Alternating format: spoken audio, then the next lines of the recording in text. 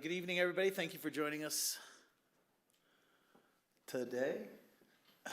This is the Aspen City Council regular meeting for September 12th, 2023. We already called to order, but shall we do a roll call just for attendance at this time? We had an executive session a little bit ago, so if we'll take a roll call for attendance, please. Councillor Doyle. Here. Councillor Guth. Here. Councillor Howenstein. Here. Councillor Rose. Here. Mayor Tory. Here. This evening, I have the honor of reading a brief proclamation. This is a proclamation of the City of Aspen, Colorado, incorporated in 1881. Whereas a community thrives through its dedication to green spaces, environmental stewardship, and the well-being of its citizens. And whereas the City of Aspen, in its dedication to fostering a blend of nature and urban living, has created a tranquil, contemplative space.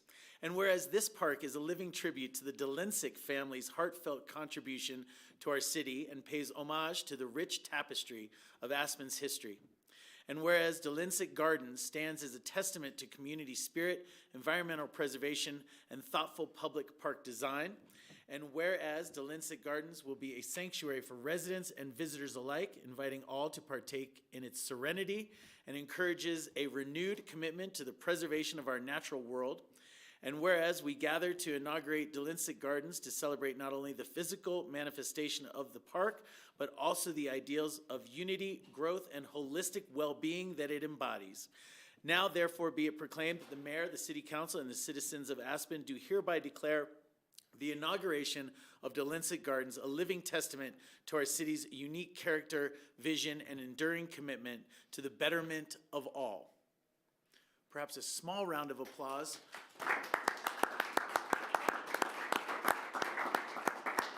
And I ask for those applause not because of the creation of this park, but really in honor of the Dolinsek family who have given of themselves, their family, their heritage, and indeed their land for this special place.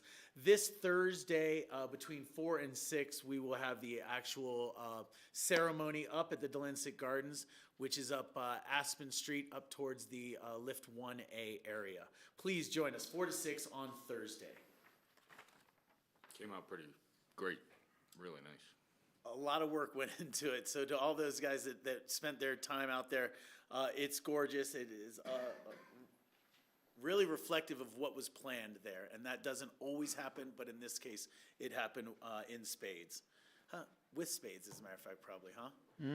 Thank you. Ward, nothing? Okay. That'll bring us to citizens' comments and petitions. This is an opportunity for citizens to address council on items not scheduled for a public hearing this evening. I am going to ask you to limit your comments to about 3 minutes so everybody has a fair and equal opportunity to speak tonight. Are there members of the public that wish to address council this evening? In room? Is that Laura? Come on up.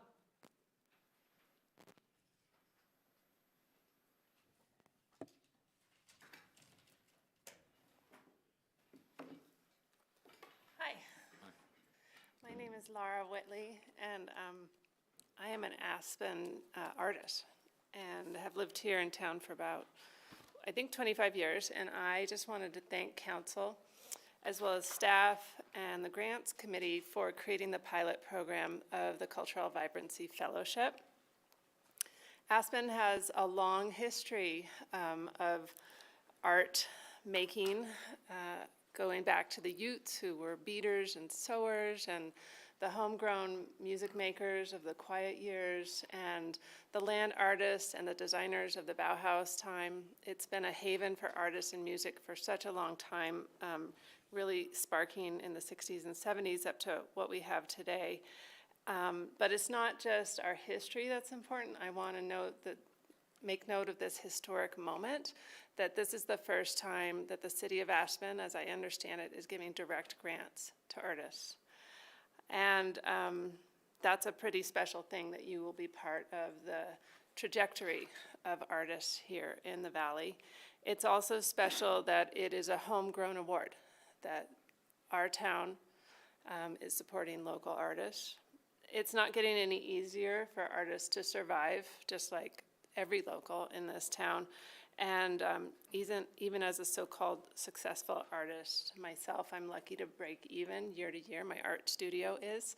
but I'm wholly committed to it, with the 2 part-time jobs in the small business that I hustle to make sure that I can keep making art and contributing to the cultural vibrancy of our town. And this grant makes it easier. So while I am honored to be on the list that's on your consent agenda today, that's not what I'm here to lobby for. I just really appreciate that you are exploring this idea with the RET funds and making a commitment to artists. And it's not just the money, although that matters in a very meaningful way. As my fellow Teresa Booth Brown, who couldn't be here tonight, has noted, we also as artists appreciate that you are acknowledging that the arts are an important area of culture in our community and supporting that. So if I have anything to lobby for, it's that you will continue to make these fellowships so that other artists can benefit from them and we can continue this cycle. So thank you. Thank you. Thanks. Other members of the public? I see a hand. Oh, come on up, Rachel. That hand's connected to Rachel. Way back there. Oops.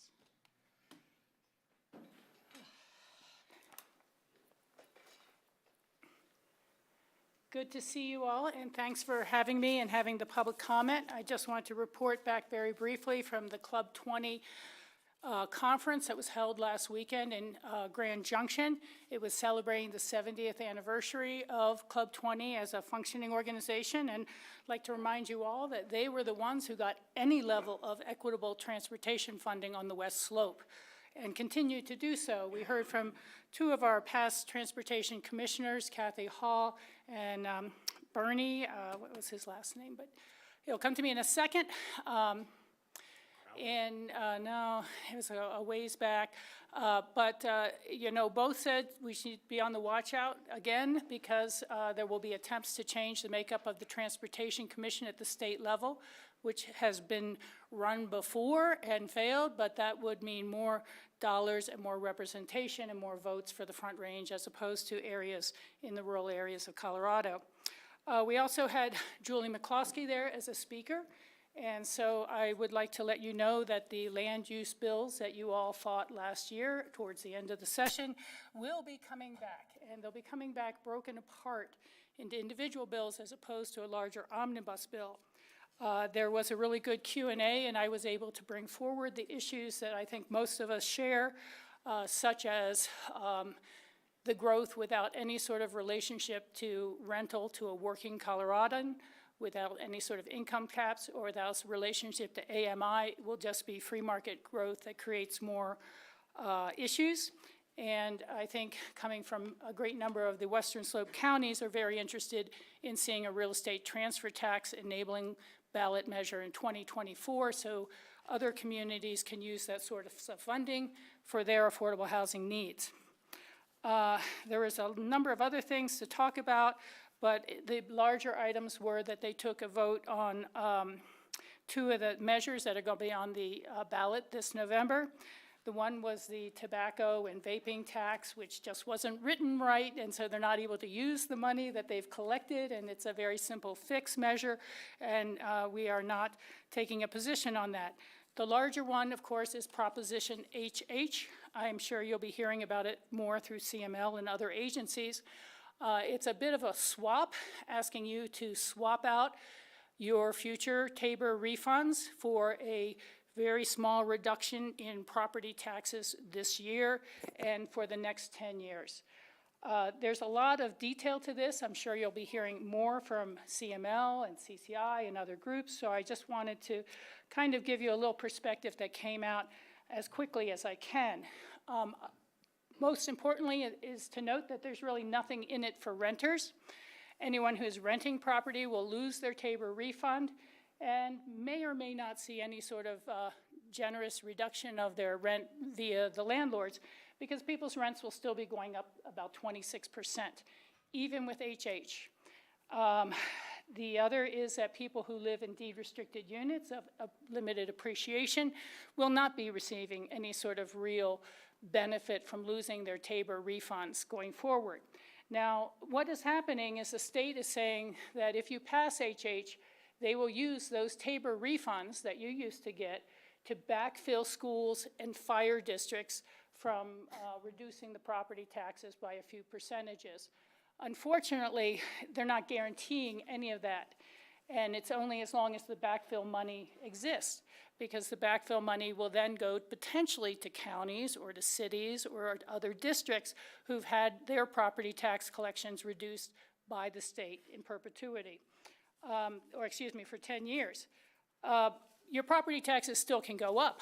They will go up with the assessment, of your value every 2 years, but they won't go up via the assessment rate for commercial and residential. But if your property values continue to rise, your taxes will continue to rise. This is just a reduction in the assessment rate on a temporary basis. The other items that are really worth noting are that in the future, any property tax collections will be capped at 4%, period. You can have a public vote to ask, can we keep more of that 4%?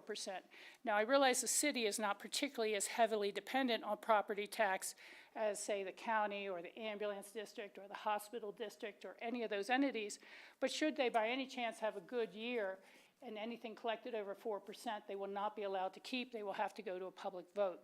And that has a tendency to kind of push the community into voting elections every 2 years on the Healthy Community Fund, the ambulance district, the hospital district, roads and bridges, things like that. So I think that's very divisive for communities.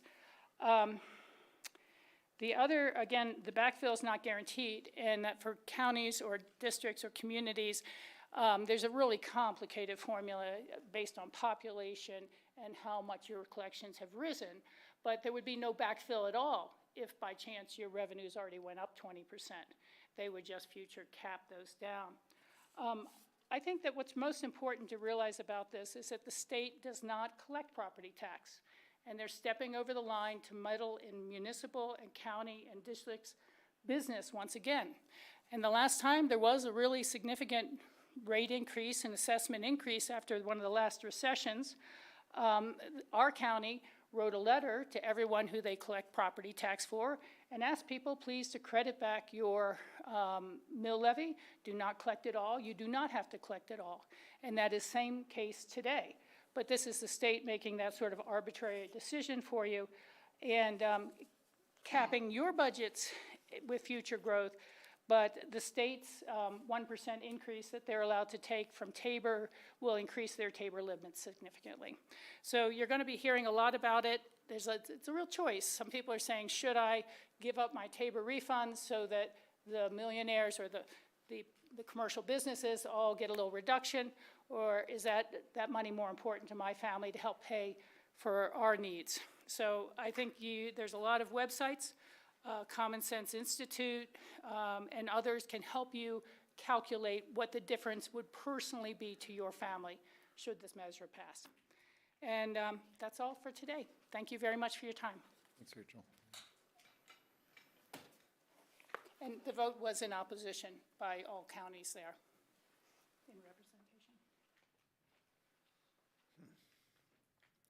Other members of the public for public comment this evening? Watch your heads.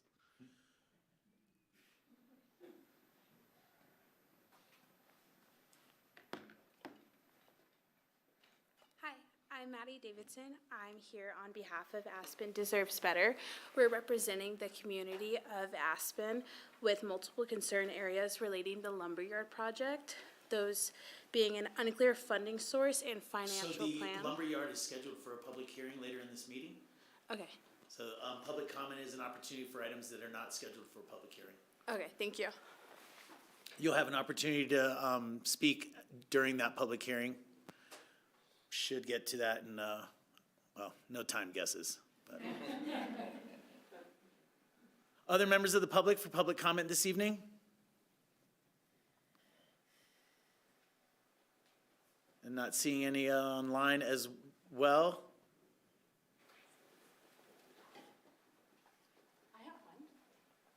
You're a member of the public. I am. Come on up. Hi, I'm Amy Mountjoy, and there's been a lot of talk about speed limits, West End, all over the place. I've said it before in the past couple of years. I just wanted to make known again, the other end of 82/Cooper Street, the speed limit is 30 and 35 miles an hour for half a mile before this, or within city limits.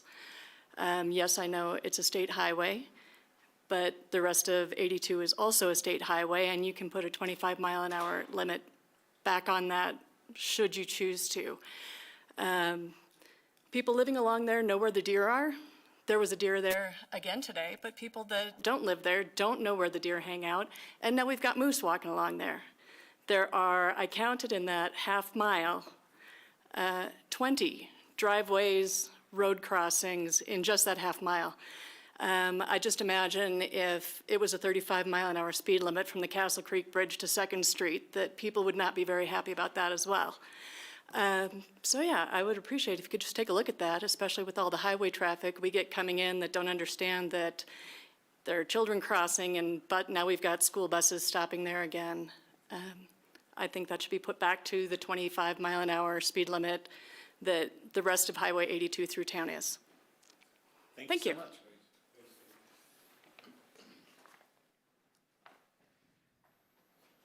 Another call for public comment this evening. Other members of the public that wish to address council on items not scheduled for a public hearing tonight? And once again, I'll go ahead and bring it back to council tables then. This is an opportunity for council members' comments. Council members? None tonight from me. Thank you, John. Bill? Thanks. Again, wanted to show my appreciation for, how do you pronounce, Dolinsek? Dolinsek. I think the city did a beautiful job designing and building that. I walked by it. It wasn't quite finished when I saw it, but really kudos. Beautiful. Look forward to hanging out there. Also, the Mac and Cheese Festival came back, Mactoberfest, and it was so great to see that back. Great vibrancy for the community. I think that's where Aspen shines when the city and the community can come together and put on an event like that that brings together locals and offers a unique experience that isn't part of our community every day of the year. So I appreciate it and great execution.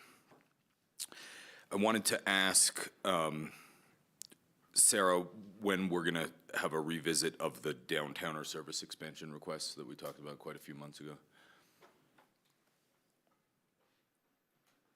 He knows the date better than I do. Thanks. It's going to be in the first quarter of winter when we come back to you with some of the specifics on that. You approved this to do the transportation and parking study, so we're going to get some feedback on the community use and then come back to you with that first session on that, probably first quarter. First quarter 24. Okay. Thanks.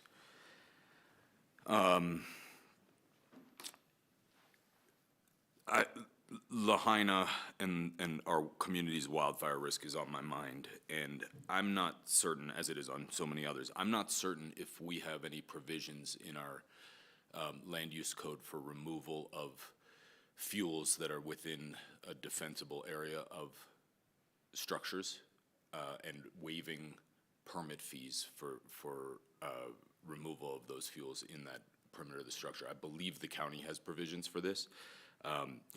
And I wanted to see if others have interest in exploring that. Again, it may be in there already. I'm not super experienced on this, but I don't think it is. Ben might know. Matt might know, yeah. We got the right people here tonight. All of them. And while they're coming up, we're also working with, we're in a zone identified by the state as a wildfire risk zone, so we're going to be under new statutory requirements that were passed in the last legislative session, which include regulatory that will change the building materials, which will also likely change defensible zone requirements. Thank you. It's a good question. It's something actually we've been talking about in the office recently. We've asked our city forester to start drafting what that might look like, and we're anticipating bringing that potentially to this table for discussion in the late year. We haven't talked with Sarah yet on that, but it dovetails with some other updates about the community forest that we're anxious to provide you related to the council goals related to the environment. Great. There's nothing in the land use code that either encourages or discourages. Most of our discussion around kind of the wildland-urban interface is in the sort of building codes, mostly around materials in new construction and in renovations of properties. But certainly would be happy to consider changes to that, but we don't have anything currently in the land use code. Yeah, I think it would be responsible to, in essence, and I'm sure there's a lot of nuance to it, but in essence, allow for removal of fuels within a defined defensible zone of structures without incurring tree removal mitigation fees. It's certainly a nuanced conversation with the values of the urban forest. Yeah. And I think we're anxious to kind of look at that holistically. Great, thanks. Lastly, as I've expressed before and had time to reflect upon, I have grave concerns with the city's actions and this council's actions on mandated requirements for buildings to participate in energy reduction goals in building IQ and retroactive implementation of lighting code requirements. I think these are unconstitutional actions. I think that these regulations expose the city to a ton of litigation that we are likely to lose, and this will be a tremendous waste of resources and time. And I think we should be looking in the mirror and going, do we want to rule with such a heavy hand? I certainly don't. So I want to express caution to my fellow council members about the unconstitutionality and the illegality of these actions. I know Jim is working on a memo specific to the building IQ mandates, and we should have that soon in advance of the amendments that are to be considered on the 26th of September. But I have tremendous concerns about this, tremendous unease with it, and I encourage the community to pay attention to what's happening here. That's it for my comments. Thank you. Couple questions for you there. Are you, you're a commercial building owner and such, are you seeing ahead of time here where you're saying that some of the lighting retrofits or building IQ are gonna have an impact on you? Like, are you I think identifying? it's too early are you to tell. identifying? And my first observations or learning on this was when we did our work plan. I think it was the terminology based on the goal of environmental, and Tessa presented, and I was inquiring about what the ultimate goals of building IQ were. I had no idea that there were mandated requirements on this. I don't know how this will affect me. In terms of commercial, I represent a group that owns a portion of a commercial building in Aspen. So really hard to tell how it will directly affect me. I am super uncomfortable with the concept of retroactive implementation of rules. And I have no problem. I think I'm sort of, in a way, I'm proud that Aspen has a difficult set of requirements for new buildings from an energy standpoint, and we are front running in that regard. I don't have a problem with that, and I'm somewhat proud of that. I do have a problem telling someone who's owned a building for 50 years that they have to do something even though they're asking for nothing from the city. And to be clear, the ultimate result of this is a degraded commercial environment for all of us, for the community. How's that? Who will pay for these things ultimately? And these things are tens, if not hundreds of millions of dollars, what we're talking about. And who will pay for them? The tenants will ultimately pay for them. I mean, tens or hundreds of, we don't even know what we're talking about yet. We don't have. Okay, I am speculating to some extent. Let's say we're talking about something that's gonna meaningfully impact the energy usage of a 20,000 square foot building in downtown Aspen. Anything that's gonna meaningfully make a difference, I know from experience and conversations with others, these are not small expenses. These are very large expenses. You're talking about boiler replacements, heating system retrofits, window replacements, roof replacements, full new insulation jobs. These are not small jobs. And any landlord who has a triple net lease with their tenants is going to pass those costs down to the tenants. And which tenants can afford that? Ultra luxury tenants.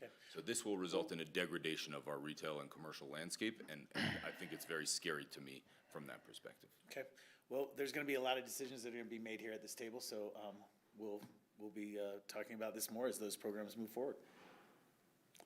Thanks. Thank you. Board, before you go, I just wanted to comment on, at Aspen Fire, we do wildfire mitigation assessments. They're free, you can find them online. So if you want to get an assessment on your individual building, they're free and online for Aspen Fire. So highly recommend. Thanks. Ward, comments this evening? Yeah, just an invitation to the rest of City Council that as John and I are your representatives on the APSHA board, and as individuals express concerns to you individually, if you will please communicate those to John and myself so we can potentially act on them at ACRA or APSHA. So if we're working in a vacuum and we don't know about these things and people are responding, our council members are individually responding and we don't know, we're kind of going in blind. So please share those concerns with John and myself. Thank you. Thanks, Ward. Comments for me this evening. The Mac and Cheese Festival, great. There's been a lot of action and activity here in Aspen over the last 2 weeks. September is not a slowdown month for us anymore. In keeping with that, I just wanted to make everybody aware that this weekend is Ruggerfest, another perennial favorite in the fall time. The Ruggers are back this weekend. I also wanted to bring up another event that's coming up. This is the Mental Fitness Fair, September 23rd. It's hosted by Headquarters, and it's going to be held in Triangle Park in Basalt, 11 to 4 on the 23rd. I bring this up because this is an annual event, and I wanted to make people aware of it, that this is going to be a fun day out, but it's also going to be to the benefit of mental fitness in our community. This is very apropos at this time. I don't know how many are aware, but our community has lost several members of our community just in the last 2 weeks. Some by substance abuse and others by personal choice. We focused a lot on mental health during the pandemic, and it's important that we remember that these struggles still go on for a lot of people. That may be somebody that you know, a family member, a friend, or it could be you. There are resources out there. There's obviously the Aspen Hope Center, which is a crisis line, 925-5858. But there's other resources as well, headquarters.org, and it's actually headq.org. Is a place that has a variety of listings of opportunities for counseling, somebody to talk to, and the like. They also are operating the community fund, Community Mental Fitness Fund. So if financial burdens are something that is too much for you to overcome, there are financial opportunities for you as well. Again, that's headq.org. Let's all keep in mind our mental fitness and those around us. Those are my comments this evening. That will bring us down to city manager's comments this evening.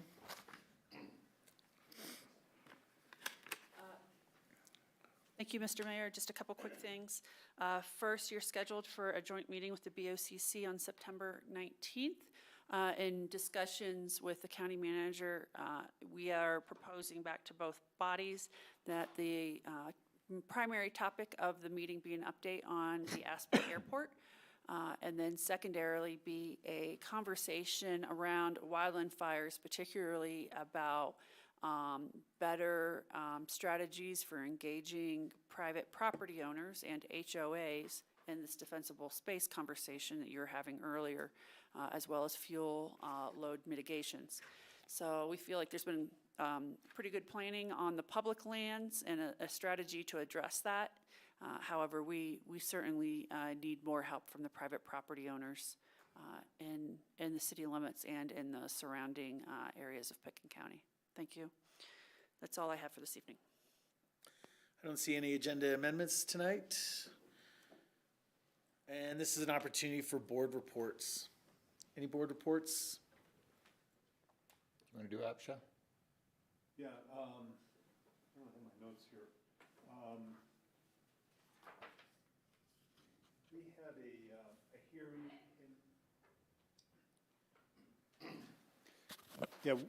we reviewed a couple of appeals hearings and talked about a negotiated settlement, which can't really be made public at this point. I can't remember what else we talked about. Our local housing advocate, Elizabeth Millie, has suggested a central rental wait list, which we are going to look into implementing. Thank you, Elizabeth.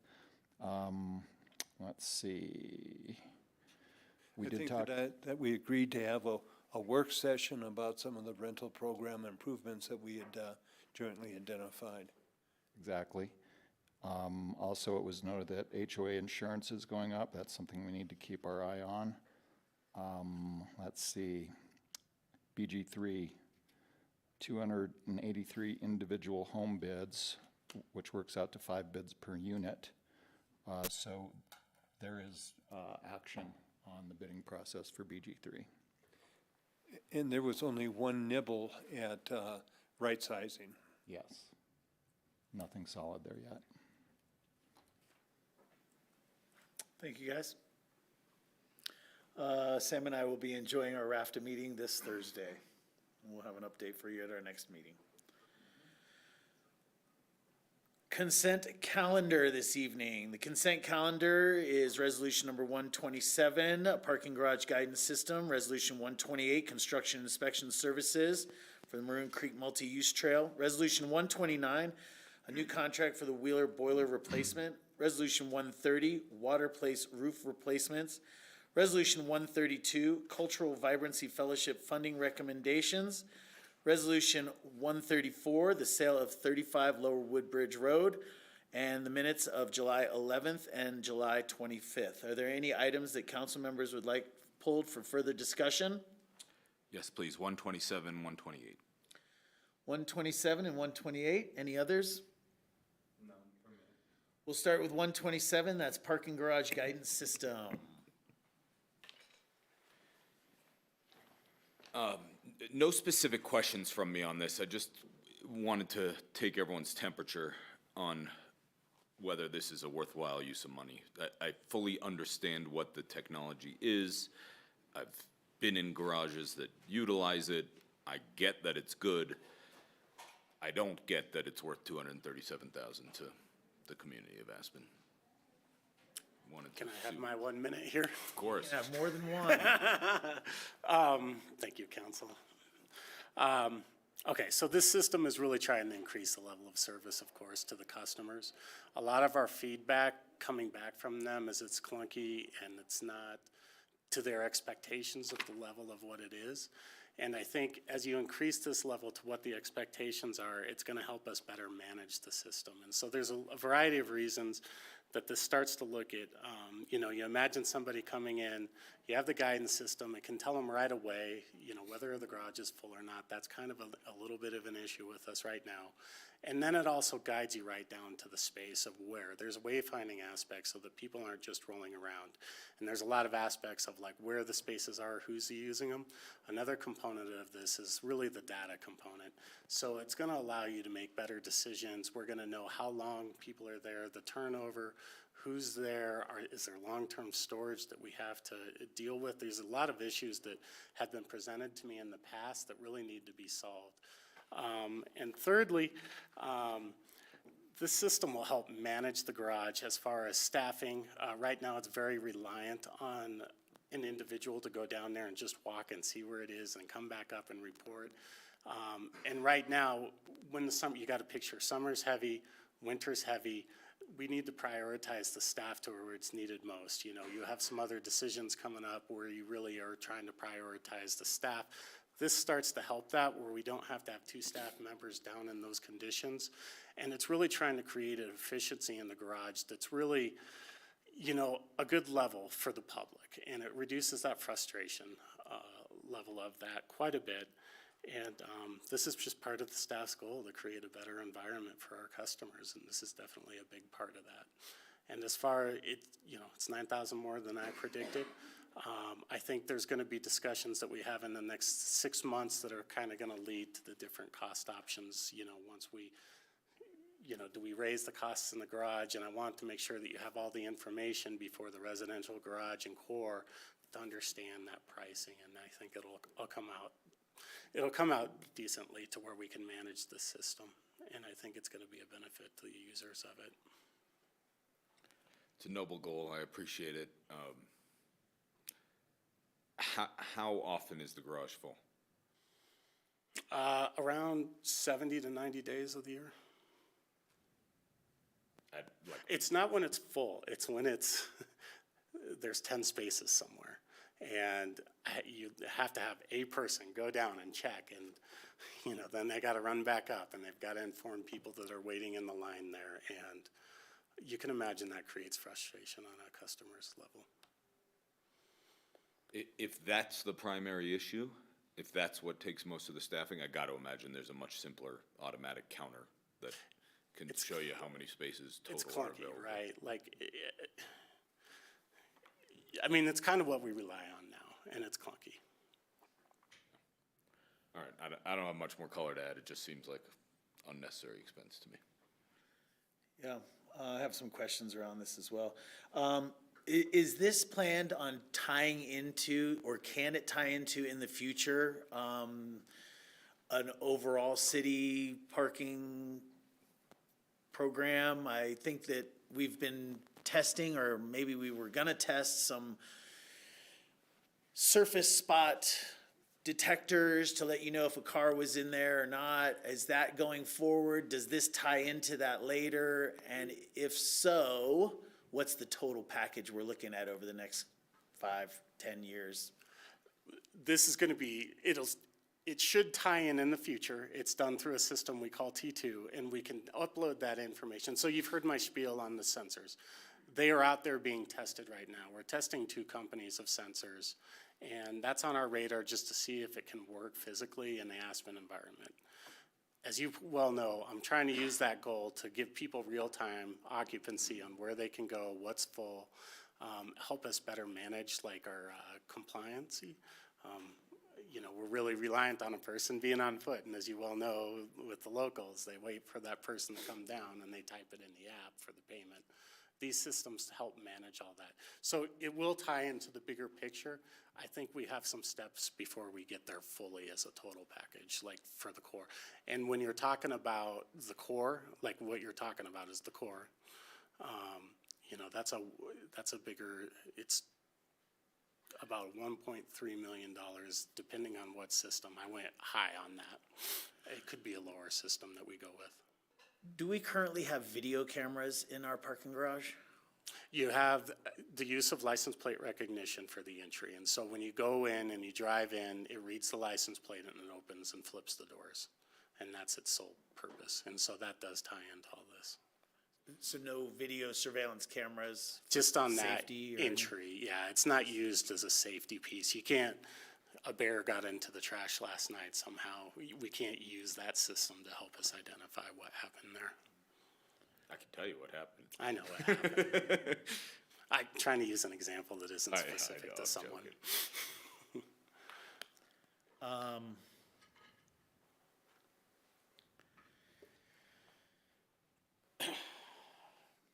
Thanks.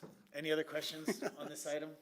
Well, I know the RAFTA stops have, say the next BRT is in 3 minutes, and next local in 5. Is it possible to have that kind of information signaled to people coming into town? There are 27 spots available in the parking garage. That's the ultimate goal, is to make it user-friendly. The ultimate goal is to have that for the entire core, where people are at, help people better manage where they need to go. And you do want it real time. There's all kinds of things that we're looking at as far as, on the transportation side of things that'll tie in. And, there is apps that do tie in a lot of the transit pieces. Now you got to tie it into the last traffic demand management, which would be parking.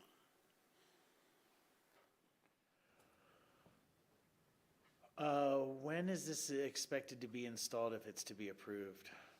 We could do it this fall. When it's off-season, we wouldn't want it being done near Thanksgiving. Okay. Thanks. And the next one is resolution number 128, construction inspection services. Thanks. Fairly simple question on this, I think. Does it make sense to wait until you receive the GMP pricing and then consider the total cost of implementation together? We have the GMP pricing, and that's coming in the forthcoming contract. So we have looked holistically at this, and as it mentions in the financial section, the GMP pricing exceeds our current budget allocation. And so. By how much, Matt? 1.4 million. Exceeds by 1.4. Correct. And how much was the previously approved? 4.25 is our current budget allocation. I'm sorry to interrupt, by the way, I just wanted That's to okay. understand that. So, in total, including the inspection services contract and the GMP and soft costs, how much was approved? How much do we think this is gonna cost today, before we look at this piecemeal? You had it 4.25 initially, and I believe Matt asked for an additional 2.5.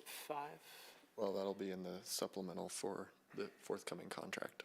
Okay, so 4.25 was approved as part of the 22 budget. 23 budget. 23, I'm sorry. Well, 23. there's been multiple years, so we've been funded since 2021, 2022, and 2023. We put out a bid for this project this spring. We didn't get any bidders who were able to construct on the timeline, and so we've worked with them throughout the remainder of the year in a CMGC approach, and that is just getting to the point where we have GMP. The contract in front of you is separate, and it's for the construction inspection services. Understood. Okay, so I just want to write this down. 4.25 was the original approved budget, and we think it's going to be all in where now? Now that we have the GMP pricing? Around Including the construction inspection? Around 5.9. 5.9, so another $1.7 million almost. Including construction inspection services, actually, it will be more than 5.9. 5.9 is the GMP for the construction. Okay, so project. all-in project costs today, including construction inspection services, including soft costs, I think we're at about 6.3. 6.3. Okay. So that was my question. How long is it? It's 1 mile. 1 mile. You know, I choked on this before when we were presented with this, and I still am. I can't believe we don't have a better solution than this. I can't believe $6 million for a mile here. I'm taken aback. A couple things I might add. We applied to a state grant last year. We were turned down on that state grant, and we're reapplying this year for that same grant. Not recognized in those figures is a $500,000 contribution by Pitkin County that will be offsetting. And so we're trying not only to keep this project within a reasonable amount for a mile-long trail, but also to look at external sources for funding to offset those expenses that would be covered by the Parks Fund.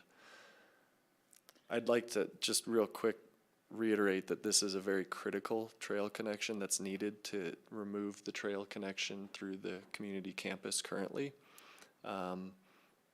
We don't have a good, strong, long-term solution through that, and this provides that long-term, safe, grade-separated trail connection year-round between Aspen Highlands, the Arc, the roundabout, and our variety of trail systems, and really focuses on that connectivity that doesn't incorporate the community campus. Yeah, I think it's a great trail and a great proposal. I just wonder if we wait and hopefully get more bids when people are less busy, if we'll have a better result for the community. And I guess that's my ultimate question.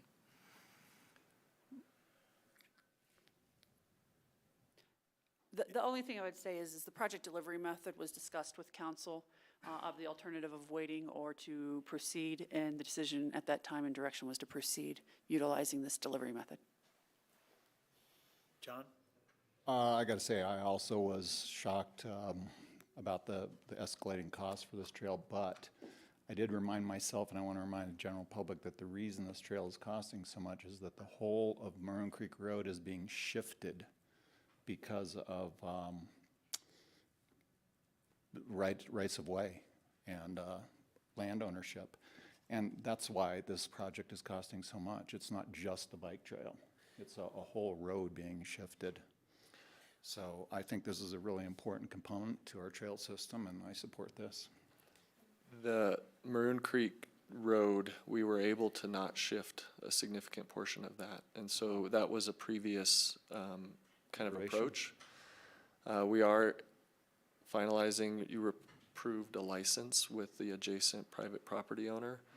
We should receive that any day now. Some of the expensive costs have to do with moving around the arc. The bridge that spans Maroon Creek Road is going to be realigned slightly so that the adjacent trails can come in parallel. That's a significant expense, as well as the infrastructure to get it down near the roundabout and connecting to the other trails in that vicinity.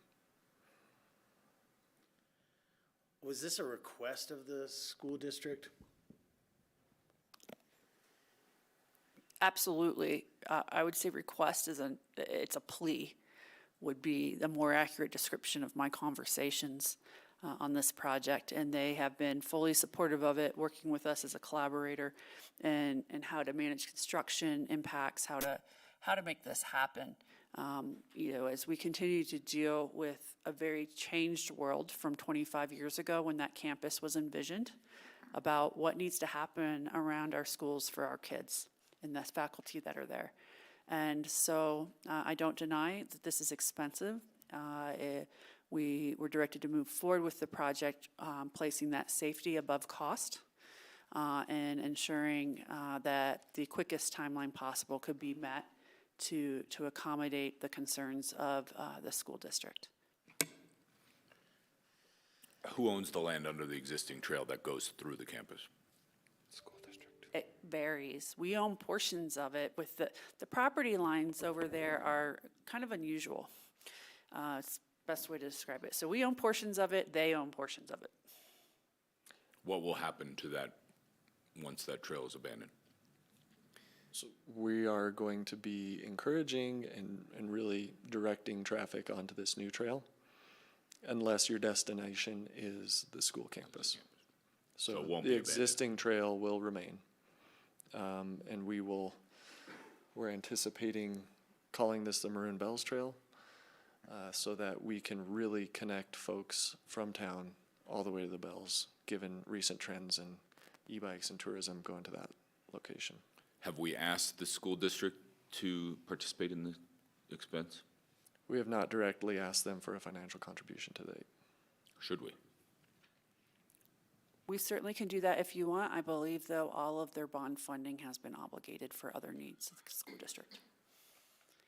Yeah, that was my follow-up. I agree. I think we should at least ask them because this was really driven by the school district. Is the new trail intended to be pedestrian and bike? Yes. It's 10-foot wide multi-use trail with a soft shoulder. My experience has been that most people who are riding up to the Bells are riding on the road. Is there a less costly, less impactful trail that is possible here? And here's two things I'll say. One, so basically we're going to build another trail, but the other trail's still there. So it will be up to individuals to choose which trail they go? No, there's actually going to be some changes within the school district property to prevent people from being able to, on bike, come through that area, both combination of signage and physical changes. So there will be a concerted effort by the school district that during school hours that space is not accessible. Then when you looked at this alignment and this design, separated, et cetera, 10 feet wide, did you consider a bike access on the roadway and a pedestrian trail that's not 10 feet wide instead? You're gonna find similar expenses to any kind of grading that you would undertake outside the roadway, whether or not that's a pedestrian-focused trail. We've sharpened our pencil more than once.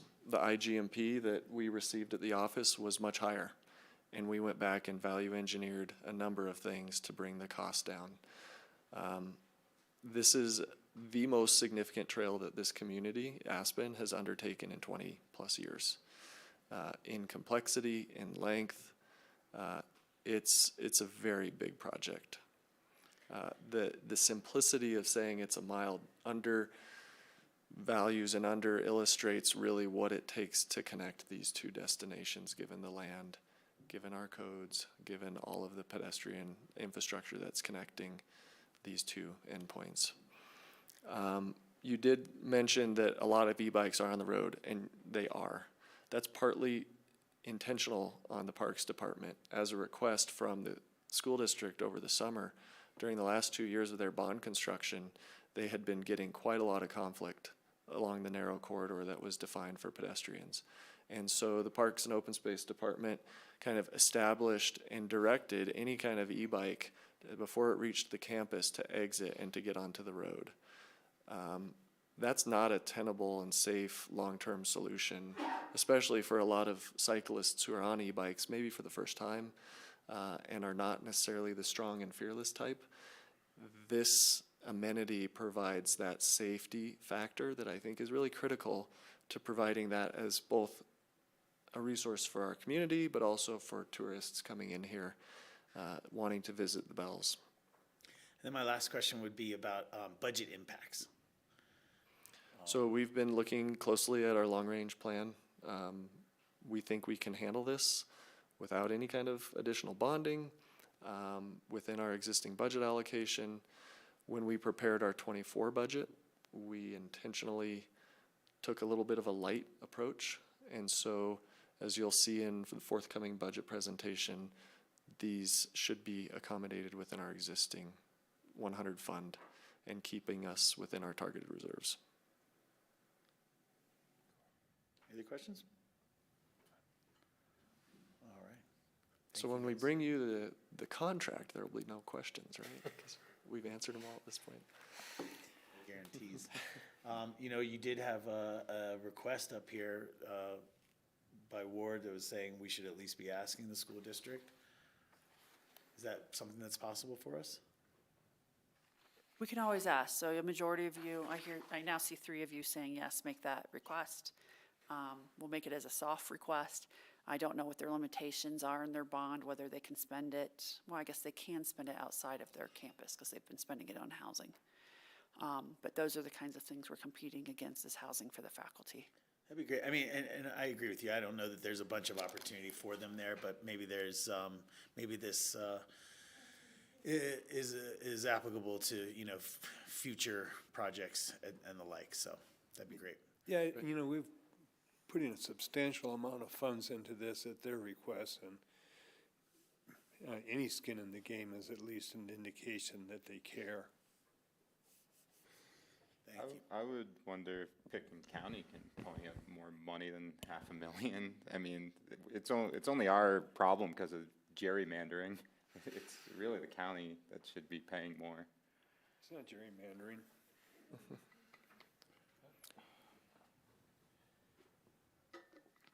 What I miss? I don't think that it's nice of Ward to interrupt you. All right. Anyway, I think it should be the county. I think the school district has other priorities, like teacher housing, but that's just me. I think $500,000 is just like small potatoes from the county that I think It's a trail system that leads out to reaches of the county. Yeah, that's why I think it's funny that it's like us spending $6 million on it. If you look at like the lines of the city, it literally just like follows the road, but like the property on the either side of it is the county. So it's like our problem by like 2 feet. So part of this trail is in the county, and that's why they've come to the table. I don't want to underplay that contribution from them. And for clarity about why the jurisdictional boundaries are that way is because previously, you never knew if you were in the city or the county and which speed limit to follow on this road. And to clear up jurisdictional boundaries, a decision was made jointly with the county to incorporate it all into the city for clarity for the community. And so we're not on a award system or anything like that that would result in changing what voting precincts look like. The other thing I would say is we certainly, again, can go back and ask if there is any additional support they can provide based upon what we've received as our financing and based upon what the outcome of this grant process is. I just want to prepare you, though, I don't think the likelihood's high. The county has partnered with us many times on many projects, and this contribution level is significant for them to be making.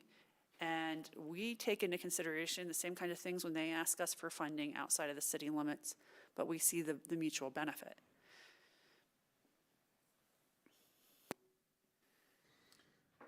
Thank you, guys. Thank you. Thank you. Appreciate it.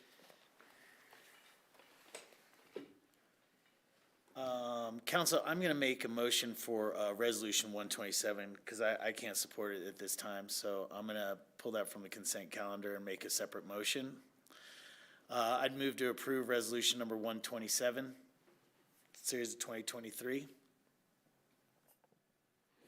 You're motioning to approve 127 separately from the rest of the content? Correct. With no amendment? 127 is the parking garage guidance system. I'll second that. Did I misunderstand? But you just said you couldn't support it. That's right. Okay, I'm sorry. I Make a misunderstood. motion It in the is affirmative. confusing. Got it. We have a motion and a second. Any further discussion? I just haven't gotten enough from this memo to make me understand why this expense is going to be so helpful for us. So I just am unable to support it tonight. No further discussion. Can we have a roll call vote for resolution number 127, please? Counselor Doyle, Yes. Counselor Guth, No. Counselor Howenstein, Yes. Counselor Rose, Yes. Mayor Tory. No. And then with that, I could take a motion for the rest of the consent calendar. I'll make a motion to approve the consent calendar. Second. Any further discussion? Anyone interested in postponing 128 until we have a conversation with Pickens County and the school district? And bring it back next time after those conversations have been had?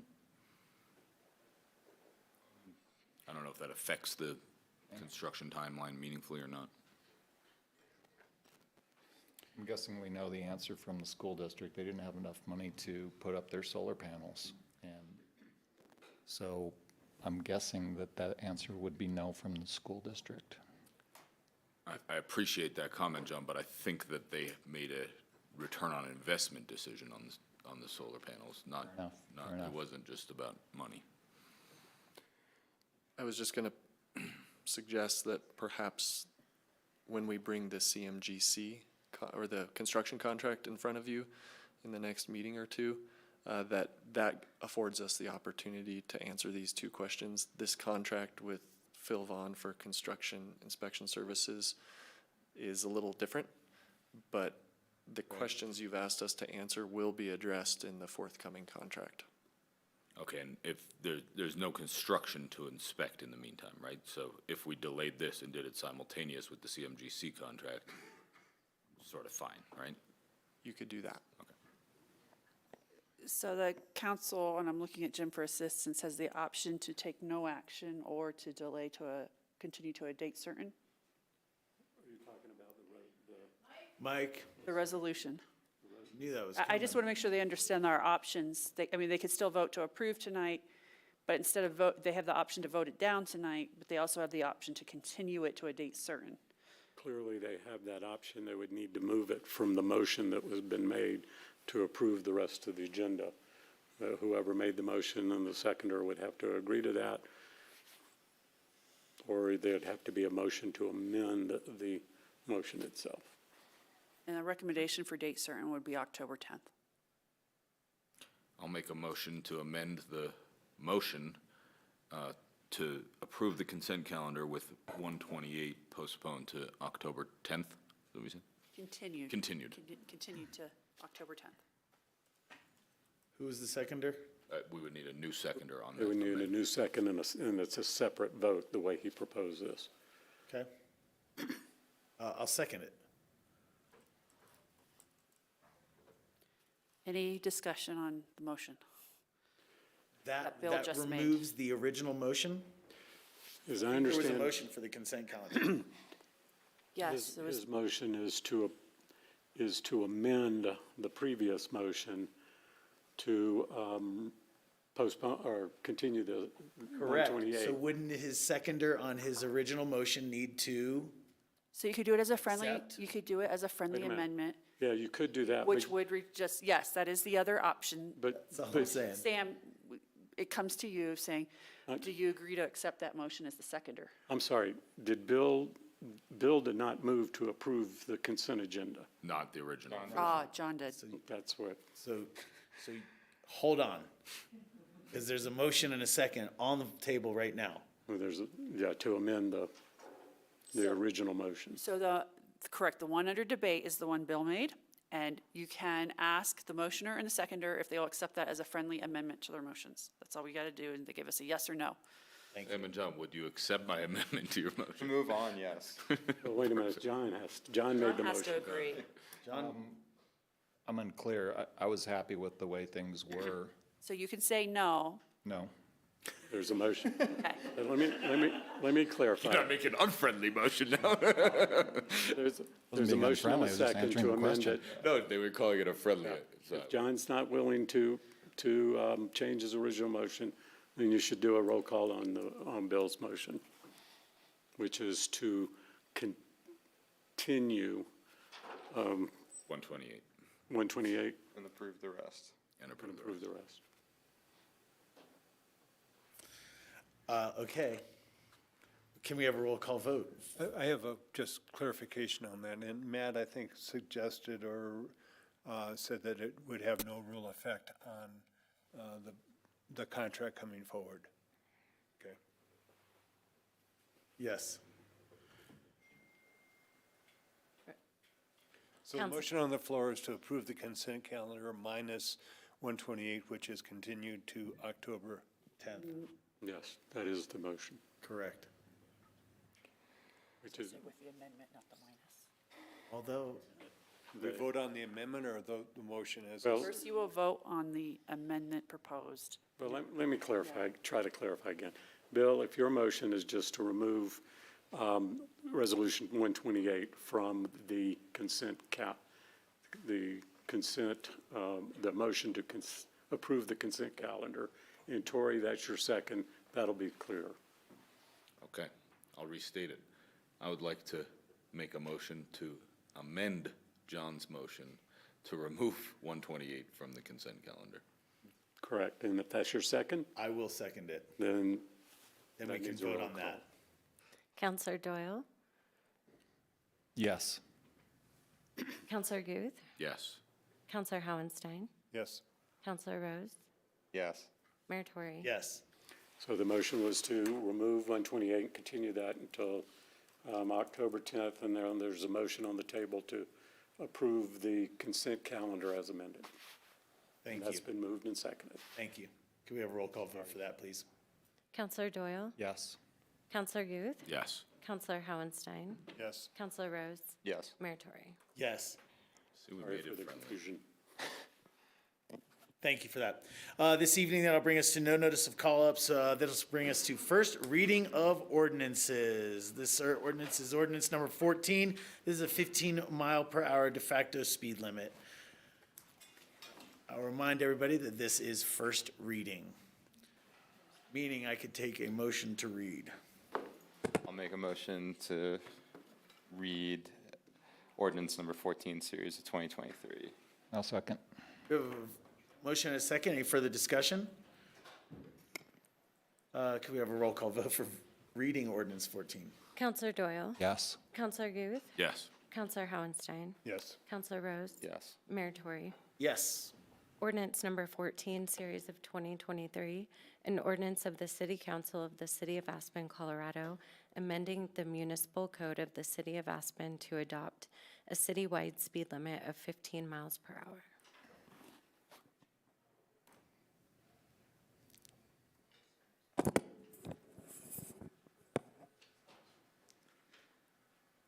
As we're getting the presentation up, my name is Trish Aragon. I'm the city engineer, and I'm joined here with Chief Ferber, our police chief, and then also Darcy Weir, the city manager's office fellow. Tonight is the first reading for the de facto 15-mile-an-hour speed limit for the city.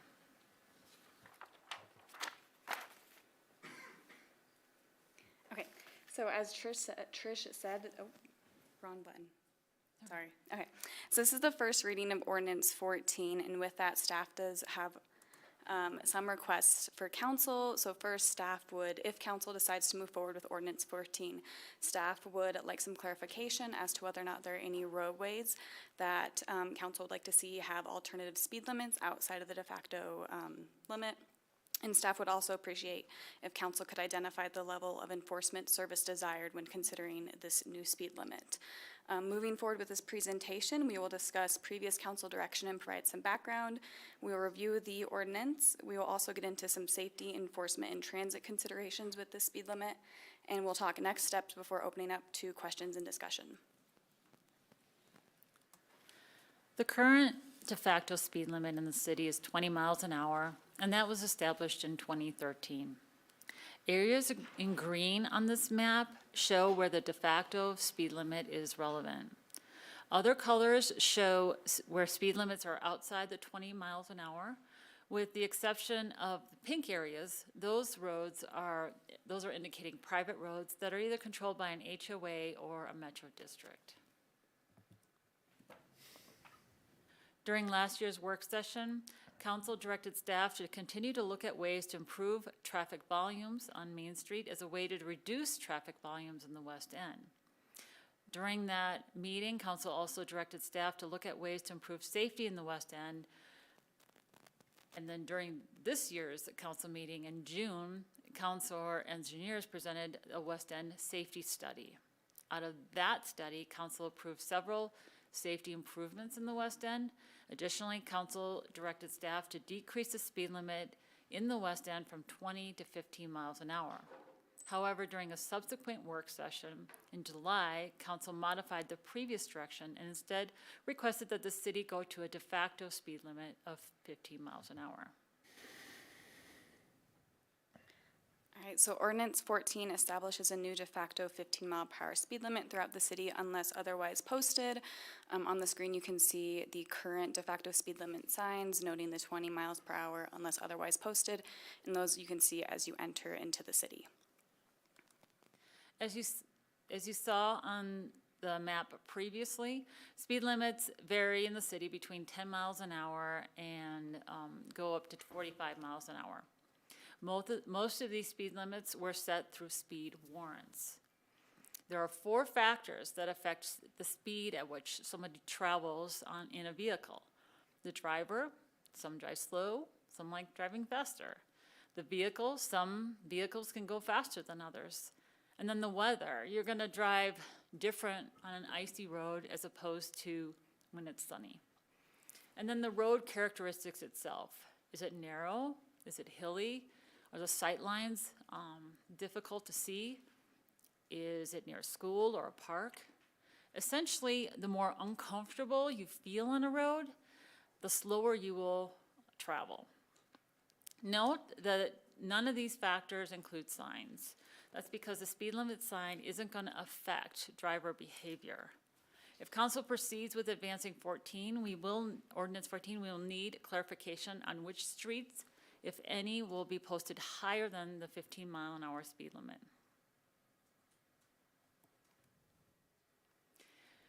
Here's a map showing alternative speed limits for council to consider. examples include Maroon Creek Road, Castle Creek Road, Cemetery Lane, and other collectors in town that were designed for 25 miles an hour or higher. Other streets, such as Lone Pine and Park Avenue, are on bus routes, and lowering speeds on these roads may affect the bus service in those areas. In addition, many of these streets in green and yellow on the map, including the ones I just mentioned, have an 85th percentile greater than 25 miles an hour. That means most people, 85% to be exact, will travel 25 miles an hour or higher in some of these roads. As a result, the lower speed limit will increase that speed differential. That's the speed between the 85th percentile and the posted speed itself. The greater the speed differential, the greater the likelihood of more accidents on those streets. Here's a summary of the financial and environmental impacts. As far as the direct financial impacts, we're looking at additional signage. If we go to de facto for $15,000, and if council chooses to go with speed limit radar signs, those are the signs that will show the speed you're going as you're traveling past them. Those will cost approximately $2,000 to $5,000 each.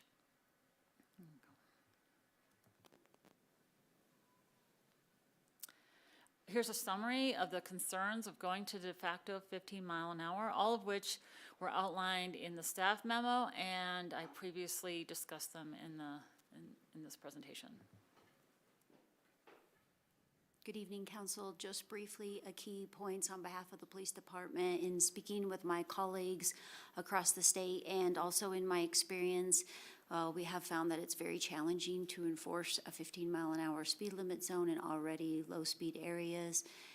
There is going to be an increase in demand for the police department in terms of calls for service.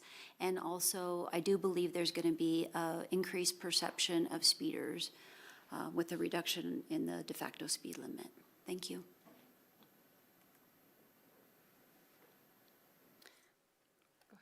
So if council wishes to move forward with Ordinance 14, the second reading will be on September 26th. So what questions does council have for staff? Questions? Go ahead, Sam. I was wondering if you could talk more about the speed differential and the dangers of it. I was trying to do my own research on it, and I couldn't necessarily find much. Are there examples of communities that have done this before? Is really what I want to know, that led to these negative consequences, particularly because of speed differential. During the council meeting when Councilor was here, and he explained that speed differential, that's that speed at which you have the 85th percentile and then you have the posted speed limit. So 85% is what most people will travel at based on the road conditions. But there are those outliers, that 15% outside of the 85%. Some will follow the speed limit signs, and they will drive at 15 miles an hour. So now you have that percentage that will drive the 15 miles an hour, as opposed to most people at 85. So now when you're traveling down a roadway, you have somebody traveling at 25 or so miles an hour, and then coming up to somebody that's at 15. And so that's that speed differential. No, I understand that concept. I guess just for second reading, could you help me find some examples of where that really has been a negative impact to some communities? Because that is the thing of this packet that I've latched onto the most, that makes me most nervous about making this change, and it would really help me a lot if you could show me some examples of that negative impact. Okay. Yeah. Any other questions for second reading? Well, I guess the other thing was, I have a concept in my head. This came about because the West End sort of requested it, and then we talked about Midland and Park Ave, or you don't think? I think there's more to it than that, I would say, but go on.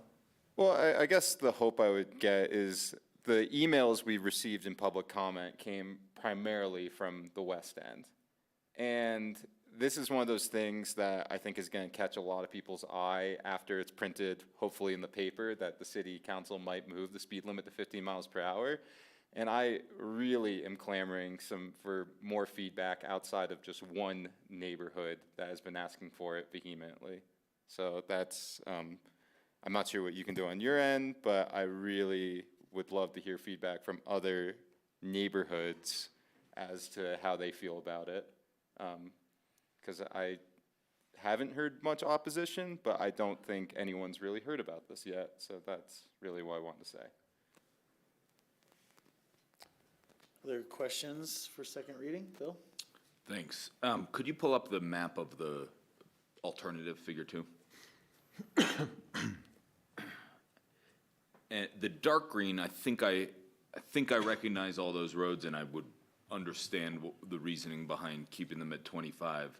Could we talk about some of the light green ones, particularly the one in the bottom right corner? I'm not sure if that's Ute Avenue. Yep. Yes. Yeah.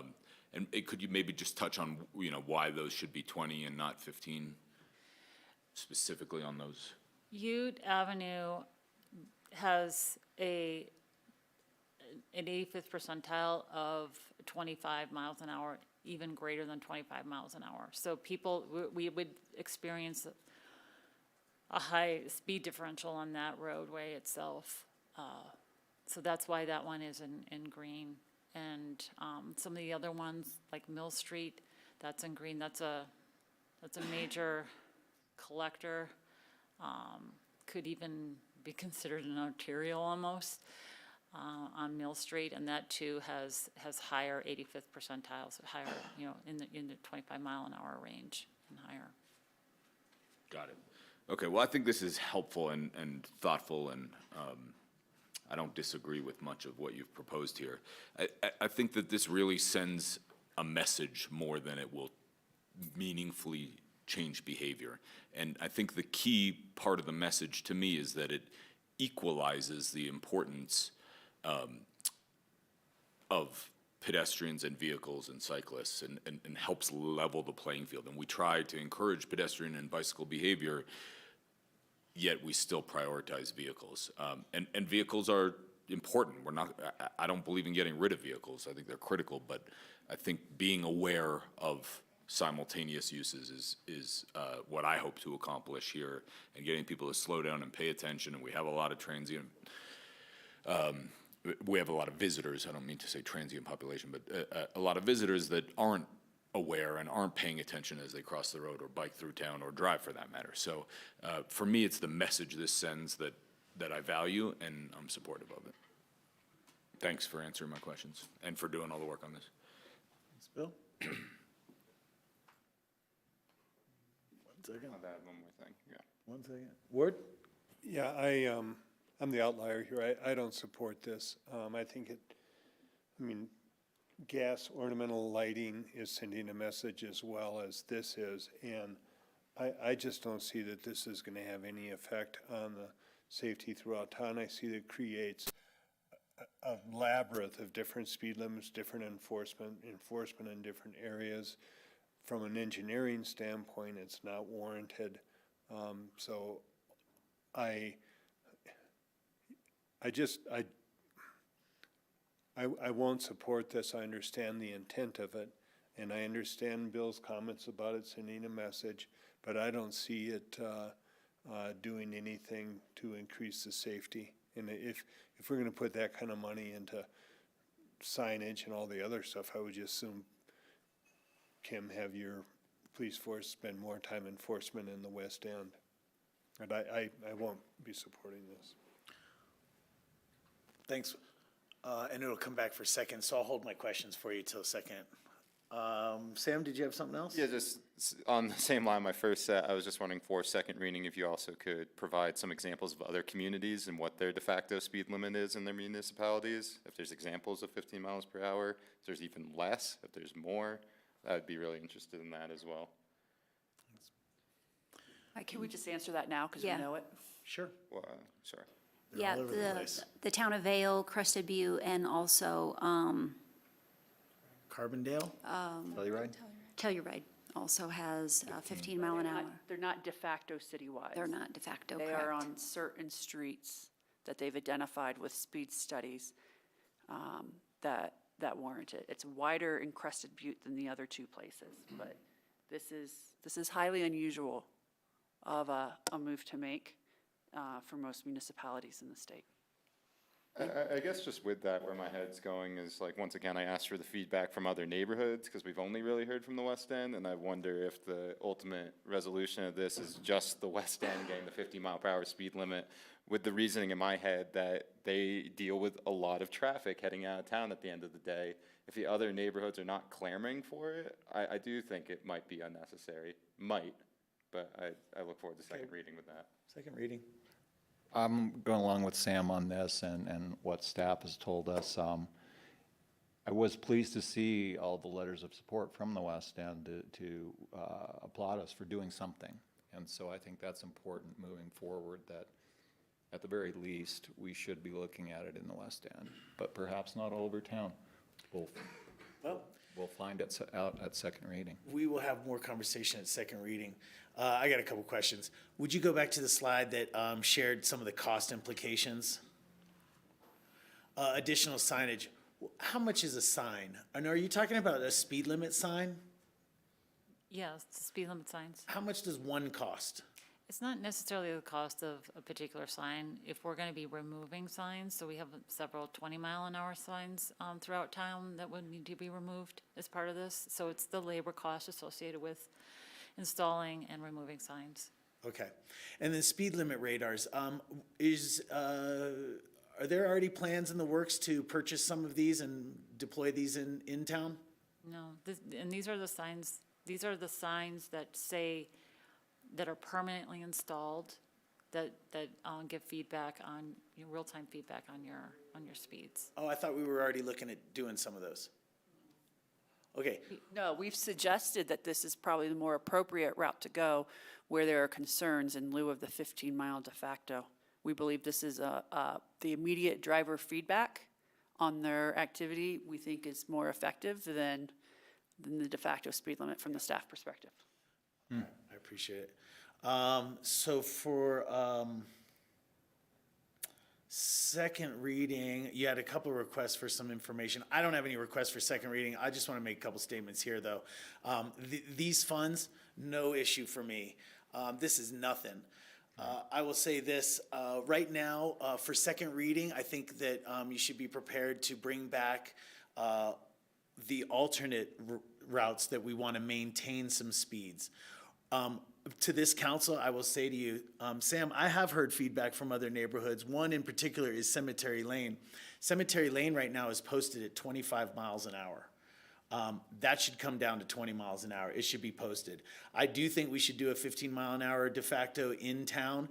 That is because it's not just the West End, but it's Durant Street. It's the core. It's all over the place. It's a lot of neighborhoods. It's not just the West End. Third thing I'll say is, right now at the entrance to Aspen, we have the smallest sign post. It says speed limit is 20 miles an hour unless otherwise posted. It's written in like smaller type than what's on my pages in front of me. Again, we have 25 miles an hour posted on Cemetery Lane. I don't think that's appropriate there either. Ward, I hope between now and second reading, we can maybe have conversations with some members of our community to maybe change your mind about this a little bit. If we're all sitting here saying that we don't have any concerns around speed in our town, then you're right, we shouldn't do anything. But if you have any thoughts about making our community, I think, safer and making people more aware that they're going too fast for different neighborhoods, then this is what we need to do. Otherwise, you don't get the action without asking for it. So I am really, I'm surprised that at the pushback, but if it's technical pushback, I appreciate that. I think Sam asked some good questions for clarifying information about where has this been tried and failed. Why do we think that where do we see these negative results and the like? I really hope that this council can get behind this. This is a message that we need to send. This is just the start of it as well. In our meeting last night, we had a conversation with the chief of police who was saying that they are talking about electric bikes, motorized bikes, and the like. So this is a greater issue than just the West End. This is citywide. I'm very supportive of this. Again, I appreciate all the technical advice, but if you don't ask for it, you don't get it. So I think Aspen has a unique and wonderful opportunity to send a real strong message, and that's what's important here. With that, I'll go ahead and take a motion. Okay, wait a minute. So you needed to know for second reading, where do we want other postings? So I'm going to look around at council members. Castle Creek Road is currently a different speed limit. Again, that's 25 currently. If you want to leave it 25, maybe it should go down to 20. Cemetery Lane, like I said, that's currently 25. I think that should go down to 20. So these are the alternate roads that would need other posting besides 15 miles an hour. You have a couple, Bill, you brought up Yep. No, I don't think that should be posted different. That should be posted 15 miles an hour. Agree. If other council members have any ideas or thoughts about what roads you would like to maintain higher speeds on, please let us know now so that for second reading, those can come forward as possibilities. The one that's a loop shape east of town, bottom right corner, is what? Loop shape, It's in light green on mine, it's. but it's in blue so- on yours. Yeah, I did some Roaring Fork updates Drive? on the map from what was in your packet. So I agree, that should be 15, not 20.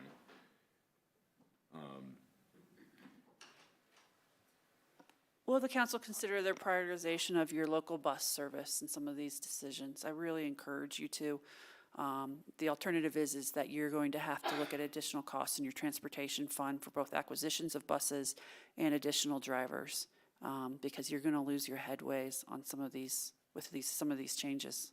Yeah, I have I'd a like to hard- have RAFTA weigh in on this at second reading, how it's going to affect RAFTA. I have a hard time imagining there's a measurable travel time difference between 15 miles an hour and 20 miles an hour on our short routes. I shouldn't say measurable, meaningful. Yeah, I agree. For second reading, then we might want some input from RAFTA. And to be clear, we spoke with RAFTA in preparing this report, so we have already talked with the RAFTA staff who shared this concern with us and why we've represented it and why I'm recommending you not do this. I appreciate that, but,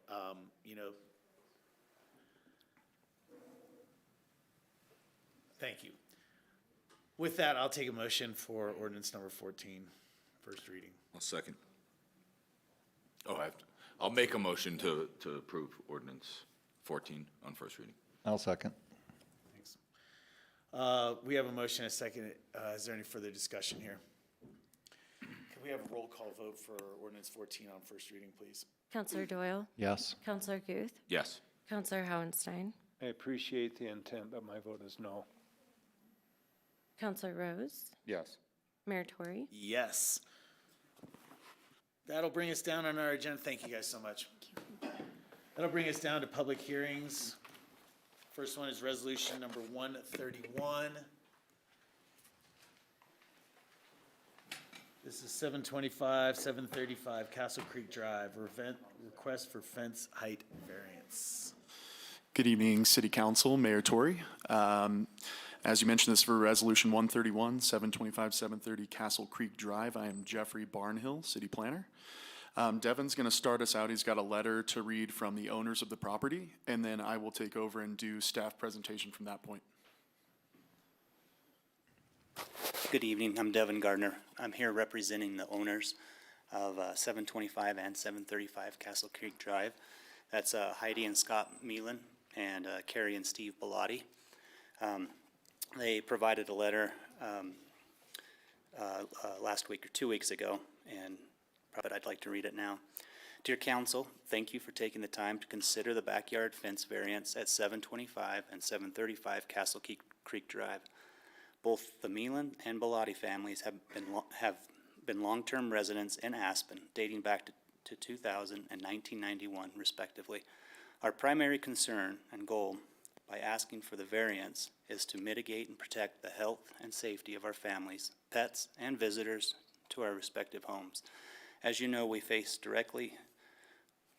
their backyard faces directly onto Cemetery Lane, which is an extremely busy thoroughfare in and out of Aspen. The road is used heavily by construction trucks, cars, buses, all day and evening.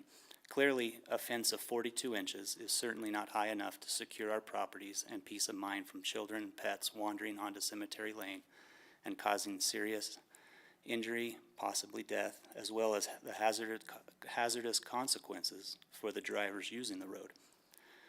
Also, from a privacy point of view, it is very important to both families, as this is where we relax with our friends and other neighborhood families throughout the summer months.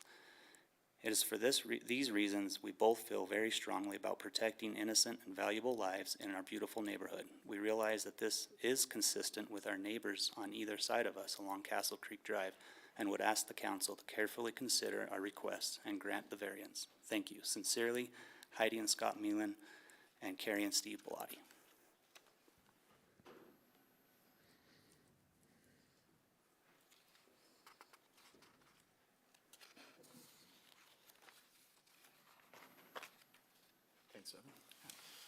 All right, again, Jeffrey Barnhill here, and this is for a fence height variance for 725, 735 Castle Creek Drive. As you can see here, this is the applicant information, the request to City Council, and the code that really comes into effect for this property for the fence height variance is the one listed below. I'll give you guys a few seconds to read that already if you haven't read it in your packets. Essentially, 42-inch fences in height are allowed in all yard setbacks. It's when you start to get to 6 feet where it has to be recessed behind the frontmost plane of the building on all street-facing facades. Currently, it is developed with a duplex on site, and it will require a fence height variance for the location requested because of its location between Cemetery Lane and the residence. Here's some of the existing conditions. You can see the survey there, duplex residence. Actually went on Cemetery Lane Trail, took some photos. It's pretty vegetated on the backside, on the north side of the property. And then as you go down, it gets a little less vegetated. That picture on the right side there, you can sort of see a little less vegetation there. Again, this is for variance request for construction of a 72-inch or 6 feet fence along Cemetery Lane. This would add approximately 155 length feet of fencing, of 6-foot fencing on this area. And they propose 2 types of fences, one for each half of the duplex. You can see those here. They comply with the fence materials requirements, so there was no issues with that. And generally, the Board of Adjustment would review variances. However, the authority doesn't lie with the Board of Adjustment in reviewing floor area or height variance requests. So that is why we are here today with you guys. The standards applicable to variances is granting the variance generally consistent with the purposes, goals, objectives, and standards of the Land Use Code? Is it the minimum variance needed for the reasonable use of the parcel, building, or structure? Would literal interpretation deprive the applicant of rights commonly enjoyed by other parcels in the same zone district? And would that cause the applicant unnecessary hardship as distinguished from mere inconvenience? And in determining whether an applicant's rights would be deprived, are there special conditions or circumstances which are unique to the building, parcel, or structure, which are not applicable to other buildings, parcels, or structures in the same zone district? And granting the variance will not confer any special privilege denied to other parcels, buildings, or structures in the same zone district. I have the full language here if we need to come back to this for you guys. And staff findings, staff just didn't see a hardship on site to warrant the granting of a variance. Reasonable use of the parcel is already established with the presence of the duplex dwelling. And we did note as well in the memo, front and rear street-facing facades are not typical lot configuration in the city, but there are properties with multiple street-facing facades that would have to comply with the same fence requirements. I did some research. There's homes between West Gillespie and West Pearl Court and West North Street, North Third Street and Lake Avenue that all have front and rear street-facing yards. And staff didn't feel that there were any special circumstances exist that prevent the applicant from complying with the current regulations of 42 inches. This was referred out to Parks. Parks will require route inspections for any fence footers put in. As you guys saw, it was pretty vegetated back there, so Parks would like to inspect those. And then general permit requirements, any tree removals would require tree removal permits. There are no tree removals proposed in this application. But then removing vegetation and amending soil under existing trees and all irrigation work performed within the drip lines of those trees would need to be approved by the city forester. Because of staff's findings of a lack of hardship, staff recommends city council deny the requested land use review. Happy to take any questions. Thanks. First question from me, I didn't see in the packet, but there is an assertion that there are other non-conforming fences along this roadway. Do we have a map of where those are? I don't have a map. There are various non-conforming fences in this area in general, ranging anywhere from, just on my walk, it looked like 5 to 6 feet. I did not do a map though. My apologies.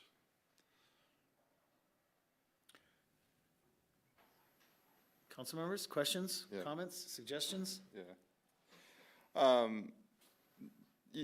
To his question, you did say that there were other 6-foot fences in the neighborhood. I'm looking at like Google Street View right now, and it looks like there is a fence if you're facing it from Cemetery Lane to the right. What height is that fence? I'm not sure. It appears to be 6 feet, but I did not do any measurement of that. And just the fact that there are non-conforming fences around, staff doesn't feel like that they should be perpetuated in other properties. That the non-conformities section is there so that as these fences deteriorate and get older, that they would have to come into compliance one day. They're just non-conforming as it is now. And can you speak to the spirit of the 42-inch fence? Like, why is that in place? I can see why you can't have a fence of like 10 feet and everyone looked like they were just in like prisons, but like why set that to 42 inches? What's the goal? Yeah, I don't know the 42-inch measurement exactly where that came into play, but it all evolves around how people interact with the environment around them. And I sort of touched on it more in the memo there. But yeah, just the community aesthetics. It's why a lot of people like just walking around the west end. You know, there's no fences blocking off their views. You can walk around, you can see all the houses, you can see everything. That's what it relates to. I don't know the 42-inch measurement, why that is there precisely, but. Okay. And I just have one more question to the applicant, if he can answer, as far as how long has the applicant lived there, and like what really brought this about was their experience been sitting in their backyard and wanting this fence as badly as they do. Yeah, could you go back to that first survey? You could see this one? This one, yeah, that was the original survey. They had a large berm in their backyard. And the owners, the old owners, the Quintana family, had 2 small kids and 3 dogs, and they had no backyard. So they removed, we went through a landscape and grading permit, and most of that berm was removed. And they kind of had a oh crap moment once that berm was gone, because it was, 8 feet in some, 8, 9 feet in some spots.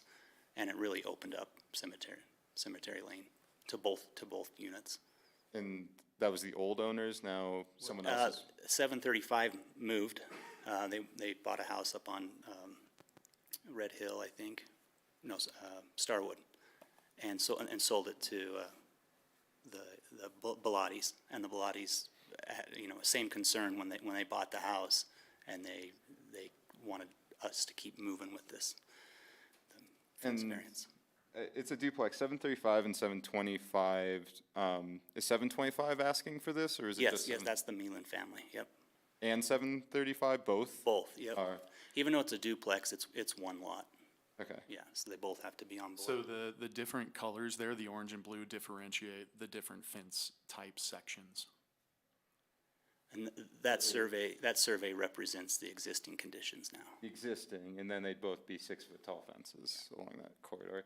Well, I just want to say, in my opinion, looking at this and looking at the fence next door, I would find the hardship in this. I think it meets the spirit of the what we're trying to get at here. Like, I understand it's not the West End, but going up and down Cemetery Lane and this side of the street, I don't think it really detracts from anything, and it really does a service to the private property owners to be able to enjoy their backyard without having needing a 42-inch fence. I think 6 feet is fine with me. And both neighbors on both sides have approximately 6 I mean, feet. that's a big deal to me too. It's just like, I do think there's a hardship there that they're the ones missing it. There used to be a berm there. I do think it's somewhat of a unique situation. I would definitely not agree with this in like every neighborhood, especially the West End, but on Cemetery Lane, on that side of the street, I think this has zero harm, does not set a dangerous precedent, and only benefits the people that live there. It is important to note that the fence regulations have been roughly the same in the last 10 years, so some of these fences have just been up longer than that. I do understand what you guys are saying, but the purpose of nonconformities is that eventually they will go away.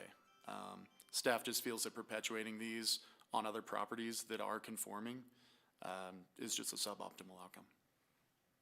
No, and by the way, I want you to know I can understand that. I just actually do really think that this section of Cemetery Lane is a unique spot as far as no one's walking on that side of the street, everyone's on the other side of the street. It really is something that no one would even notice if no one ever spoke about this, in my opinion. Jeff, if there was anything other than a street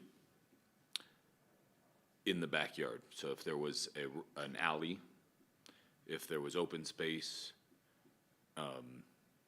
what else might abut another private property, this would not be an issue, right? Correct. It is all street-facing facades.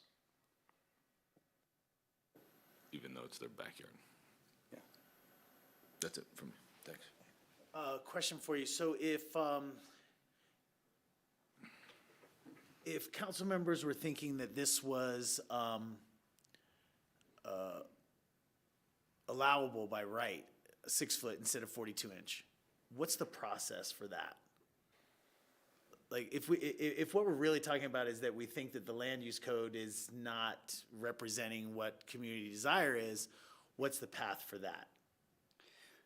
So first, this application has to be cited before you're able to address that issue. If the council wishes to bring it forward, the step is to bring a policy resolution, direct us to bring a policy resolution forward for a code amendment and take it through the code amendment process, including, in this case, I think it'd probably be both P&Z and HPC. Yeah, I'm just looking over at Ben to confirm with where this is in the code. Thanks. I asked that because I don't know, Sam, if I agree with you that there's a hardship here. This might be a desire by the property owner, but I don't know that it's a hardship. So if what you're saying is that you just think that the value here is different than what you would support, then I would suggest that maybe that's the avenue that we should go. Anyway, that was my question. Ward, anything here? Yeah, I think it's pretty well wooded in the background, particularly on Cemetery Lane, and I tend to agree with the staff recommendation. Thanks. John, do you care for any comments at this time? I just want to say this is a tricky one. I can see why it's being denied, and I can also see why these folks would like a fence. It's their backyard. They have headlights that are intruding into their home at night. Cemetery Lane is busier, which we just talked about recently. Yeah, this is a tricky request. If I may again, I always come to this council looking at things through treat others the way you'd want to be treated. And if this was any of your home, I think you'd want this fence. And You know what? Don't even say that. Why? We're dealing with a case here. Yeah. This is not about what, no. You're talking about hardship. You're talking about hardship. Stick to the materials that we're talking about. I think I am. Don't suppose what I would want in my backyard or not. Just stick to this, man. Mr. Mayor, it is a He public makes a fair hearing. point. I don't think that, Tori, that's a reasonable. I'm just asking you, look, don't make assumptions. I don't need that. Don't say that about me. Stick to this case. When I say you, I mean like you being anyone. It doesn't need to be you. But like, I'm just saying, like, after, being on P&Z for so long before this, it was a good way of looking at things as far as like the spirit of the code was a hardship and like understanding. Once again, if you were the applicant, how would you feel about like this sort of situation? And I think offense is warranted here. I do think that creates a hardship. And once again, to the P&Z aspect of it, it's your definition of hardship versus my definition, and then we come to a consensus as a majority, and that's how it works. I'm just saying, especially with people on the fence like this, I'm just. On the fence? City Council, if I may. So. We do have a set of criteria that are applicable to variances. Staff would just like to focus on the review criteria in this case. Thank you. And Mr. Mayor, this is, although it's approved I through got a it. resolution. Thanks. There's no more questions at this time. This is a public hearing, so we'll go ahead and open the public hearing portion of this. Are there any members of the public that wish to comment on resolution number 131?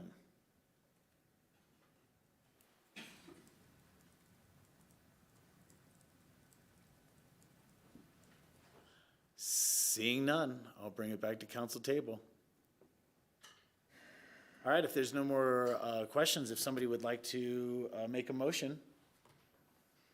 I move to approve Resolution 131, Series 2023, granting approval for a fence height variance as depicted in Exhibit A to the resolution. I'll second. We have a motion and a second. Any further discussion? So I'm not going to be able to support this tonight. I think that there's a path for this and that it deserves greater consideration. But one-offs, and I don't find this to be a hardship in this case, so I won't be supporting this tonight, but I'm all for, the applicant bringing forward some amendments. This is their neighborhood. They have every right to do it. Yeah, if I may comment as well, I don't like one-offs, and if the land use code is wrong, let's change the land use code. And I don't see a hardship here, or denial of their peaceful enjoyment of and safety of the property.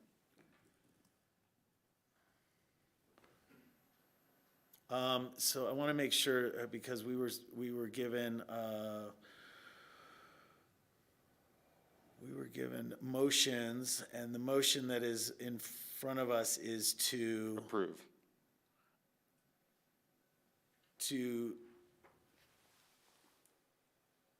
Resolution 131 approved. And that'll be fine, in that verbiage, that's fine, right? Okay. We have a motion and a second. The motion is for approval or allowance for the variance. Could we have a roll call vote, please? Counselor Doyle? No. Counselor Guth? Yes. Counselor Howenstein? No. Counselor Rose? Yes. Mayor Tory? No. Mr. Mayor, we request that you ask, that we have a vote in the affirmative. So the suggestion is that someone. A motion to uphold. To deny Resolution 131. It's a denial, but it's a vote in the positive. I move that we deny Resolution 131. I'll second. Motion and a second, further discussion. We have a roll call vote for the same but different. Counselor Doyle? Yes. Counselor Guth? No. Counselor Howenstein? Yes. Counselor Rose, No. Mayor Tory. Yes. Thank you. Thank you. All right. Well, everybody, it is 8 minutes till 7 o'clock, and our next item on our agenda is ordinance number 10, the Lumberyard Affordable Housing Project. I'm going to suggest that we take any break that we were going to take later now, because this is going to take us a little bit, perhaps. So with that, we will take a 25-minute break. We'll reconvene about 20 after. Sorry to you folks that are waiting for this one item, but we'd rather do this now instead of later. Anyone interested in making that 15 minutes instead of 25 minutes? It's gonna be a long night, I'd like to.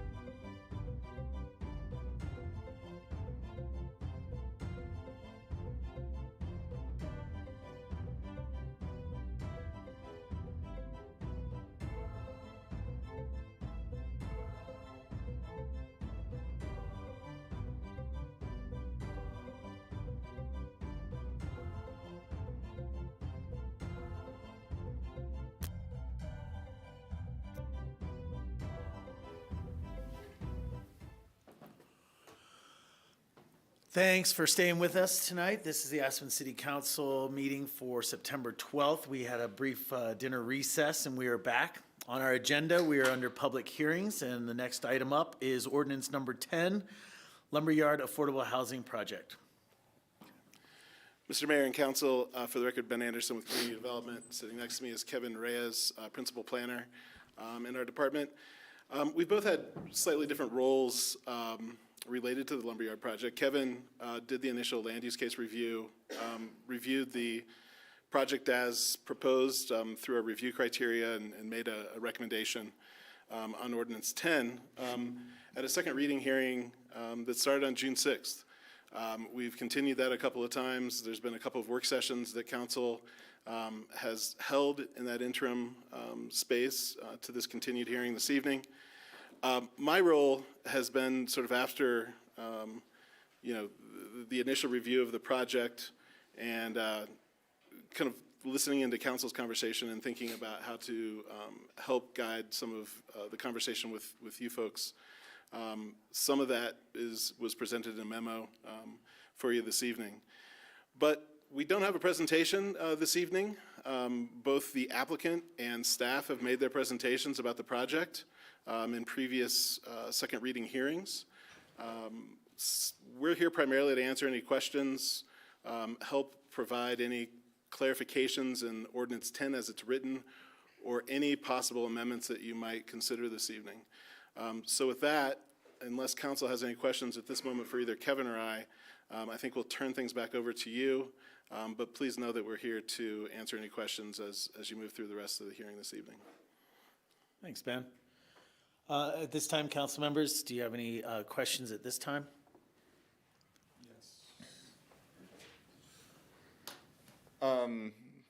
So I wanted to ask questions related to A, my thought process, and B, all the emails we got related to this project. So I just have a short list and hopefully we get through them pretty quickly. But I wanted to ask, in this entitlement process, do we have what I'd consider maximum flexibility as far as, let's go mass and density as one, and then also like transportation. We got an email earlier today at the council from Michael Miracle, who has been working with Edward Olemans about like a whole transportation concept related to this. And I just want to ask, if we approve the entitlements tonight, do we still have that like flexibility for changes in the future regarding those sort of issues that have been come up? Yeah, I think we've said this to council previously.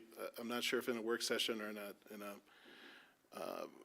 previous second hearing meeting, but I think you could pass ordinance number 10 at this moment as it's written with no changes. And I think the land use code around planned developments give a lot of flexibility to projects as they move from the initial entitlements process through the construction of the project. Whether that's through future land use actions, amendments to the plan development, either administrative or things that would come back before city council. And so that's a possibility. I will say that based on the conversation that I've heard you folks have over the last several weeks, I do think that there are some areas where additional flexibility on topics could be brought to Ordinance 10. Some of those things were recommended in the memo, some of those areas. But particularly related to transportation, that's one topic where there was not a ton of discussion in Ordinance number 10. We were really relying heavily on the application and the very extensive discussion about all things transportation that came forward in the application, and with the expectation that those proposals were going to be carried forward with the project. If at some point there are new ideas related to transportation, certainly those things could be considered, depending on the significance of them, through some sort of a plan development amendment. If there was a, if any of those things translated to like a fundamental change to site planning, particularly, I think that, that would be something likely that would come back to council. But if it's, the duration of bus service or the duration of, things that are much more specific in the way that transportation system that's involved with the project might might emerge as the project's developing. We'd have to kind of evaluate the significance of any of those changes and the degree of which we'd need to kind of change the entitlement process. Ultimately, changes are possible. And Absolutely. Okay. And we do them all the time. Aspen's got a lot of plan developments across our development context, and it is something we're very practiced at. Because I just want to say, because that is a big deal. It's a big deal to a lot of people that emailed us, knowing that this is the biggest public works project in the city's history, and there are a lot of issues related to it. And Bill and I come in, and the rest of the council, later years into it. I mean, they bought the land in 2007. Here we are talking about entitlements. So, but it's an ever-changing landscape, and changes are very important as we go past the entitlement process. Other questions relating to just thought process and what we got. At this time, there's no really alternative to a traffic light in that intersection for the lumberyard. I know we've talked about this a bunch, but I just want to hear it again. Yeah, I can answer that. Good evening, Kevin Reyes, planner with Community Development. So yeah, at this time, there's no alternative proposed aside from the traffic light that's proposed, and then closing off the intersection further to the west. That's existing there, that's not controlled. I think there was discussion a few weeks ago about the potential to put an underpass from the lumberyard going onto Highway 82. And the consulting team has evaluated that and found that there just simply wasn't enough right-of-way that the city owned between the street and the airport to make that happen. So the traffic light is the ultimate scenario for that. Okay. I ask again because transportation is a big issue. It's a big issue for a lot of people. Adding a traffic light is a really hard pill to stomach, especially with the traffic on Highway 82 as it currently stands. But I really want to address a lot of the emails that come in and the thought process behind this, that we have explored this and this is the only option at this time. It's not like I would not fight for there not to be a traffic light. It's that it's not an option to not have it at this time. I guess the only thing I would add on, and this is what what the consulting team found, is the trips that are potentially generated from this project are already happening. These trips are already occurring today. They're just happening further down valley. And so the idea that these people are going to live closer to town and have free bus access potentially would reduce the number of trips. The light certainly would add time. I believe each light transition is about 60 seconds or so. So there's certainly going to be impacts, but that's something to keep in mind as we move forward. Were you going to say something? Just also, actually, we did explore the acquisition of additional right-of-way with both the Department of Transportation and the airport, and that would require approval from the Federal Aviation Administration for that transaction to occur, which is highly unlikely given the constraints of the airport parcel, that could be supported by the FAA, even if we had local support for it. And I got two more things that are not directly related to the entitlements, but I think very important to address, and those would be who will live at the lumberyard, and I just wanted to ask, when will that discussion take place? If the entitlements are approved, when will we talk about who will live there and what that will look like? Sure. So the final deed restriction will be something the council will need to approve for the project, which may follow the model deed restriction from APSHA or may be more restrictive. So as an example, at Burlingame 3, the council directed a more restrictive deed restriction than the traditional model, thereby requiring the employment history and within the city of Aspen city limits the urban growth boundary rather than outside of that area. So that is a future council decision and is not included in the entitlements since it's a separate document to be filed later in the land transactions. Okay. Once again, really wanted to understand that this is a conversation we'll have at a future date. The entitlements can be changed. The traffic light is sort of in place. The last major one, this is what the majority of emails and majority of concern is about, is the financials. We've talked about this in the work session, and I did want to ask again, when will we talk about the financials for the lumberyard? And with the entitlements potentially in place, what will it look like for us to potentially find a private partner to develop this project? So council's direction was to complete this entitlement process before starting that search. And so we'll understand that direction more clearly here, hopefully in your next few council meetings. Our view is that a few things happen. First of all, with entitlements, we can move into schematic, which means we'll have more refined cost estimating than what we have right now, even though following the Citizens Budget Task Force, we use third-party experts for our financial estimating. The second piece that comes with it on the financials is that you will have a robust discussion again just in your work sessions on the budget next month. So you will see where we're starting to lay things out in out years, and for you to tell us if that timing is accurate and what current revenue assumptions are being used. Yeah.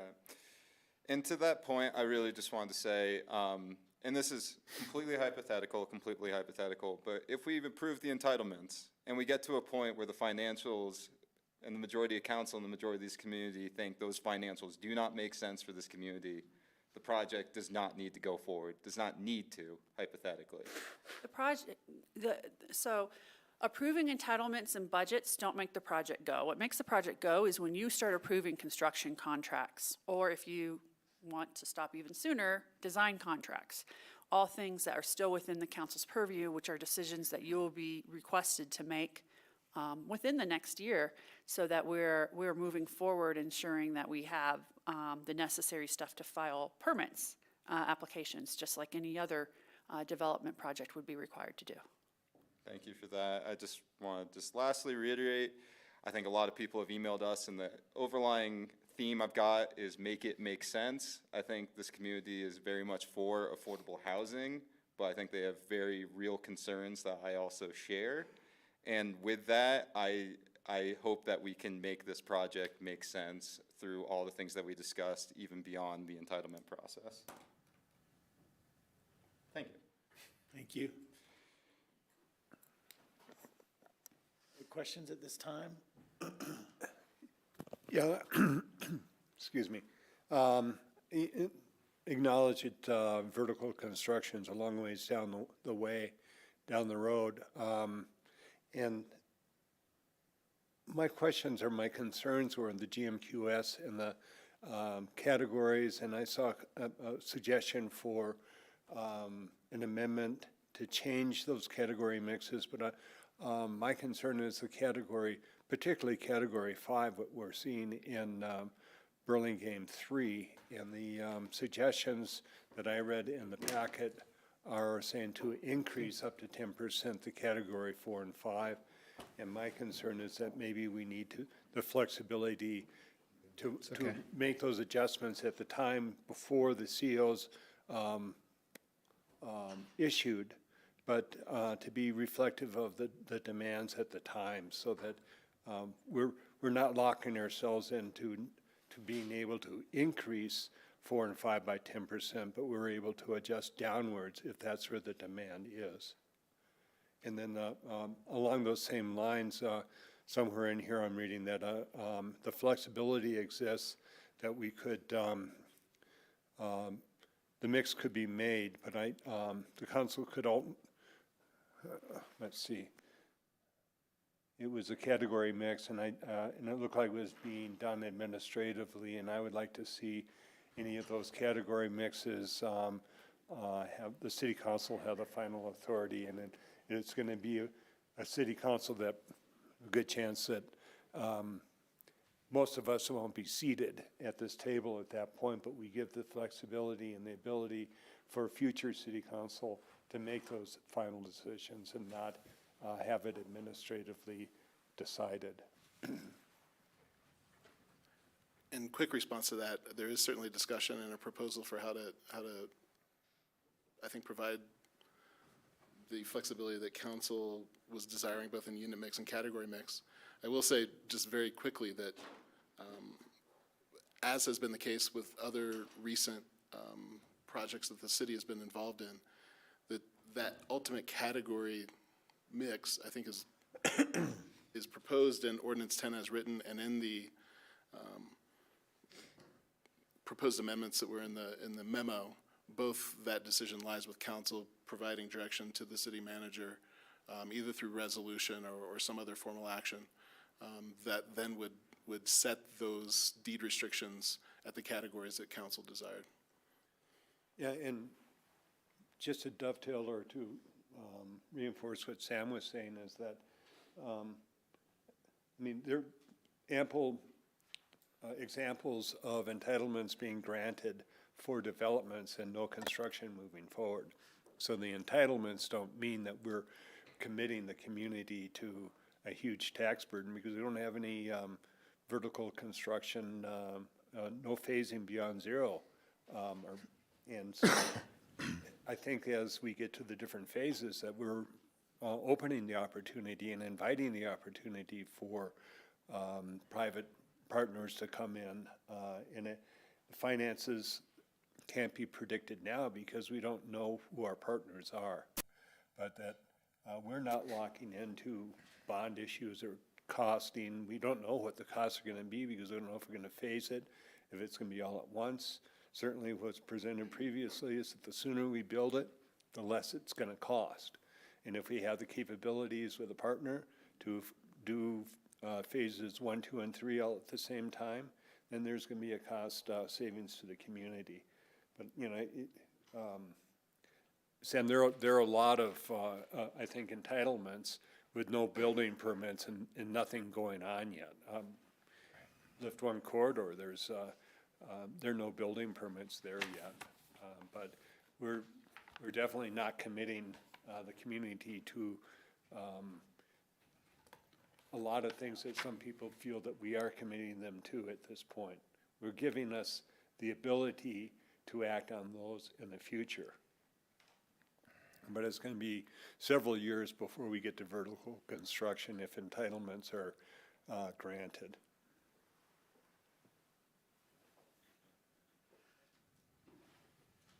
And the other comment I made was, I know in some boards, and we've been presented with may, shall, and must. This is in phase 3 for the condominiumization of for sale units or rental units into for sale, and change the word shall to may, but I would like to see if we do this, that there's a definition that may is optional and not mandatory.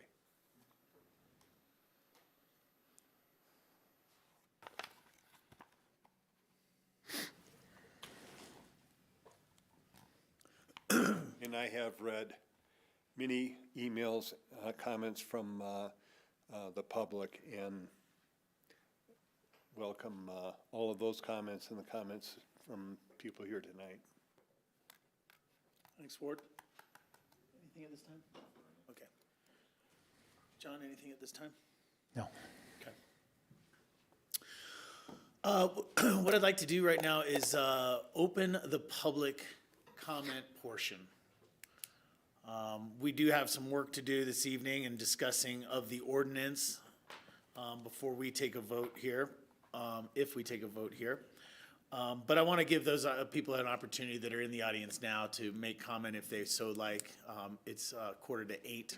Don't want to hold anybody longer than necessary. So at this time, I'm going to open the public hearing and public comment portion of that. Are there members of the public that would like to comment on ordinance number 10? Skippy, I'll start with you.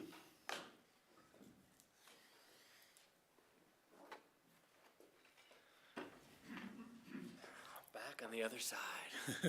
My memory is that I need to eat these, but I'm not sure which one. Here we go. Both. Skippy Mesra, for the record. I want to just start by saying my first time back in the room in a while, and it's just really nice to see so many friendly faces, both on staff, in the audience, commenters, and all of you guys who do a tremendous amount of work on behalf of our community. And I'm really grateful for the work that each of you does. And it's nice to be back here. Yeah, try to keep it brief. You guys face a lot of really challenging decisions. I wouldn't wish the entrance decision on anyone I love. This is not one of those challenging decisions. There's a lot of details to be worked out, to be sure, a lot of things down the road, but build it tomorrow, build it yesterday. Frankly, my observation, and I'm aware that I just got a tiny snapshot of a much longer conversation. Much of the comments that I just heard were around how do we qualify that we're not moving forward on this or that. And my understanding is that's in response to a lot of public comment about the costs of the project, the financing of the project. Fair enough, but if those concerns are really about the financing and not about the derailment of the project, then the number one thing that you can do is build it sooner than later. I started on this process on my first couple months in one of these chairs, and I checked in with a number of people who happened to be in the audience and others, private developers, and said, hey, if this was an entirely private project, how long would it take you to get vertical and have people in beds? I said 3 to 4 years. That's how long it's been, and we're talking about starting to get the ground ready. And in the meantime, our community has continued to dwindle. It's continued to die. It's not dying for lack of dollars.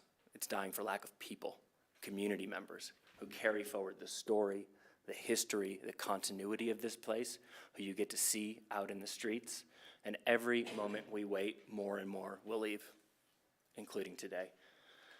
To do that, I encourage you to lean into public-private partnerships strongly, to surprise the public by spending as few public dollars as possible, to trust in the development community, to bring them to the table and openly trust that they want the best for this community and give them agency in it, right?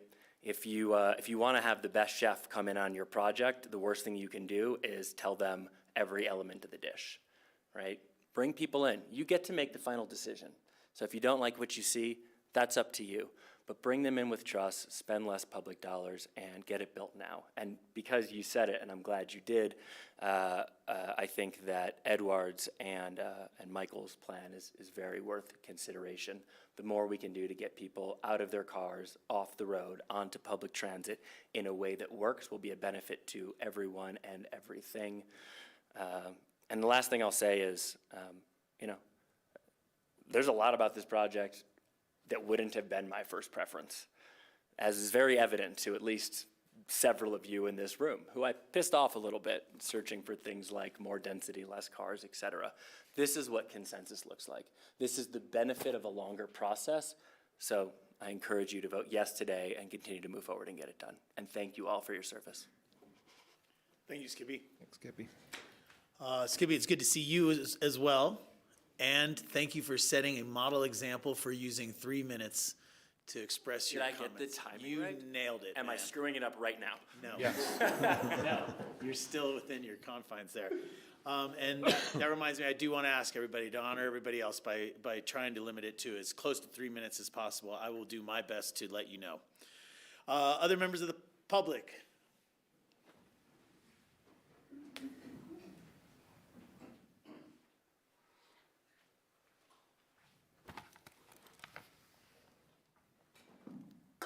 Similar to Skippy, it feels so crazy to be able to sit on this side of the table and have public comment with opinions. So thank you guys so much.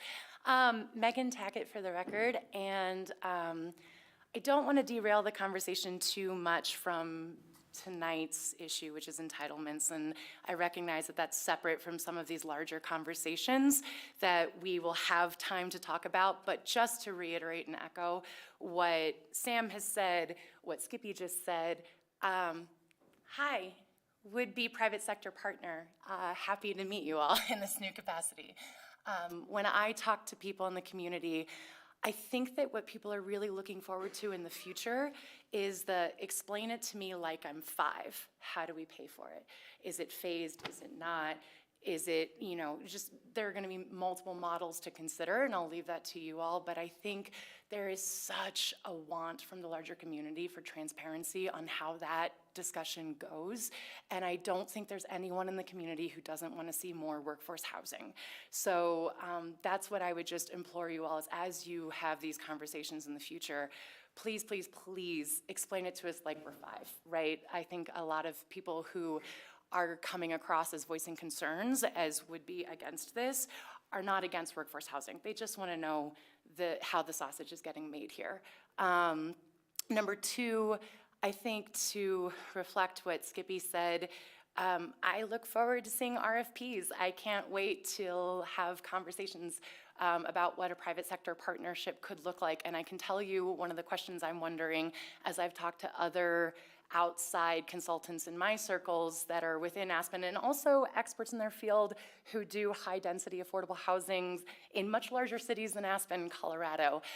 How married to the current design scheme are we going to be? You know, how flexible are those kinds of conversations when we start talking about comparing ideas for quality of life versus affordability and cost savings to the city and any private sector partner? That's all. Thank you all so much for tackling this very important issue. Sorry, Skippy, we have a new model citizen. We get to have more than one later. All right. Thank you, Megan. Thank you. Actually, I'm going to look over here because you were here earlier and wanted to speak, so thank you for holding your comments till now.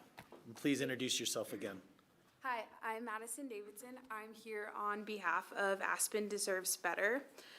We are here representing the community of Aspen with multiple concern areas relating to the lumberyard project, those being an unclear funding source and financial plan, transportation and traffic congestion in front of the ABC, as well as environmental and infrastructure impacts. Today, we ask that you consider all constituent concerns and significance of this project when you vote. Thank you for your time today, Council. Two quick questions. What's your last name? Davidson. And you said you're representing Aspen Deserves Better? Today. I'm speaking on behalf of them. Who are you representing? Who's Aspen Deserves Better? Aspen Deserves Better is a nonprofit organization, and we would be more than happy to speak offline about details about it. Thanks. You're welcome. Thank you. Maddie, I'd like, if you represent Aspen Deserves Better, to tell us who Aspen Deserves Better is. It's a nonprofit. I want to know what people you represent. There's a board of panels which would gladly meet with you. That's really as far as we're going to go online with to talk about it today. But we are more than happy to meet with you and talk about this further.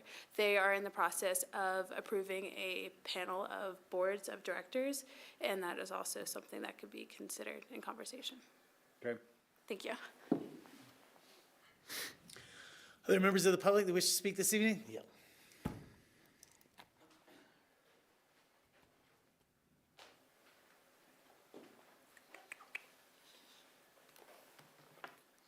Good evening, everyone. Thank you for your time this evening and your consideration in this important issue in our community. My name, for the record, is Dylan Johns, and I am here on behalf of Mountain Rescue. Wanted to make a few points just relative to the evolution of the ordinance as it has appeared in your packet and the documents therein. A lot of that has to do with the engineering conditions of approval in section 11. Item 2 provides legal access, requests legal access provided during all phases of development. There was a schematic plan for access that was sent in a letter from Sarah Ott on March 3rd to MRA, which showed a southern kind of bypass around the northern driveway in the event that that intersection needs to be closed during construction. In general, this works for MRA, so that's great. We did also talk at that time about providing easements for other access points around the property in the future, just in case the intersection design didn't work as planned. And there was perhaps a one-sided understanding that temporary construction access easement might be a permanent one, which could be utilized in the future should it be necessary. That is not showing on the final plat, which in reading the conditions of approval needs to happen before council approves the ordinance. And then there is another point addressing the intersection design and queuing at that. We are going to need to add a gate to the driveway to help prevent unauthorized parking. And that's going to need a 45-foot minimum pullout from the access road so that we can get our trucks and trailers out of the way of other traffic. Did not see a revised intersection plan in the packet that shows that. And in addition, on a February 8th meeting with the engineering department, they asked for turning studies for vehicles coming off of Highway 82 and into MRA's driveway, and haven't seen those yet either.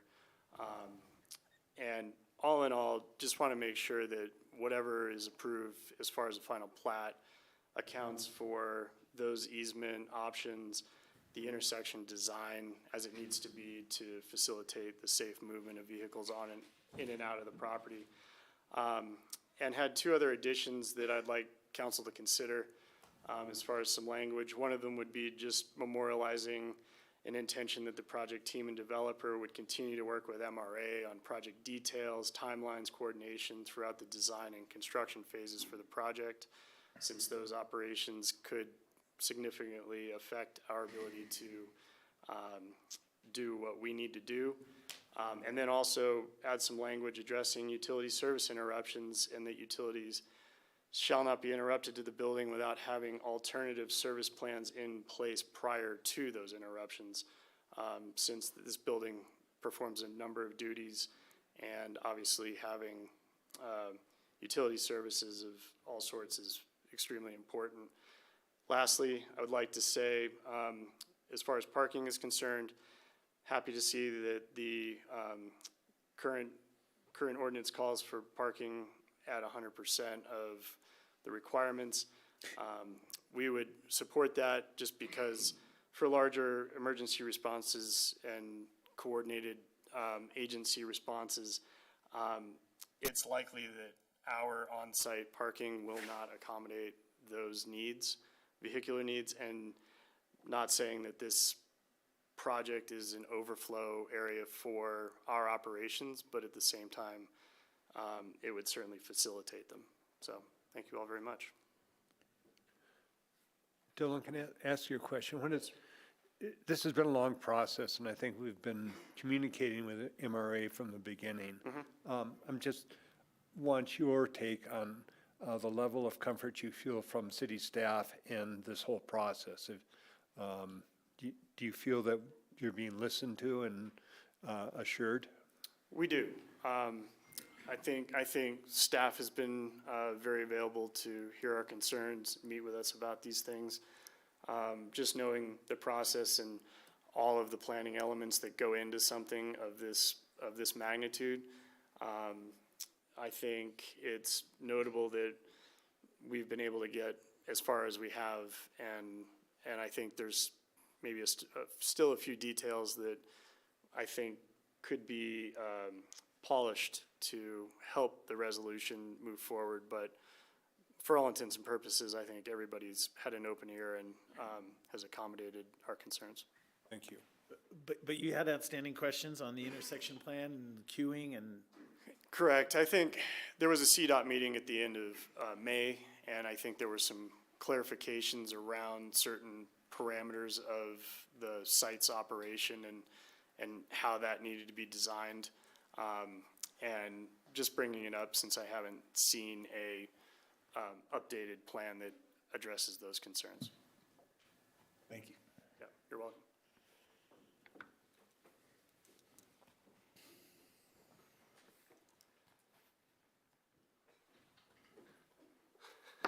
Hey guys, I'm Jimmy Marcus.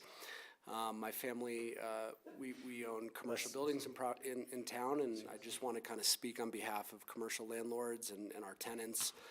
I'm in the trenches every day interfacing with local business owners and trying to survive and figure out how to make it sustainable to live and operate businesses in town. And the number one complaint I hear is an inability to find housing for staff. I hear it almost every single day. So we have an incredible opportunity of real scale here to actually house quite a bit of people. It's an incredible, very unique opportunity, and I'm just here to, adamantly urge you all to push this forward as quickly as possible and to, really set a stage where you leave it broad enough so that we can figure out a way, not we, you guys can figure out a way to work with public and private partners. And I'm very confident. I understand that the community is concerned and there's a lot of fear around what is this actually going to look like. I'm confident if it's broad enough, private developers could rise to the occasion in partnership with the city and solve for this and make this happen. And I was very pleasantly surprised to see in the staff's ordinance, it seems like there is a fair amount of flexibility. And so I'm in very much support to see this move forward quickly. And I don't see why this couldn't be in the ground much sooner than some of the timelines I've heard, and seeing this thing actually being built all at once and getting people in homes quickly. So, thank you. Thank you. Other members of the public wish to speak this evening? Thank you, Mr.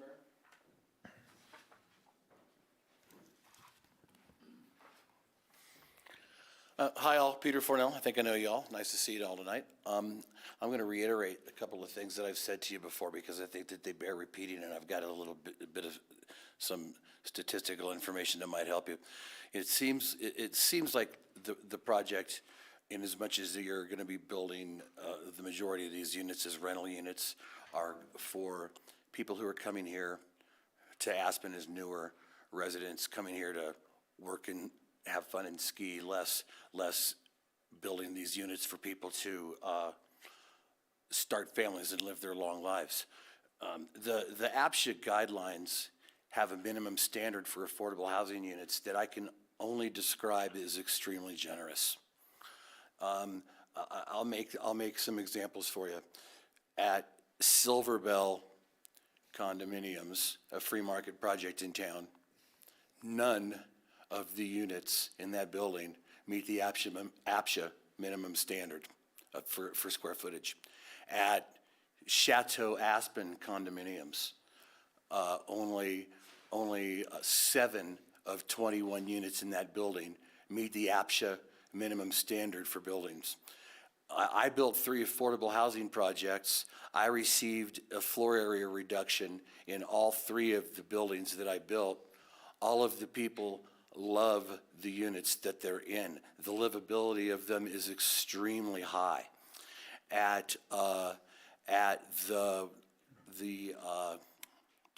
Poppies project, none of those units meet the APSHA minimum standards for an affordable housing unit. At another affordable housing complex in town, at Common Ground, only 10 of 22 units would meet the APSHA minimum standards for floor area. The larger you build these buildings, the harder it's going to be, not buildings, units, excuse me. The larger you build these units, the harder it's going to be to pay for them. The larger you build these units, the more difficult it's going to be for a private sector partner to come in here and be a partner of yours and make these deals work. You have the opportunity to make the units smaller while keeping the livability the same and have the choice of doing one of 2 things. One would be reducing the size of the building, and I know you all receive emails about the size of the building. Or 2 would be to put more units in the same size building. Either result is going to create a lower cost of creation. Either one of these 2 results is going to result, either one of those 2 notions would have a result of having a private sector developer be more engaged in the process. The bigger you make these things, the harder they're going to be. I just can't stress this enough to you that livability, when APSHA came up with their minimum size standards, I don't know who it was who came up with those size standards, but they're, in my opinion, and I think in the opinions of many, they're extremely generous. I think that you're going to have, the bigger you make these units, the harder time you're gonna have for a private sector partner to come in. The livability of units that are a bit smaller is entirely intact. And I encourage you to consider this strongly before you move forward, because you're gonna have, it's just gonna add to the difficulty for all of you in finding someone to come and put their money down and do this with you. And thanks. Thank you.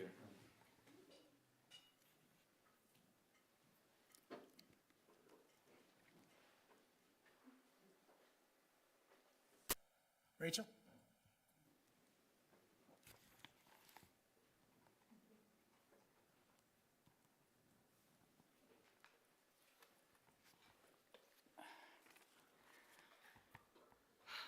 Thank you all for your time this evening and lots of times you've spent on this project. I have a couple of comments. I'll try to run through them quickly. I don't believe there should be any commercial activity at this project competing with existing businesses at the Airport Business Center. That's something we did a lot of extensive outreach on before, and they do not want that. If there was any commercial, it should pay full truck, its own affordable housing mitigation at full scale, as well as paying for its own parking spaces. And let's bear in mind, businesses are successful when they attract traffic, when they attract more people. That's not what we want at the lumberyard. In terms of unit size, boy, are we designing for the future community members, or are we designing for a way station for disposable transit workers? A two-bedroom will often have 2 children as well as 2 adults living in it, not just 2 single people or otherwise. I think it's really important that people like to stay where they live unless they have other opportunities to move up and out.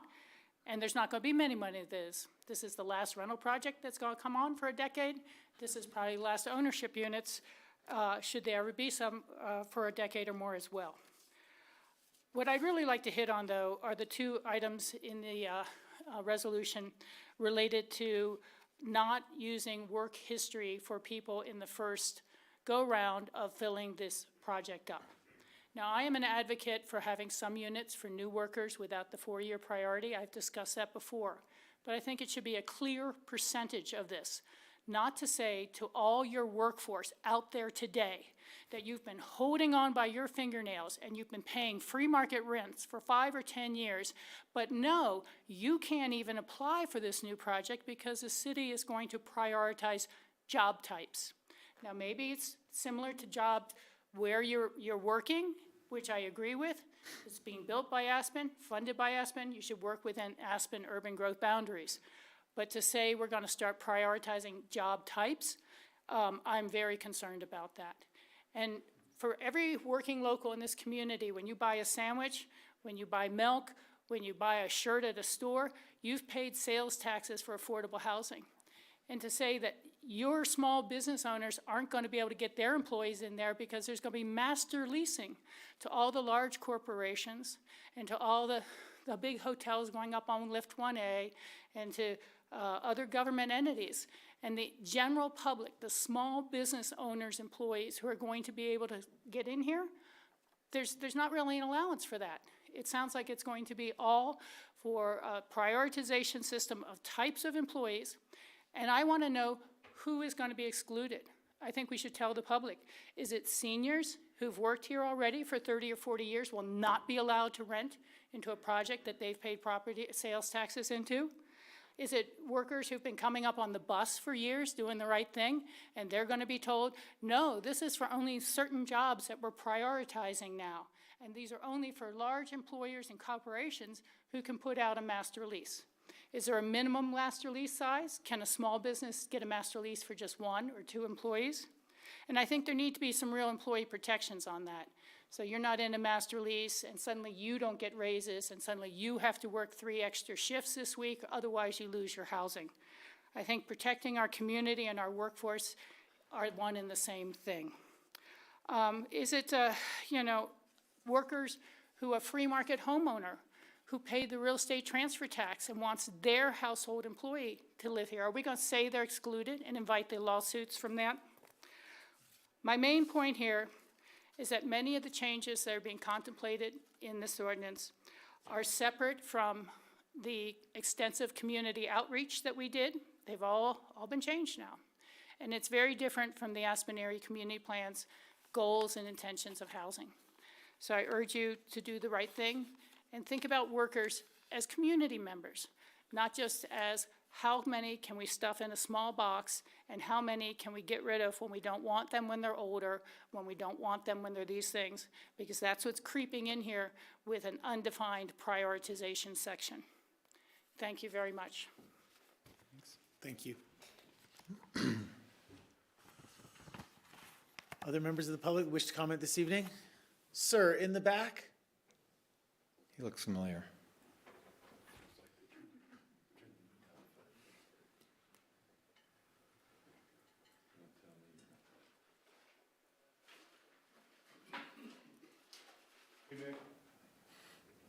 Hi there. Hi, Tori. My name's Mick. I don't know where you get the surf stuff that's out there. I urge this board to remember the famous quote about history: those who don't study it are doomed to repeat it, if not in summer school, in life. And this community has had some experience with the experiments that are proposed. One of the experiments is public-private partnerships. Everybody wants to do a public-private partnership. I suggest that you discuss with your city attorney what happened at the Aspen Highlands when we had a public-private partnership for housing music students. There was a thing called Meyerstein, and Meyerstein agreed to provide deed-restricted affordable housing for music students, and the housing was built. I was part of that approval process. I voted for it. It was a compromise. It was intended to provide some temporary housing. What happened is Meyerstein bought the project, and the first thing that you know, they were in court saying, you can't impose deed restrictions. They're a violation of the state prohibition on rent control.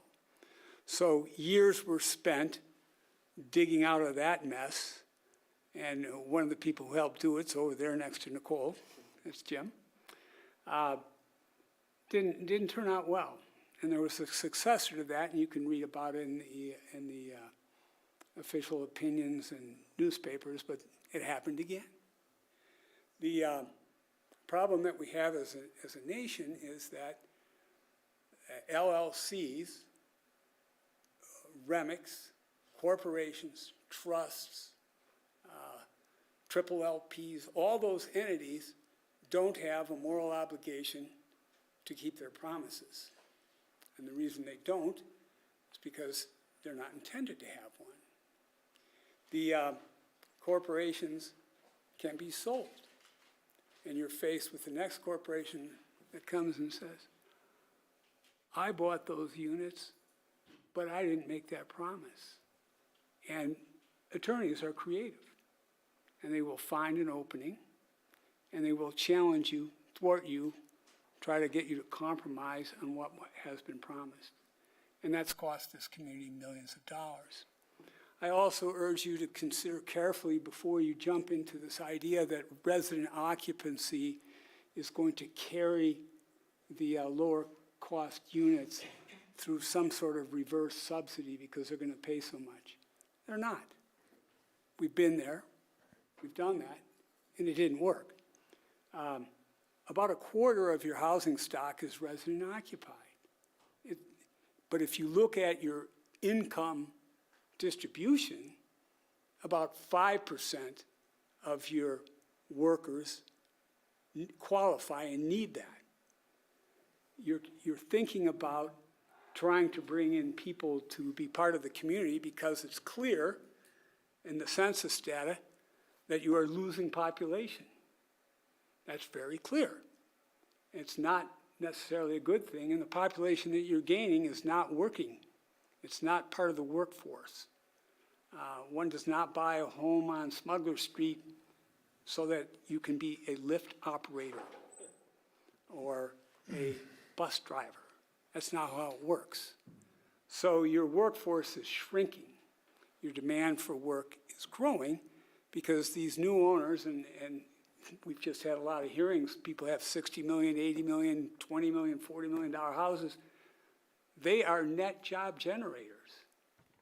And so you're facing a shrinking workforce and a growing demand for labor. That's why, my next appointment with a dentist is like 3 months away. He can't hire anybody. So I urge you not to do that. And finally, I agree with Rachel wholeheartedly. Please don't impose upon us what would be done, say, in a socialist country, and that is to designate certain people as more important to the community than others.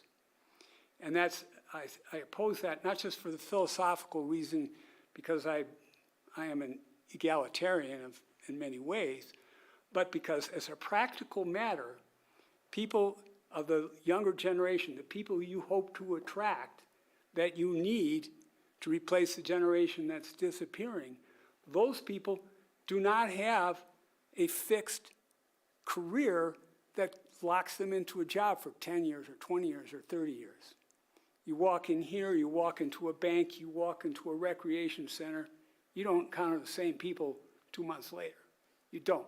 People are job mobile. We've had some history here, and you ought to look at that history, and the history was the ski company had a problem. They would rent, somebody would come to town, they would say, here, we'll rent you this unit, and they would sign the lease, then they would quit the lift-op job because there's a better paying one elsewhere. Well, that's actually what you want people to do. You want people to allocate their talents where they fit best. But that was not good for the ski company. And the flip side of that was job lock-in. Okay, people could be, or people could be thrown out of their housing because they could no longer be a lift operator, or you could no longer be a firefighter, or you could no longer be a first responder. There are a lot of things that you can't do indefinitely. You break your leg, and we're going to come to you and say, well, gee, John, you can no longer answer the calls at 911. I'm almost done, Tori. I'll try to do as best I can. You can't answer that call, so you're out. You're down the road. There isn't a Basalt or Carbondale plan B. There isn't a free market plan B. If you are out of your affordable housing, it's over as sure as it is in Hunger Games when they get you. You're done, you're off the island, however you want to think of it, but all that job lock-in stuff promotes a lot of angst, and people are going to do a lot of things to prevent themselves from being voted off the island. You talk about families, you want to have a family knowing that at some point you are no longer a clerk, or you are no longer a firefighter, or you're no longer a police officer, you need to leave. That does not build community. Thank you very much. I hope you have an opportunity to think about these things. Thank you. Thanks. Other public comment this evening? Members of the public that wish to speak, come on up.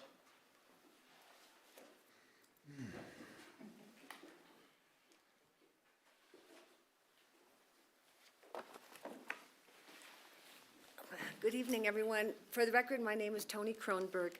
And who can really say no to workforce housing or affordable housing? 49 years I've lived and worked within the Aspen area. Never once have I been in affordable housing or workforce housing. So I'm not going to say no, that we don't need workforce housing, but Aspen deserves better, and I'm not a member of that group, than what's being proposed right here. Of the 100 emails or letters that the council has that's in the packet tonight, I don't think one person said build it the way it's planned right now. The two main concerns were the cost and transportation. Tonight, when you were talking about reducing the speed, one of the hot topics was how much is it going to cost us in signs? So there's a disconnect there. You have lowering of stop signs, you want to know what the cost is. Here you have building, as you said earlier tonight, one of Aspen's major public work projects, and you don't have any schematics financially. When Burlingame was done, there were at least 3 or 4 different financials that were associated with the different projects.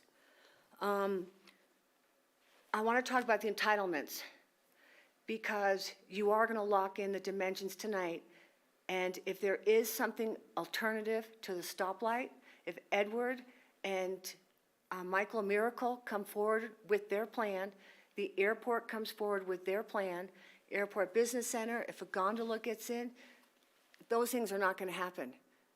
According to your memo tonight, and it's on page 2, and you can probably pull it up, it states very clearly PD requirements that can be granted little or no flexibility.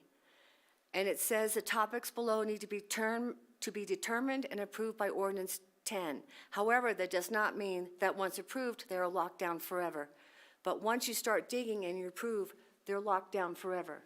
And it's very specific. It says plat requirements, identifying the parcel lines and other subdivision requirements, site planning, and this is the most important part here, the road network, utility locations, location of parking, building footprints, access and circulation, and the dimensions discussed above. They have to be included and established, but flexibility.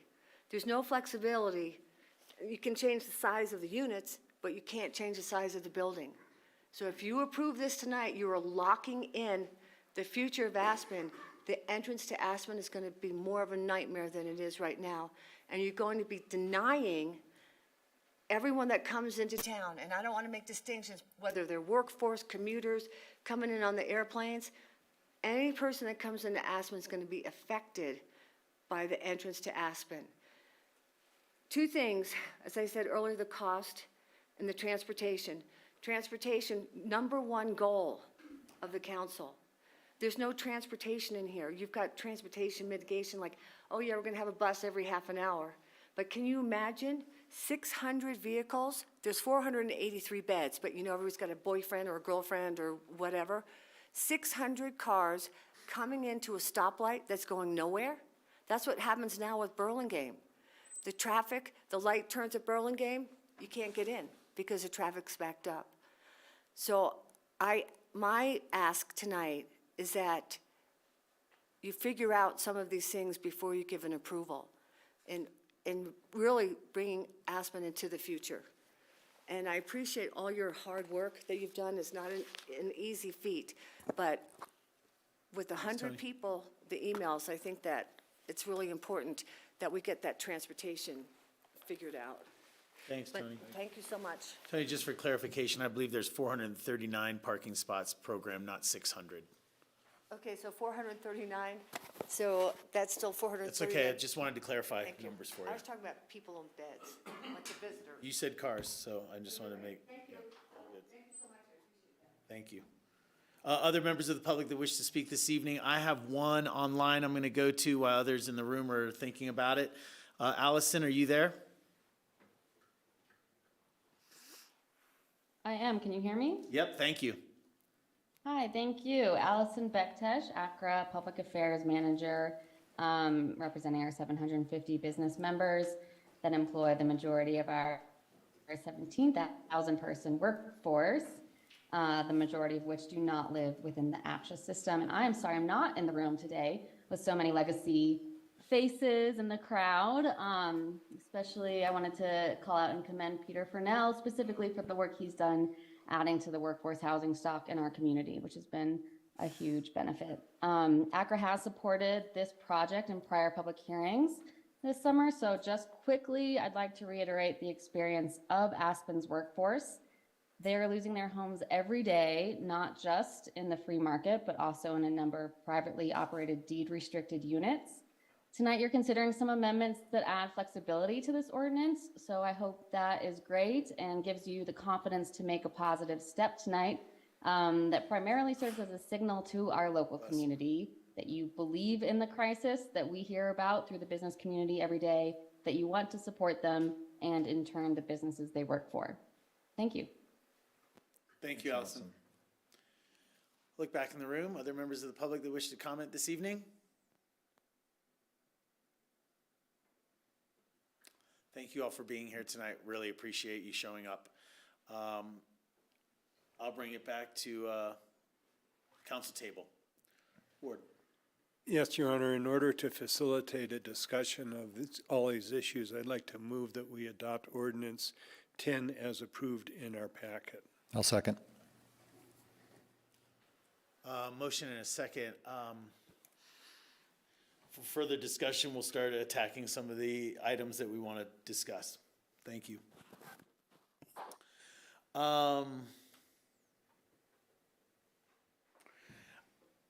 Let's see. I think between the memo and the actual ordinance that we have, the ordinance is not that long. I think that we need to go through a couple of the sections of the ordinance, but I'm wondering if we want to start with some areas for discussion that have been identified.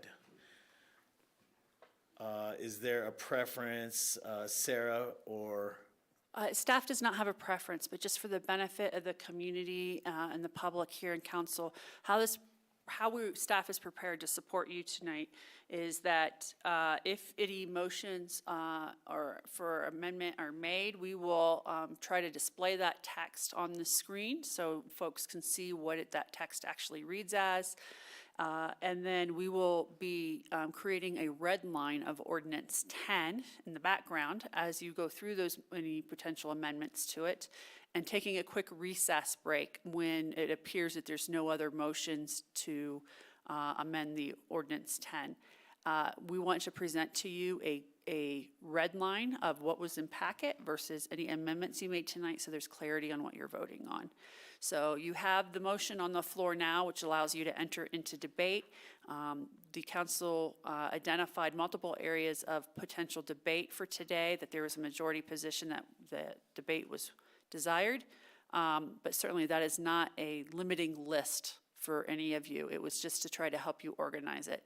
So I would encourage you either to go through the ordinance section by section, or if you wish to return to your debate list and start on those and then visit any additional areas. Either approach would be fine. Thank you. With that, council members, I'm going to refer to page 1 on our memo, debate areas. And there's some that cross over into the actual ordinance language itself, but number 1 here is a couple of questions around density, mass scale, height, site planning.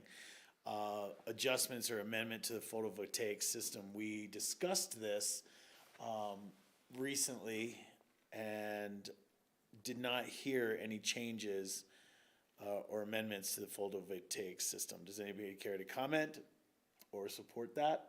I thought the changes would be having the ability to put carports on carports. Yeah, I didn't think that was in the original. And one point of clarity, Tori. Excuse me. The heading is density, mass scale, height, and site planning, and there's two bullet points, A and B, under there. But there's more changes to, or more possible changes in the revised dimensional table than just that. Correct. Yep. So just to be clear, we're talking about some flexibility in the maximum number of dwelling units as opposed to these are the number of dwelling units. Exactly. So I just wanted to start with these two, and then as you see, unit mix category units and stuff like that is still, but we need to go through the ordinance as well. So that table specifically. Yeah, they're mixed up though, I guess is my point, because it's about mass and scale and stuff, and there's, the language is now maximum building height. I don't know if it was maximum building height before. It may have just said building height. I could be wrong. That's okay. I think We'll get to it. Yeah, absolutely.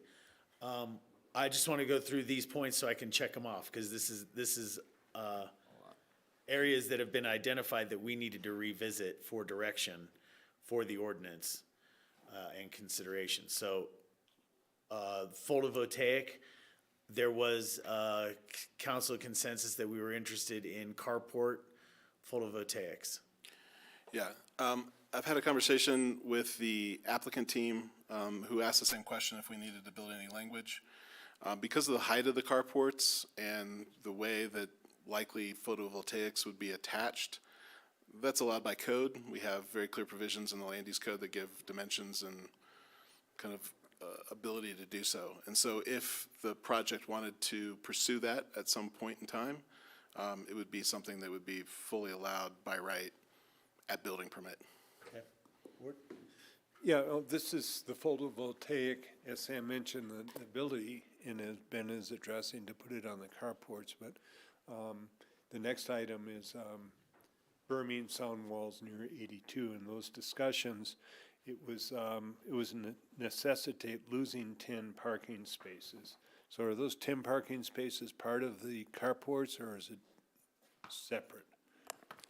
I think what I'm trying to get at is that we want the flexibility to have the berming and sound walls, but that, I think, was requiring losing 10 of the 435 spots, putting this right at the 425, which is 100%. Yeah, I think per the conversation that staff heard at the work session, the last work session where the topic of the AABC trail and kind of adjacent landscaping, berming, sound attenuation walls adjacent to the carports. I think there were a lot of concepts that were presented by the applicant team, but I think that they hadn't necessarily landed on a design, and a design that would be precise enough to translate into drawings across the entire length of the property as it relates to 82, and some of the, I think, uncertainties around what might be the best response to the outcomes that council, I think the majority of you desired, and flexibility that way. So just so you understand, there is in the memo under, I think it's section 7, a new section 7, excuse me, there is a proposal for the alignment of the trail and then the related landscaping, retaining walls, et cetera. But I think that because there were design choices that I think were not yet landed on, essentially the way that the proposed language is presented is that it would basically approve the alignment and everything that's associated with it as it was proposed in the application, but that with the very clear, I think, outcomes that council was desiring along that, in that area, that if council were to approve entitlements with those drawings tonight, between now and when kind of another important milestone for this project would be the recordation of what we call their approval documents, which takes the entitlements and translates them to primarily 2 documents. One is a set of drawings that are the drawings that everybody agrees on were approved in the ordinance, and also a development agreement that kind of lays out those things. And those are required to be recorded within 180 days of the approval of Ordinance 10, should it be approved. And so the way that the language was crafted there was to give flexibility during that time to accomplish the outcomes that council was desiring. One of the things that flexibility is required on, while it was presented that one of the options along that trail would require a loss of some number of parking spaces in front of building number 1, so not associated with the carports down at the other end of the property with building number 3, but up around building number 1, that depending on alignment choices and landscaping choices and the degree of berming, that there might be some loss of parking spots. And so the way that it's proposed here is to give flexibility to that, to also acknowledge that there might be a loss of some number of parking spaces up to a maximum of 10, to give flexibility in that area to accommodate a realigned, redesigned trail and the related landscaping features. So just so I'm clear, that approval of Ordinance 10 would entitle the flexibility to allow for berming, but does not necessitate it, or demand it, or mandate it. As Ordinance 10 is written currently, there's an assumption that the site plan that includes a proposed alignment of the airport business, the trail, and the associated things, that there's a design for that. There's an alignment of those things that are coming forward in the drawings. Otherwise, the ordinance 10 as it's currently written is silent on the topic. And so, from staff's perspective, this is a topic, site planning is something that needs to be agreed upon across the site as part of a legitimate PD approval process. But this proposed language in the memo was trying to capture, I think, the desired outcomes that council had in their last discussion on what was going on along 82, you know, across the property line of the property as it relates to the trail, et cetera. So as written, in staff's opinion, with the drawings that were submitted with the application, if that were, if you didn't make any other changes to ordinance 10, and 3 months from now, there was a new design for a realigned trail and associated landscaping, that would require another land use action. It would require a PD amendment to kind of change those drawings. But this proposed language in the memo and other language on other topics kind of was a first stab at a proposal to try to respond to the flexibility that the council was desiring on this topic and others, so that the number of potential PD amendments between now and some later point in the process were reduced, and to acknowledge that there was a desired outcome and council wanted that flexibility. And on all of these topics, there's a moment in the future where those things get defined, either by council, by the city manager with council's direction, or administratively during building permit review. And from staff's perspective, on the topic of the trail, with no additional change, if a new design alignment of the AABC trail was proposed, without any kind of additional amendments to the ordinance, that would require a future PD amendment to make those kinds of changes. So the quick version is if you want to do what you discussed in work session, somebody needs to propose an amendment. But if we propose an amendment now, then we're locking it into the entitlements, whereas if it's added later, it can be a PD amendment. What you are doing is taking away the more stringent information that's currently in Ordinance 10 and replacing it with more flexible options, which is what was requested, was the conversation at the last work session. So the motion on page 5 of the memo, you'll see the recommendation is to add a new section 7. So you would, if section 7 reads as the flexibility that you all would like to see, you would make a motion to adopt that in, or we can tweak this language or write something new for you. But the new section 7 reflects what we heard in the dialogue at the work session.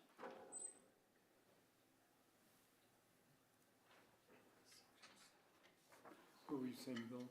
It's to put it in your words, it's a may, it's not a shall.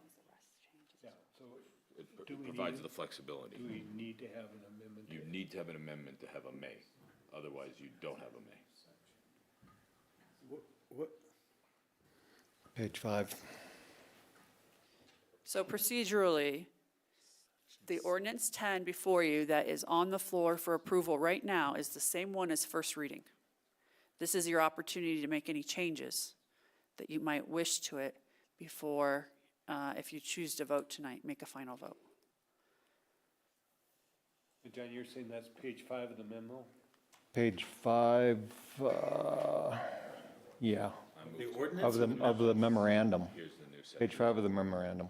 Page 5 of the memorandum says new sections. Please put it on the screen. Yeah, Mayor, would it be Possible helpful if I motion. shared I the move to screen include. memo so we could demonstrate the proposed language? And then we could also, if you have either ordinance 10 in front of you, you can compare it with the proposed memo language, or vice versa. We could put memo 10 on the board and you can compare it with the proposed memo language, but I suggest we put the memo on the board so that you can see the amendment language, the motion language to make the amendments we're speaking of, so that it's present. And if you want to make changes to that, we can do so that it's clear and everybody understands what that new language, what the language is being proposed. That would be helpful. I can do that. Probably easier to share the memo. Okay. I think I'm in the Zoom meeting, so I can share my screen, I believe. I'm not plugged into that, but I. Yeah. So, for instance, as Ben pointed out, Mr. Anderson pointed out, you have a revised dimensional table. This is different than what's in proposed motion 10, or ordinance 10. Kate, let's focus specifically on the berming, because that's the question before Okay. them right now. So that So section there. here's section 7, alignment of the AABC trail and related landscaping and sound attenuation features. I do need to point out, however, that the motion in the ordinance in the packet, section 7, is different than addressing trail and landscape. Correct. Correct. That's fine, but we'll fix it as a scriber's error when we. So, Okay, but that needs to be clear that this is saying new section 7. Replacing section 7. It's not. Yeah. We're just adding it and bumping the rest. All right. And do you want a motion for that now? Can we take motions as? I would like to be sure, like, you can debate this. Does this language meet your intentions? That's what we need clarity on, from what we believe it heard does. before, or if you're looking for something different, let's get that discussion out on the table. I think you got it. I think it covers it. Good. Okay, so someone would make a motion to amend. here's the language. I move to include the new, Yeah. new section 7 as it is included in staff memo, just for clarity of the record, Yep, in proposed ordinance 10. yep. John? I'll take a stab at it. I move to include a new section 7 in ordinance 10 as described above. Final design of the alignment of the AABC trail and related landscaping and sound attenuation features shall be included in the submitted final PUD plans and subdivision plat identified in section 5 above and shall be recorded prior to the submission of a building permit for the completion of phase 0. Second.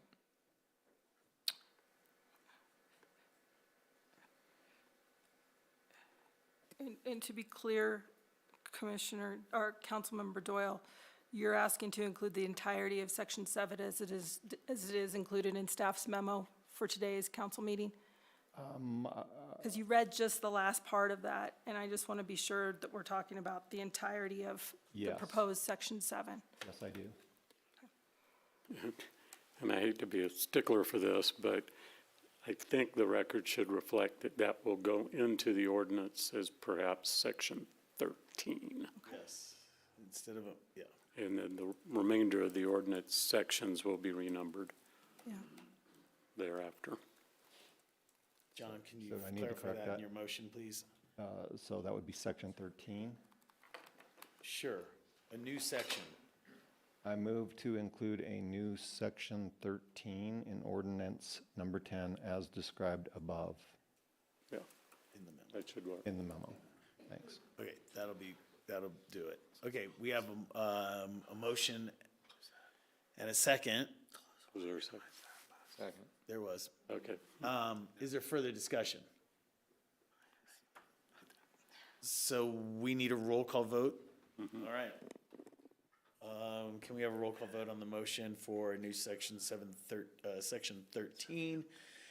Considering the alignment of the AABC trail and related landscape and sound attenuation features as described in our memo. And to be clear, this is just on section 13, not on the overall ordinance. Correct. Counselor Doyle? Yes. Counselor Guth? Yes. Counselor Howenstein? Yes. Counselor Rose? Yes. Mayor Tory? Yes. Okay.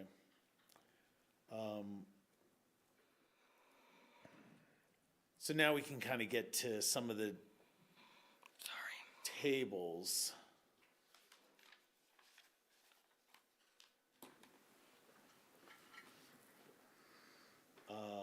And I'm looking at the bottom of page 3 of our memo, dimensional standards, density, mass scale, and height.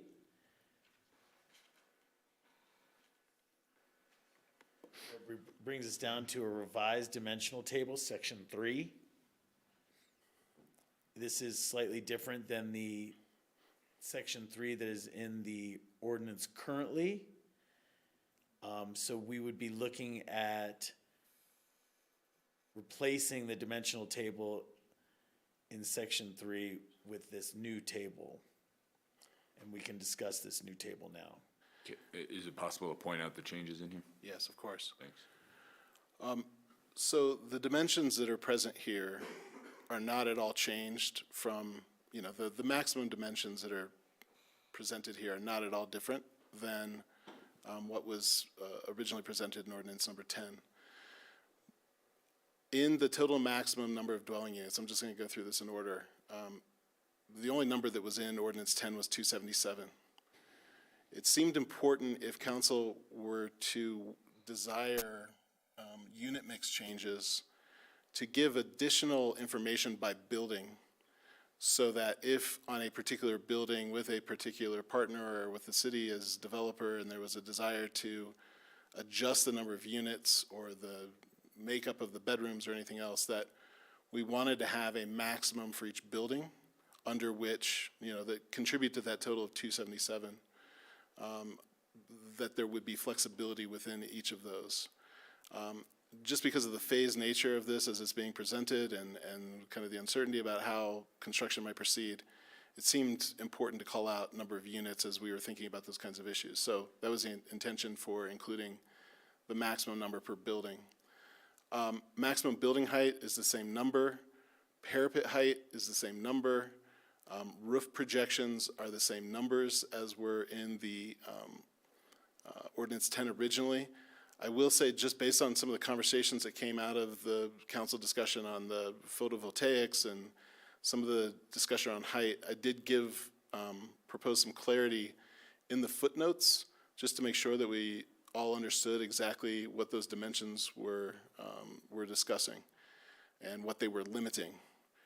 So there is some additional clarity there that I think might give some improvement to our future selves who might be evaluating construction drawings and evaluating as-builts to make sure that they comply with what council intended to approve.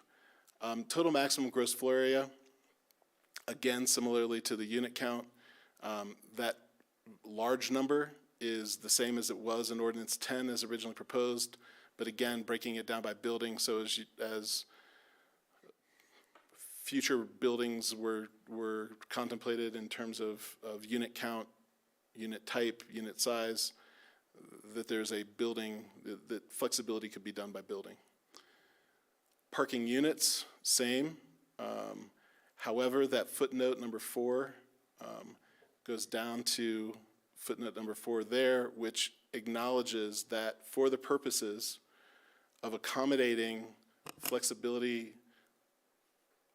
for landscaping along the AABC trail, that if we were to take down that number of total parking spaces on site by 10, which Kevin just reminded me were above and beyond sort of the requirements of the land use code in terms of spots per bedroom and per unit, that there could be a decrease down to 1.45 to 1 to accommodate some loss of parking in front of building number 1 along the AABC trail for the purposes that were just discussed in the new, is it section 13, Jim? Yeah, section 13. Thanks, Ben. Could I ask, why include in here, in terms of the number of dwelling units, the terminology maximum instead of minimum or a range? I think that that's a choice that council has. I think from staff's perspective, looking back on land use approvals, particularly when I think a land use approval is asking for a dimension or something that is, part of the project's design, or something that is, the PD is asking for some variation from underlying zoning requirements, that you really do want to have a maximum. Now, should council desire a range so that there is clarity to our future selves for not only the maximum of how big this thing could be, but also to ensure that there was some minimum that was associated. A range is perfectly appropriate and I think something that you could contemplate. I think from staff's perspective, maximum is what we typically see on plan developments, where we establish the maximum dimensions and then you can work underneath that as the project needs. But I think that the community wants clarity on that maximum number at least. Okay, so I understand that there'd be a bit of a ripple effect, particularly relating to parking requirements, but, you know, piggybacking on what Peter Fornell said earlier, you know, if a partner decided to request a variation on the unit sizes and therefore was able to deliver more units, I think that's a worthwhile conversation to entertain. And so I might suggest to council that maybe we use 277 and Ben's numbers as a minimum and then a maximum as perhaps 10 or 15% greater than each of those numbers. If I might join on this, I think that a minimum number of 277 is a good idea. I'd like to have the flexibility to change the buildings around a bit. If somebody wants to build smaller units, that means that the building can either be smaller or the unit count can increase. So that's if you decrease the unit size, if you go to a number of 2 bedrooms instead of some 3 bedrooms, or if you make some adjustments for individual buildings, I would rather have flexibility on the unit counts per building and the square footage per building, but I feel pretty strongly that a minimum of 277 units, I think we worked on that a lot.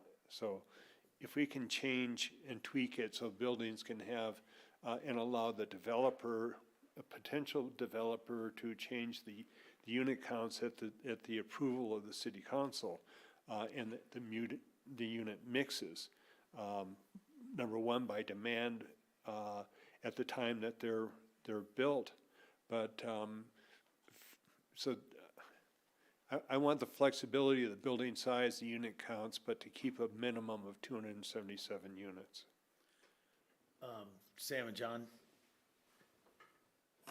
My answer to almost everything here is going to be maximum flexibility. Right, John?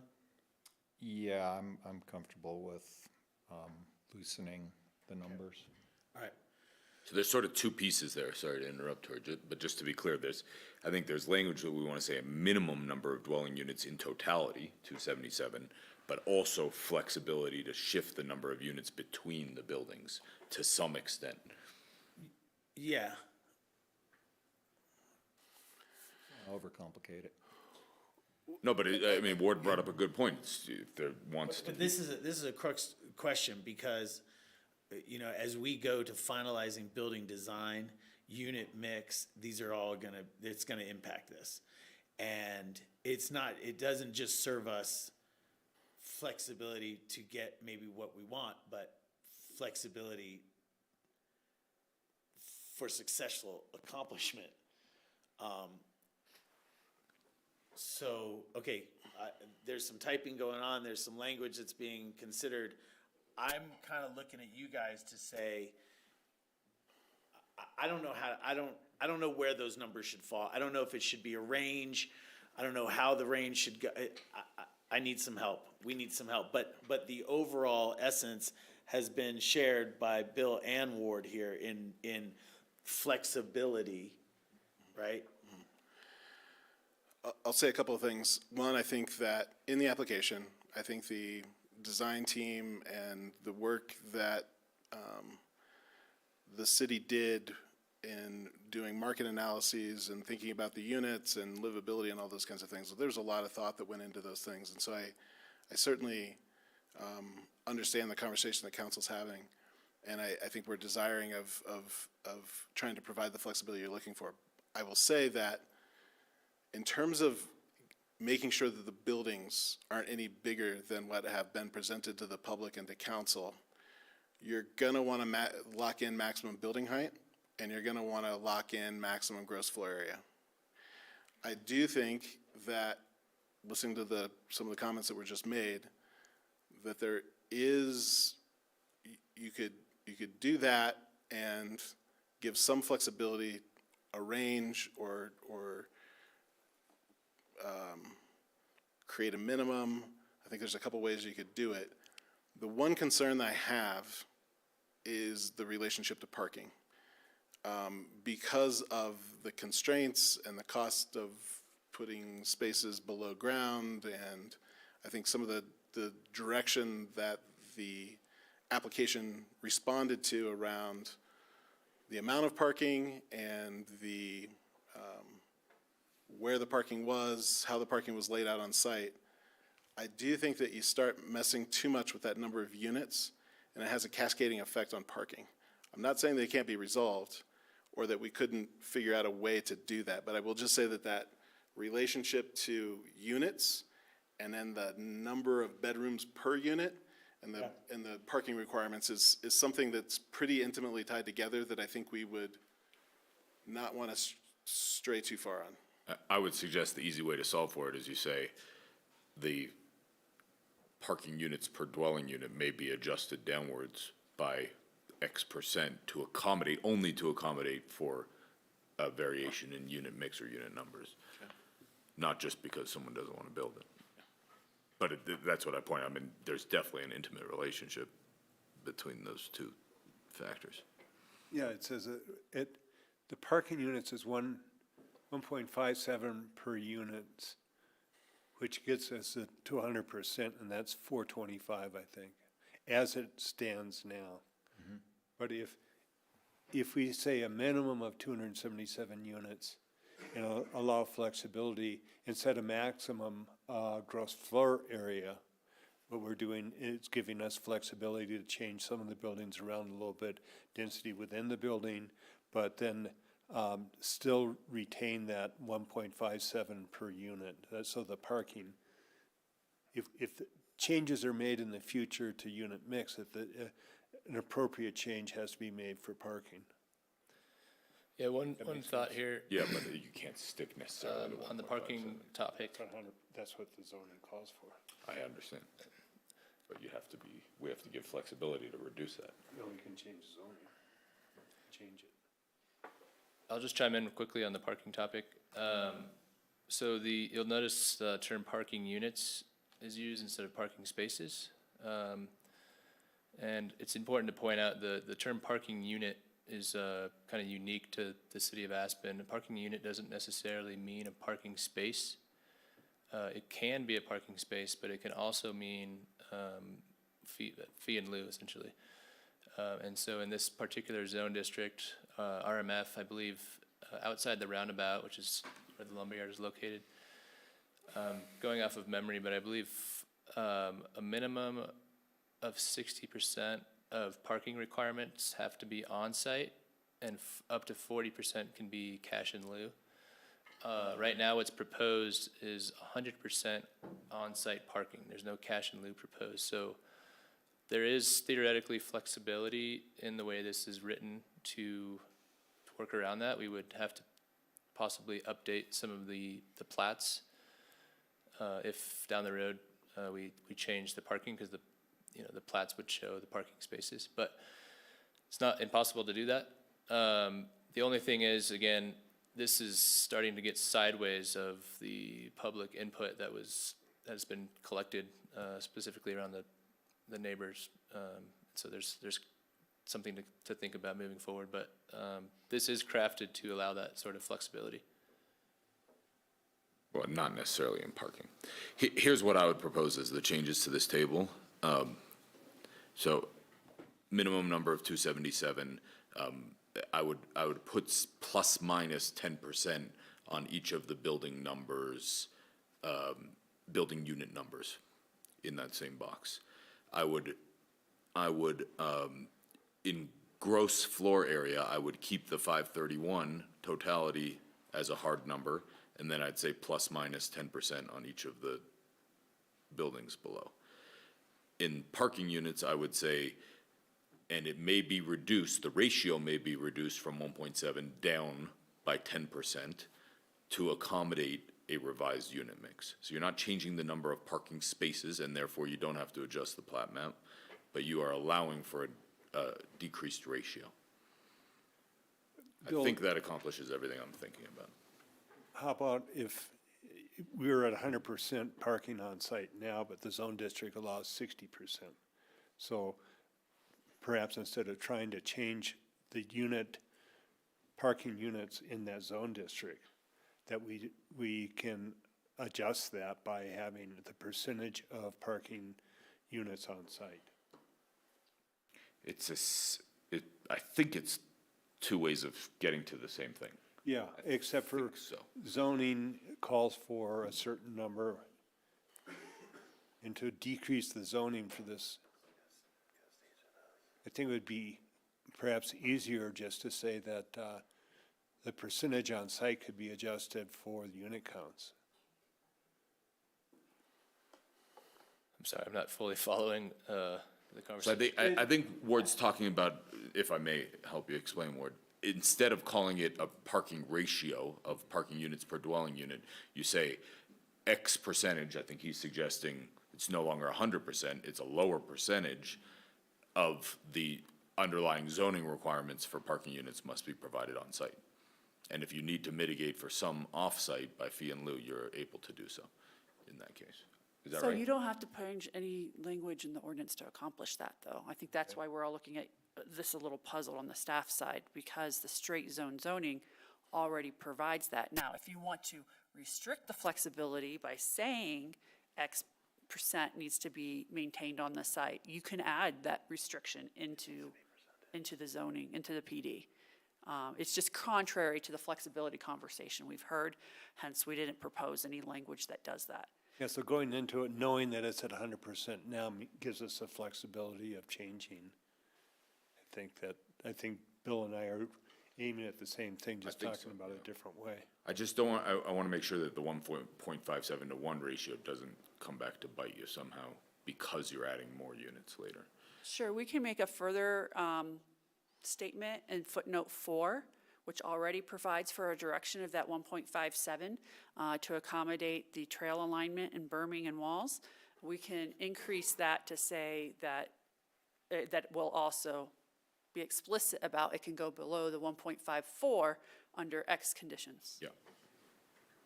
And Kate, in the first box, I was not suggesting, once you're done typing that, I'm going to show you. Are we watching the Google Docs here? Live Google Docs with blurry eyes at 9 o'clock. Below the 1.157 ratio, is that what?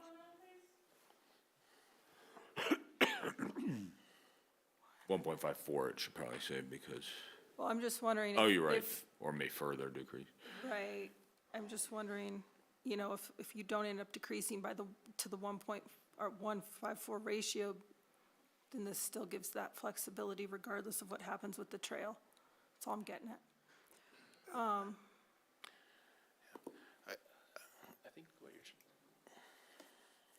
I think what we might be trying to say here, but in simpler terms, is that we can mitigate for X percentage of parking units via cash in lieu. Is that what we're trying to say here? I'm not, Kate, I'm not. I don't know that we're gonna limit ourselves to cash in lieu as the solution. Yeah. I think we just leave it alone because it has flexibility in it by that percentage. I do think that there should be some qualitative rather than quantitative language in number 4 that aligns with a potential unit mix, however that might sort of land. Because I do think that 1.57 was a very precise number based on the unit mix that was proposed in the project with the number of bedrooms and the number of units and all of that kind of stuff. So I do think that rather than making it quantitative, I do think that we could have qualitative language there that said parking ratio may be reduced further in response to potential unit mix changes or something to that effect. We're covered then by, I think, the parking unit flexibility rather than on-site parking spaces. But I know that 1.57 was directly related to the number of units and the unit mix that was proposed in the application. In response to changes in unit number and unit mix. So do we need to change that last footnote number 4 in section 13? Yeah, we'll do that. We have We that can in our fix that, I treasurer's think. errors. Okay. If you adopt this, we'll I'd like, that gets addressed. just to get the rest of the council's feel, if 10% per building, is that the right number, plus or minus 10%? Is that too prescriptive, or does it give enough flexibility, or I think that works for me. It works for me. So to be clear, I guess what I'm just wondering is, should it be a maximum number of 277 units plus or minus 10%? No. Minimum 277. Okay, with And the can under- be increased by up to 10%. Okay, that's, I But think, then the lines below could be plus minus 10%. so is it really a number, or is it just 10 or minus 10% at 277? It's 277 plus 10%. Right, plus or minus? No minus. Right, Okay, so you got it. can't go below the minimum, so it's plus 10%. The maximum would be 305.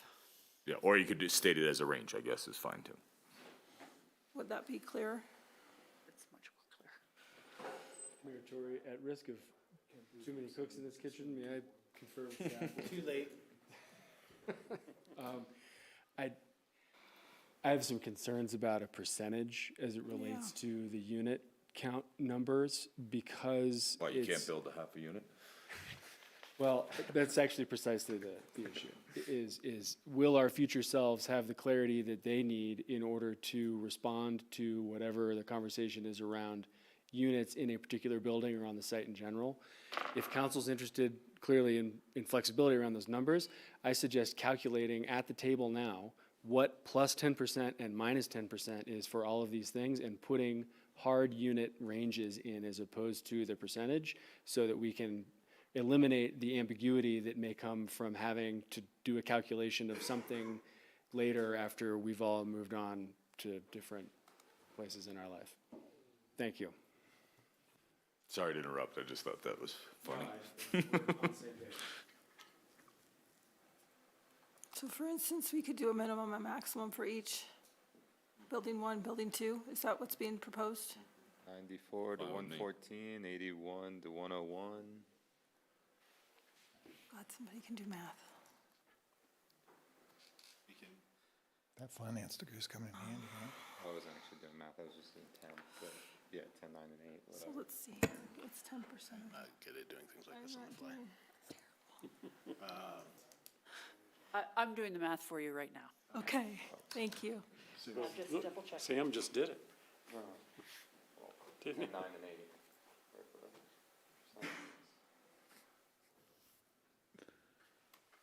All right, so the minimum of 277, maximum of 305. Building 1 would be are we keeping the minimums in the buildings or just maximums?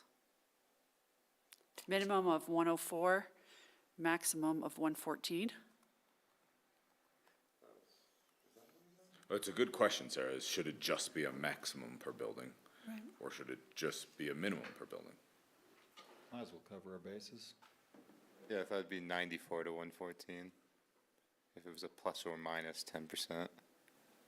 I guess a range probably makes the most sense, because you don't want 10 units in one building.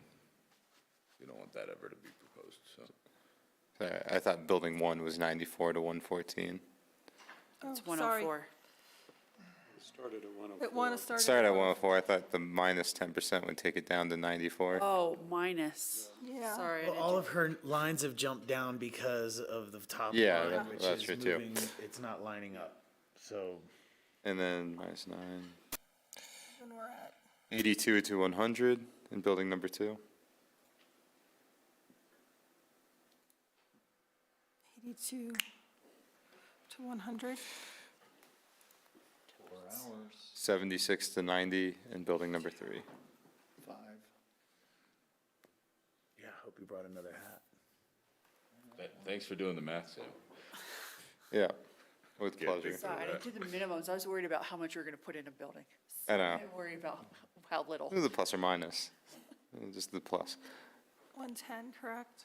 Or no, we have that one, 100, and then 82 would be, And this would be 76 to 90, thank you. or Okay. 70, 75 to 90. We can clean it up over a break. 75 to 79, I don't know. Some ballparking. And it's 94 in the top one. It was started 104.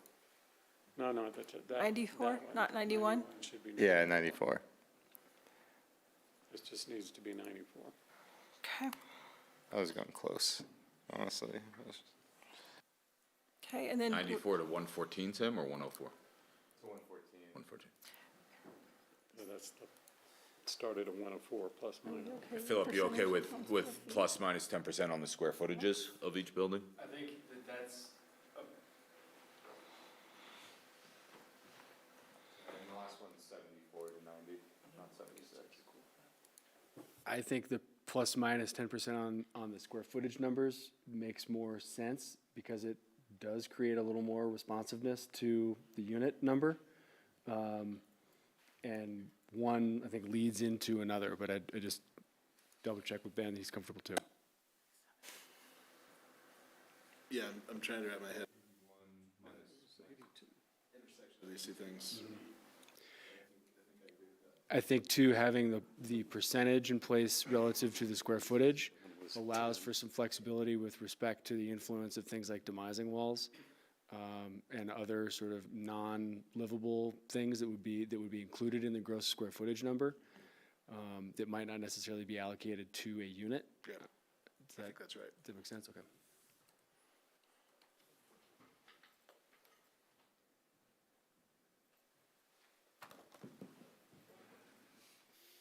And council, just to be clear, with the maximum gross floor area, you're not changing building dimensions. Your building dimensions do not change when you change this portion of the table, so there's clarity on that. Thank you. In terms of footprint as well? So all three dimensions? Right, because, go ahead. Yeah, I think that the requirements of site planning require footprints to be clearly established. And then I think these dimensions, along with, I think, the representations of the architecture, I think translate into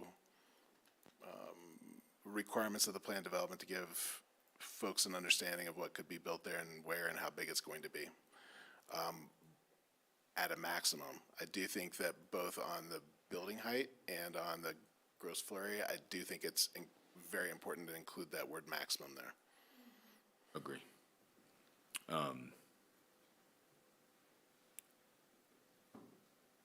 I imagine there'll be, at some point, there'll be a PUD amendment, like you keep saying, Ben.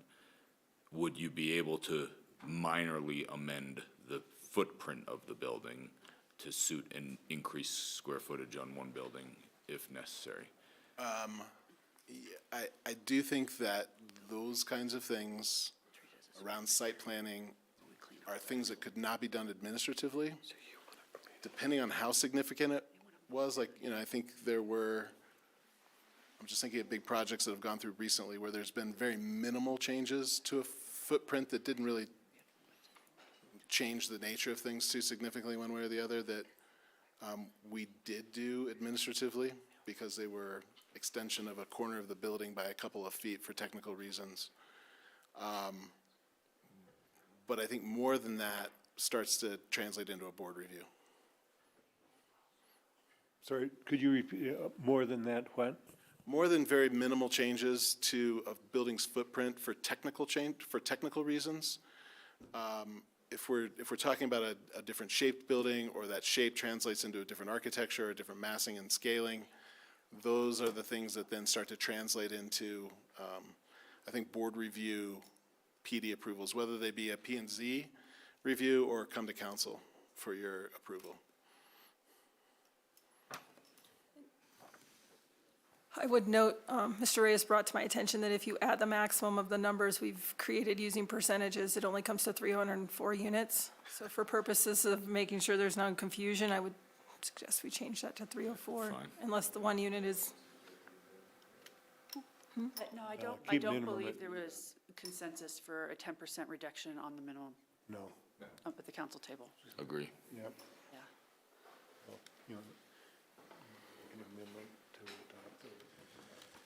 Yeah, to Sarah's point there, I would support a lower minimum for that flexibility that we talk about, but I understand that a lot of people are supportive of the 277 as a minimum, but I could see that being lower. I'd go to 250. There again, I don't know that if it was lower, that it would require any, it might just be a very minor amendment that would not require further approvals. I don't know if you agree with that, Ben, but if you went downward, I don't know that it would require future, if you, for instance, in later planning, it didn't. Except for how it changes the buildings. Yeah, exactly. That's different. So But if it's- they are related. It would have to go through an approval process, it would have to go through a quasi judicial process, not an administrative one, I think, at that point. PUD amendment. Yeah. Okay. Better to set it here if you did want to consider your lower minimum. Is to do it now? Pardon? Is to do it now? Yes. That would, All right, well, we'll come back to it. Let's just see if we can even get past this box. I'll make a motion to approve the revised dimensional table 3 in section 3 with the revised table as depicted in staff's memo as revised. Yeah, sorry. I'm gonna start over. Yeah. I move to replace the dimensional table in section 3 with the revised table as depicted in staff's memo as revised dimensional table, section 3I. No, I'm sorry. A simpler approach, Councilor Guth, would just be that you move to approve the revised table as shown on the screen. Yeah. And because you will see it again in a clean copy where you can proof it again Great. before a final vote.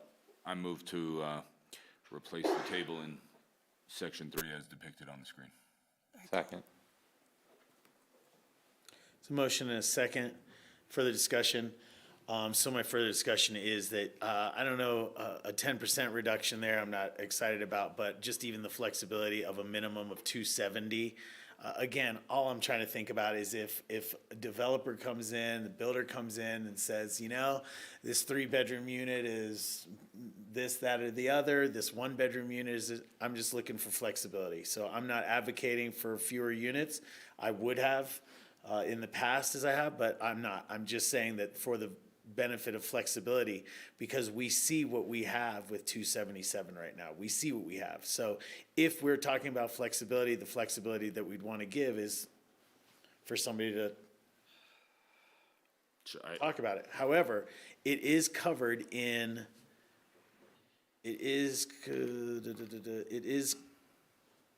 covered in the number of, not the overall units. Now they'll just make them up in the other way. Anyway, that's my input right here. We have a motion, second, that's my further discussion. We can start with this, and then when we get to final approval, we can always rehash this again, which is not a big deal. So with that, can I have a roll call vote for the motion made by Bill Guth? Counselor Doyle? Yes. Counselor Guth? Yes. Counselor Howenstein? Yes. Counselor Rhodes? Yes. Mayor Tory? Oh, yes. I don't know if you just. All right. We got Back through up that. here for a second. Site planning.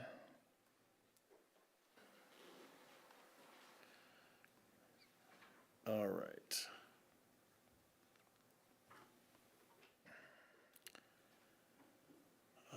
We got through site planning here, down through alignment. 2B.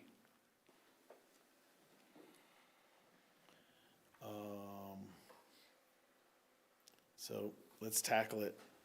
Unit mix, category mix.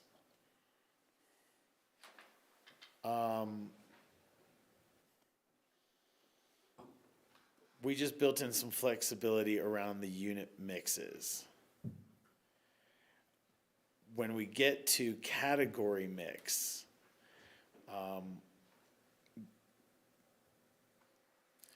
this is an area where I have some questions. A lot of this direction has been based on kind of some demographics, and housing analysis.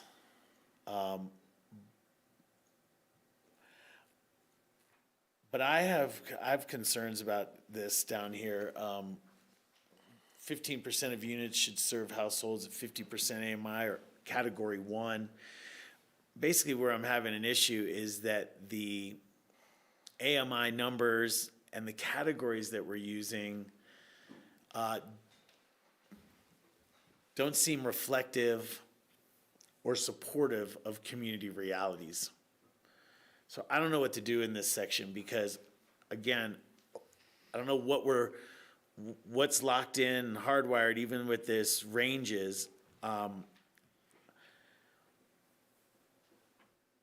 There's a statement in here under C, category AMI. This is page 7 of 10 on a memo. Aspen City Council reserves the right to amend this income mix as needed.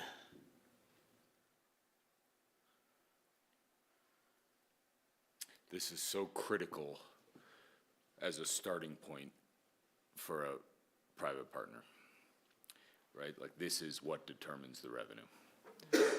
So, yes, they could ask for an amendment to it, but we got to give them some indication. So I know, I understand your struggle, and obviously I have thoughts on potential RO flexibility there, but we got to agree on something to give someone a starting point. Otherwise, the revenue number is question mark. I think this should be driven by what the need is. That should be the general guideline. At the time that the CO is issued, we have to have these in place. And at the time they're built, what does the community need? And that, I feel, should be the driving force in more than the ability for a private partner to make a higher profit by eliminating some units and replacing with others. Yeah, and that's not my angle on it. My issue here is, first of all, category 1. We have not been that successful with category 1 because the income caps are kind of blown away, it seems, in most instances. So could we respond? So we have the market study in your approval documents tonight that is driving some of this in the conversations with council. The issue has not been market 1, so the issues have been LIHTC. So there is a market for category 1 still in the community for rental. We do not recommend category 1 ownership because of the cost of ownership concerns at those wages. But there is market data that supports there is a need for category 1 rentals based upon the wage trends here in the Upper Valley. So, come on up, Chris, because you know the data inside and out. You can answer it better than I can.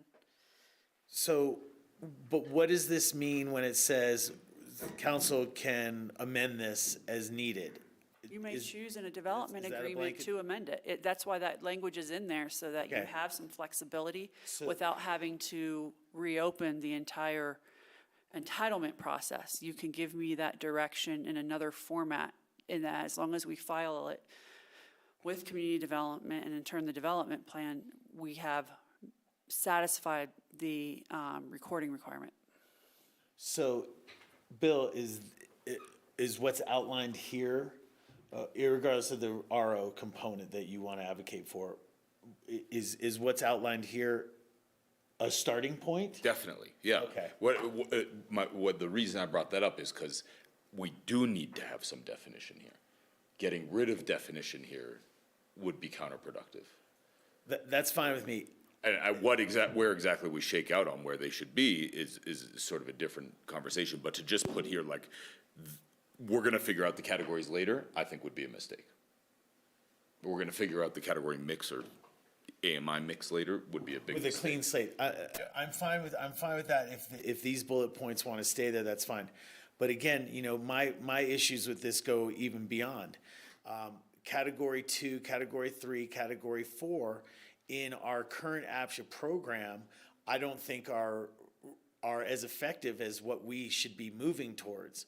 And whether we need more categories so that people are delineated better, we also need the ability for mobility and for people's earning incomes not to be capped by our rental program.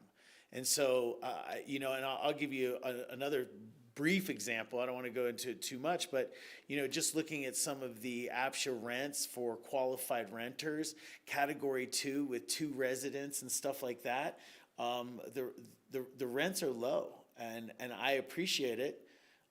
But in a responsible pro forma, I think we need to be doing better in our APSHA program with our categories and how we're doing that. So that's not the conversation for this, but what I need to know is this a starting place that we can go from, and then as this work evolves, because I have a feeling it's going to evolve outside of even this project alone. At APSHA, this is going to be a discussion that's going to be had. Should be. Well, I think that's a really good point, that when we put or APSHA Category 1, should we leave it at City Council's discretion at a percentage of an AMI? Because if we say 50% of AMI and then the APSHA Category 1 changes and somebody says, well, you said this or that, should we? The clarity of why AMI is in there is the categories are a complete fabrication of the mind of Aspen and Pickens County. The rest of the world does not operate that way. They operate on AMI.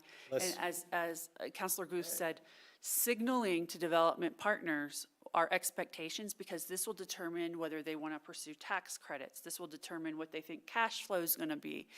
That we created this. Now we use the AMIs that match the category for the purposes of this ordinance. It does not preclude you, though. You're giving yourselves an explicit permission to change this as you go forward. So I wouldn't so if you come back and you're choosing categories on building 3 in 10 years, and none of us, maybe I'll still be sitting here then, who knows,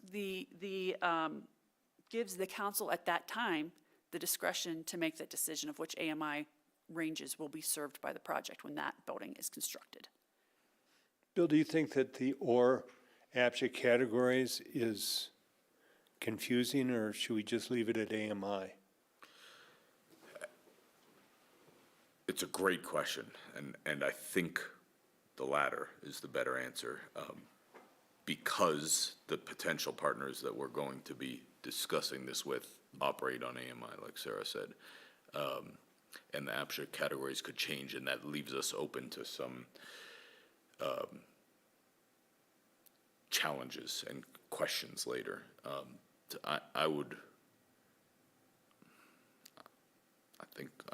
trying to think through this as I'm speaking, but I think AMI is good, and we can use the categories as sort of a guideline of what that means for now, but it's not the governing language. Do you think it's a good idea to remove the or APSHA category part of each of those bullet points? I think so. I'd love to hear from staff on that, but I think so. My only concern is the intersection of the land use code, and I'm trying to think of the ramifications of that. Is that categories remain the way that affordable housing is talked about throughout the land use code? Right. And I'm again trying to think of any potential implications for taking away that language. Credits, if some aspect of this project was able to generate housing credits, that would cause us some issues, because the credits program is based on sort of category value, and our fee and lieu are based on category values. And so What if those changed? What if APSHA board starts working on this and they recognize some issues with the current category system that APSHA is using, and they choose to make changes? It would require a land use code change. Right. So you could do something where it's based off AMI, and then you put in parentheses, you know, for the purpose of interpretation by the Aspen Land Use Code, this is a category 4, this is a category 3, this is a, I suppose that would help, but it's not the governing, rent. To answer your challenge, Tori, if it's gonna require land use code changes in the future, maybe what we should do is start that by saying, divorcing it from the APSHA category now, and then going back through housing credits and other things that reference APSHA categories and change those to AMIs. So my suggestion would would be is just make it a footnote for interpretation in the language for the code. We can footnote the AMI categories and what the translation of that is today to guide future planning staff and ensuring compliance. I will say just, again, I'm not necessarily opposed to it, but I will say, going back into past Aspen land use approvals prior to the category system, there was these terminologies about low income, low to middle income that sort of then got replaced by the category system. And I will tell you that it's really difficult going back 30 years ago to try to figure out a fair response to navigating situations in the present without the category system describing exactly what we need to do. So I think a footnote that gives direction to what that means and the relationship of AMI to category in 2023, I think could resolve this issue and kind of detach it so that we weren't bound by the category system in the future. But I do think some reference now to help our future selves understand what this meant when we had this conversation and what the land use code and that was surrounding these approvals were at the time. I appreciate the consideration and the suggestions. That addresses my concern. You know, like I said, I don't have any issue with like what's here. I just know that in our entire program, this is a topic of conversation. So anyway, I'm comfortable with what Ben was describing, what Sarah's suggesting as a footnote, et cetera. For instance, just for demonstrative purposes, the idea would be to put a footnote here and demonstrating the footnote that this 50% AMI. Please. You don't even need it. Just leave it the way you've stricken it there. Well, I think for purposes of the land use code and credit calculations, it's helpful, is what I'm hearing. Just put a footnote after the word following. Okay. And then under the last bullet, the description of the footnote. I think that's all we need to do. Just an asterisk and then an answer to the asterisk below. And so Kate, on the back end, we'll clean up the formatting and all of that for it. But if you could help us with what language the footnote should say. Well, if you have the ability to amend this income mix as needed, do you need anything else? Well, so I was about to talk on that, Jim. The only scenario that I can think of where these really get amended after the development agreement is signed is if the city is acting as developer. Because once the development partner has signed on to this project, they've figured out what works for their numbers, the city's figured out what's worked for its numbers. I can't imagine they'd get a ton of reception coming back to the table and going, we want to increase all the categories on every unit so that we can juice our revenues at that point in time. And as I've said many times, and I think some other people agree with me, the city acting as developer on this project is untenable. So this is something that happens early on, and it's not about juicing the profit to the developer. It's about attracting a development partner or several development partners so we have some options to choose from. And there has to be some profitability to do so. It's not about making it a ridiculous amount of profitability. No one's going to do this out of the goodness of their heart. But we're leaving it, I'm sorry, we're leaving it to our future selves. But we're not really. This is coming soon if this project happens soon. It's not really our future selves. It's, this gets locked in with the development agreement, and we should get as close to where we think we want to be in that development agreement now, is my point. So I think that's really key about what you're saying about the percentages of the number of units that serve a certain AMI. That's what I see maybe moving a little bit in negotiations, and why we have that second bullet, because that way you may come back and say you agree to something different. Based upon they were able to increase the unit count to the 305. So where should those, does the unit count need to follow this formula for those bonus units above the 277 as an example? So again, we're happy to do it however you want. I'm hearing a request from the planning staff to have some tie back to category noted in your ordinance for interpretation purposes. I agree, after everything's passed, it'll probably be a while before this comes up again. But it is that preservation of future flexibility without opening up all the entitlements for you during the development agreement process, but it could be 20 years from now too. And while I understand the conversation happening around categories and AMIs sort of broadly across our affordable housing program, I will say that like having this defined even as a moment in time, I think again just gives us a good reference point when we're thinking, when we're having conversations 25 years from now about what the intentions were of this project, about what the rents should be for this project. I will just say, going back into earlier approvals, kind of deciphering what the intentions were with the terms that were used 30 years ago to kind of differentiate worker incomes is really challenging, and I think is, now that we have everything so defined in the category system, it's really hard to make those translations. So, I think also, tracking down what, 145% of AMI was in 2023 when this project was approved, not that it couldn't be done, but I think it would require some serious research to, again, land on the specifics that often are raised when we're having questions on this topic. So I'm trying to play devil's advocate here, Ben, Yeah. to prevent that situation 50 years in the future. Yeah. You could make the argument that if we just call them by APSHA categories, if APSHA changes what the AMI ratios are in the categories, it affects way more than just this project. Yes, it There's does. a lot of other units that are subject to these category limits that don't talk about AMI. So there's definitely an argument saying get rid of the AMI language and just use the APSHA category language. I'm contradicting myself, but.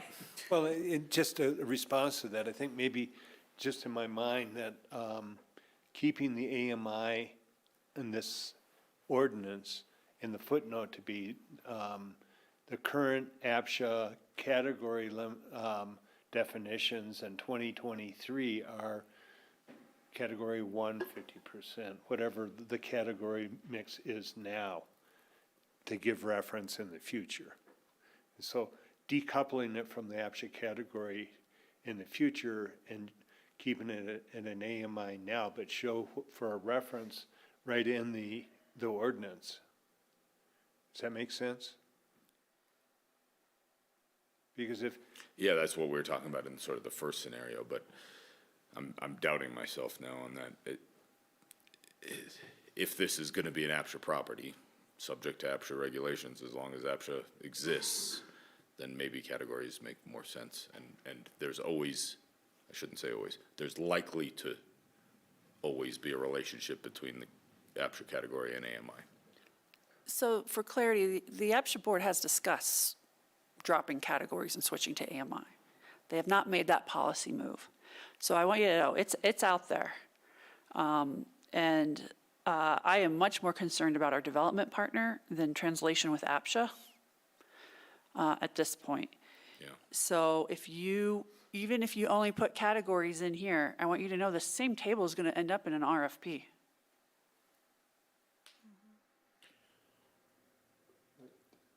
Okay, so let me continue this conversation by looking at the beginning of these bullet points instead of the end of these bullet points. What we are doing is delineating and locking in percentages of units.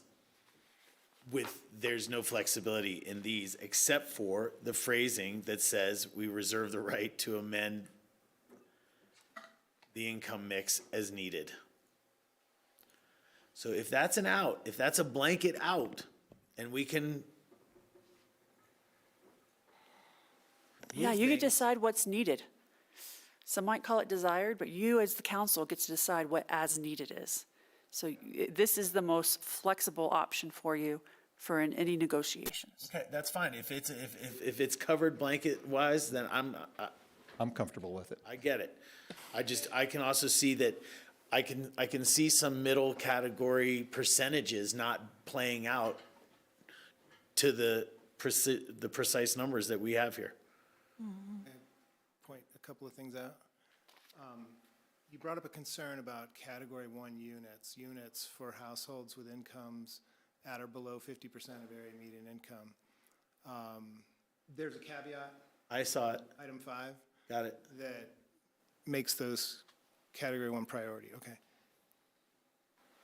Yeah. That's a good point. There's a few other flexibility items listed below as well. Yeah. And those are already in Ordinance 10. Those flexibility items are already in Ordinance 10 as written. Okay. It's restated here in this section, which you could replace with the existing. Okay. I'd like to introduce this concept of potentially up to 10% of RO rental units here and reducing pro rata the rest of the percentages to offset that up to 10%. So again, these are rental rate restricted units, but they are housing the workforce. Well, resident occupied is not workforce unless you attach a work requirement to it, but the RO is not. I'm not sure that's true. Doesn't RO have a 1,500-hour work requirement as well? In Pickens County? Yeah. In our rental program, because not in our ownership. Ownership RO units do not have to do an affidavit of 1,500 hours? I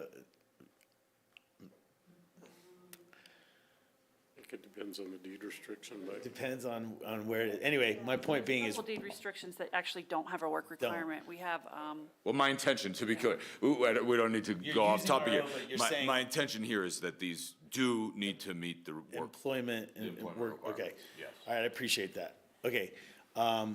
And the way that I would structure it is I would say up to 10% could be quote-unquote RO units, and the percentages of the other 5 categories would be reduced pro rata to offset that up to 10%. 2% apiece or something like that. All right, well, council members. And sorry, I should clarify, the reasoning for this is sort of twofold. One is, there are a lot of people who cannot find housing, who are not in a position to purchase or don't have a desire to purchase, but do not qualify for any rental income in Aspen right now. The doctors that the media made a story about recently are a good example of that. They didn't want to buy a house here, right? Or they couldn't find an RO house that they liked, but they couldn't qualify for any available rental units. So I think that's a great example of sort of the use case. And 2 is, I'm trying to find a way to get to a feasible pro forma so that we can attract development partners here. Understood. Bill, so your other bullet would be that up to 10% with the terms that you had for pro rata for the rest of the categories, but up to 10% of the rental units, could be non-income restricted? Yeah, whatever the appropriate terminology to include here, and I don't know if RO is or non-income restricted or whatever it is, but Up to 10% without an income restriction. an income restriction. But an employment restriction. Must live and work. Isn't that on the top of page Qualify 9? as 1,500 hours. Somewhere.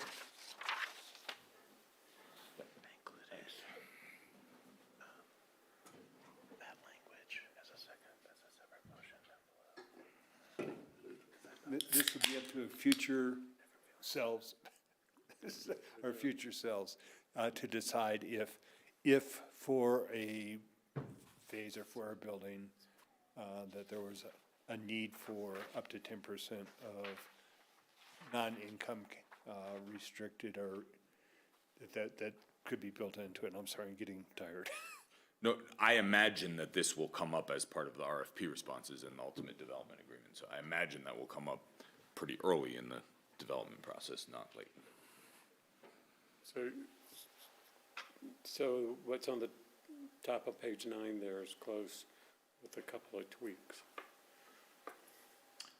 Top of page 9.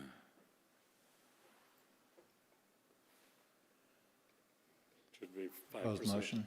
10%. Deed restricted resident occupied units as defined by APSHA may also be included within the overall project's category AMI mix. In no case should the total number of RO units exceed more than 5% of a building's total unit count. Yeah.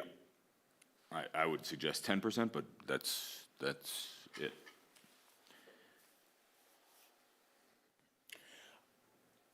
Once again, this would be subject to council's ability. So if we put it in at 5%, that is signaling that there's opportunity there and that council could change that. Yeah, absolutely. I would, though, if you're considering it, there's two ways you can approach it. In the text that we were just reviewing, you could add it as another bullet.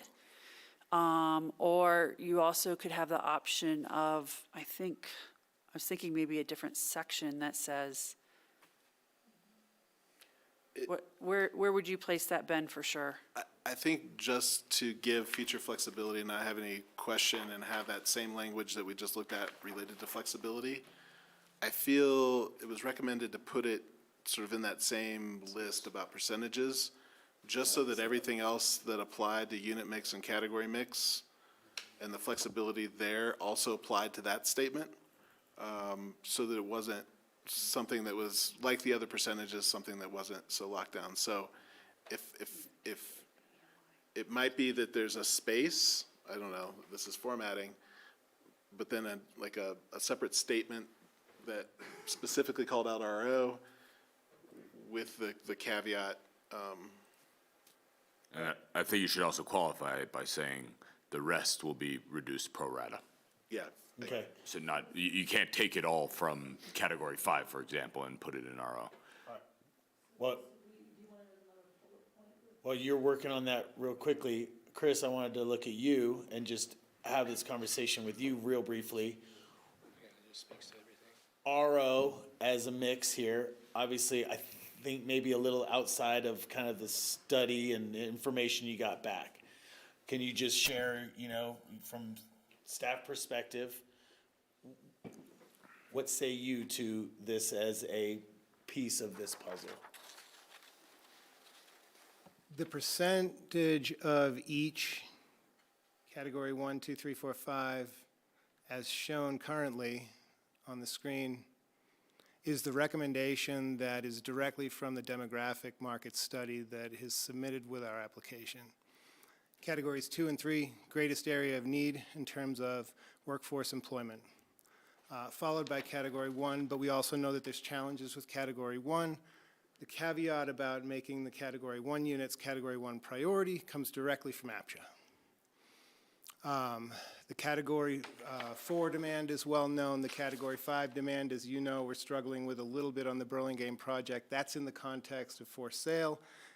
The demographic study for the lumberyard found no demand for RO rentals. I brought this question up just the other day with APSHA because I knew we were going to be talking about it tonight, and APSHA echoed the same thing. They see really no demand for RO rentals.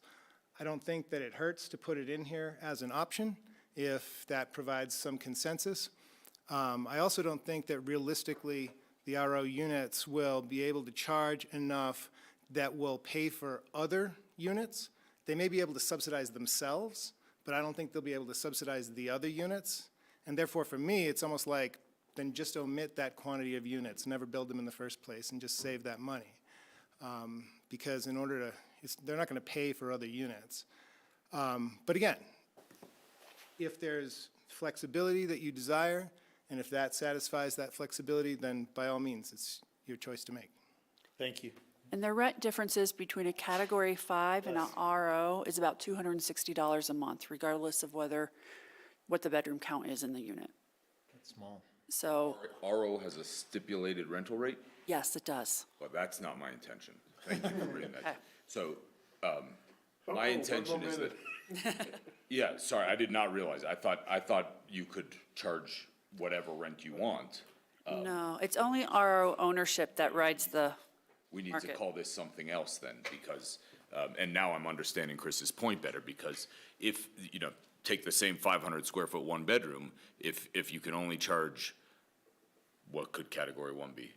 $800? Category 1 $900? RO is $2,960 monthly rent. A Category 5 is $2,700. He was asking what's cat one? What's a category one rental rate per month for a one bedroom? For one bedroom, Category 1 is $780. $700. And let's say, a one bedroom right now in Aspen is going for $6,000 a month.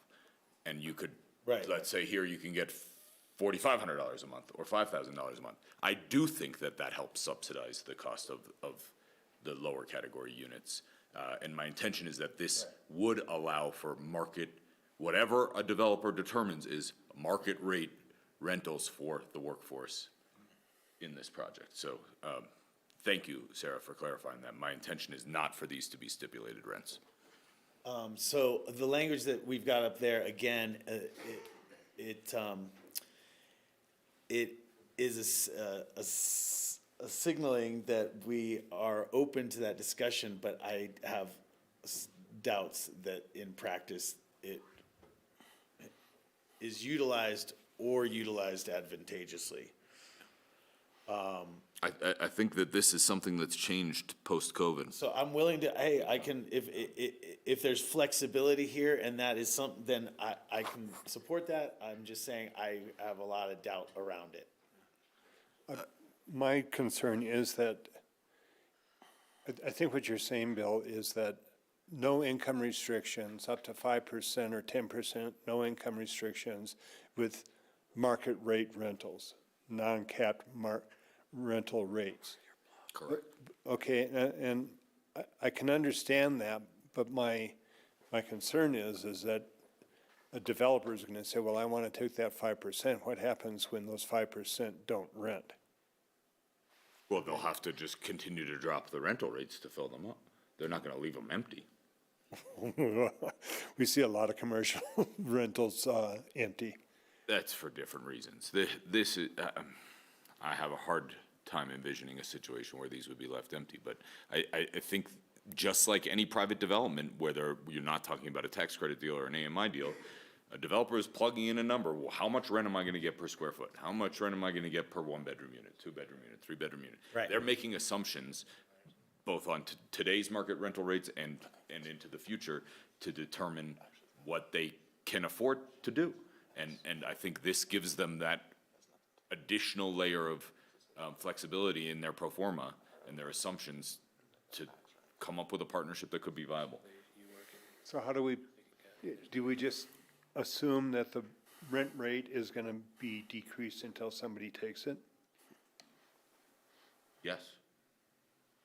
So this is different than RO, just This to is have different than RO. clarity. Yeah. Could this we is- close, I don't know if we can close out RO and then go to the free market with a residential requirement or a work requirement, which in summary is what I think I hear you saying. I'm sorry, I wasn't educated on RO rentals had a rental rate cap. So I would just call them non-AMI restricted, but with a 1,500 hour employment requirement in the city of Aspen. Or Picken County? I would suggest city of Aspen, but I do understand that could be an alternative. And again, I'm okay with the flexible language. If there's something with council approval to go along with that, then there's no harm. I think, again, it comes as part of the development agreement is where we're likely to really sign off on that. Okay. Other council members, level of comfort there, are you okay with that? Based on what Chris and APSHA have said, I don't see the reason for an RO component, but if this gets us to approving this tonight, yeah, I'll go for it. I'm okay with it. Board? Yeah, but I just want to make sure that those units don't sit empty. That if there's some way that we could have a caveat that if they're not rented in 60 or 90 days, that they revert to This will come back as part of development agreement, so we would have the ability to, or council at the time will have the ability to say, this doesn't work, we don't want it, and I'm sorry, but you gotta change this a little bit and see if it still works for you. There might already be something in standard APSHA regulations for privately owned units that says if you don't fill it, APSHA has a right to fill it. If I'm not mistaken, It right? does exist in several of the deed restrictions. I can't say it works in all of the private rental projects, but several of them have that. And this is intended just for rental units, not to extend to phase 3 and sale units. That's my intention. Okay. Okay. Ben? If I could say a couple of things for clarification. First of all, we looked up APSHA's rental qualification requirements for all rental units. There is a work requirement of 1,500 hours in Pitkin County. You know, I will just say, you know, and I think it's a similar conversation to what we just had about the categories and the percentages and relationship to AMI. The intersection of APSHA's guidelines and the land use code and those terms, categories, and resident occupied and all those kinds of things have meaning and definition. We rely on the documents that support. And so I think, I will just say that if there is a desire to create flexibility that has those work requirements, that creates this would be a new deed restriction as far as I can kind of see this play out, that would have a work requirement and also allow for a market rate rent. I think we'd need to come up with some very crystal language around that, because I think it's sort of pushing aside a lot of definitions and requirements and all those kinds of things that I think we rely on as the foundation for what a deed restriction would be and that kind of thing. And so I'm not saying that we can't do it. I'm just saying that if we are going to do it, we'd need some time to think about that language. I think you would, I appreciate that, and I think you just say in here, the specific deed restriction language on this is to be finalized commensurate with a development agreement. Or at CO. Or at CO.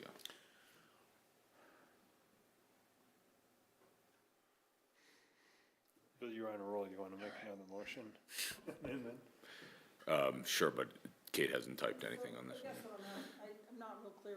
Do you want me to add another bullet point with the option for? I would repaste what you had before, Kate, and just change the terminology from RO to something. So I think you had it pretty close if you can undo.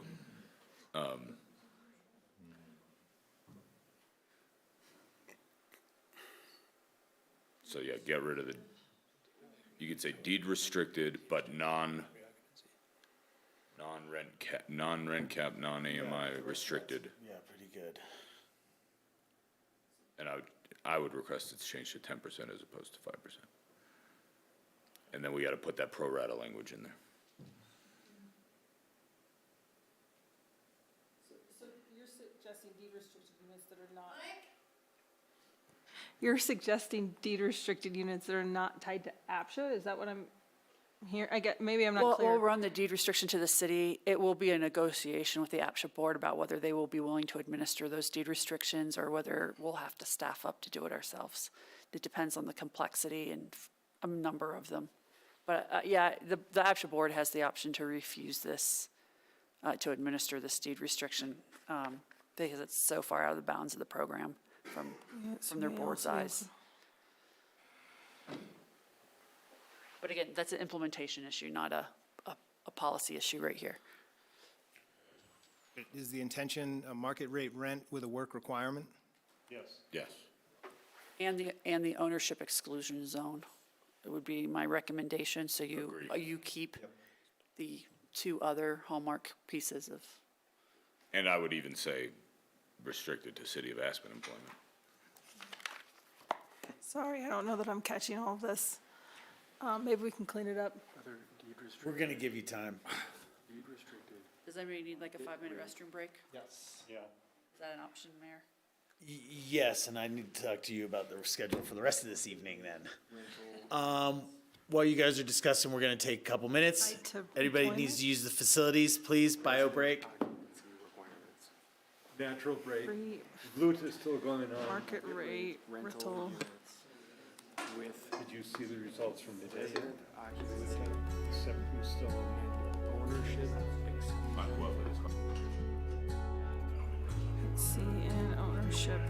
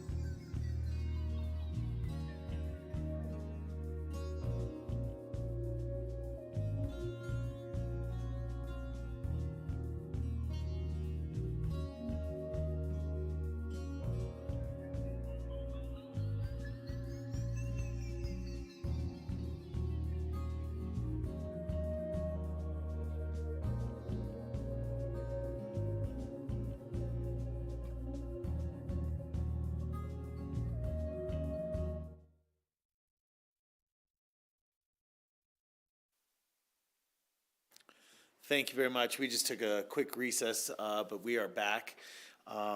We have a little bit of change up there. If you'll notice, while we were on break, there was striking of the word "or" and parenthesizing APSHA categories for better clarity and better alignment. The terminology "or" there could have led some folks to interpret it as either or, take your pick, and that's not really the intention. So there's been a small change there. We've got the new language that includes the opportunity for resident occupied with deed restricted, resident occupied, excluded rental rate restrictions. That might be enough language. The one thing I would add is put back the language about pro rata reduction of the other. You may have deleted it, Kate, I don't know. But, you know.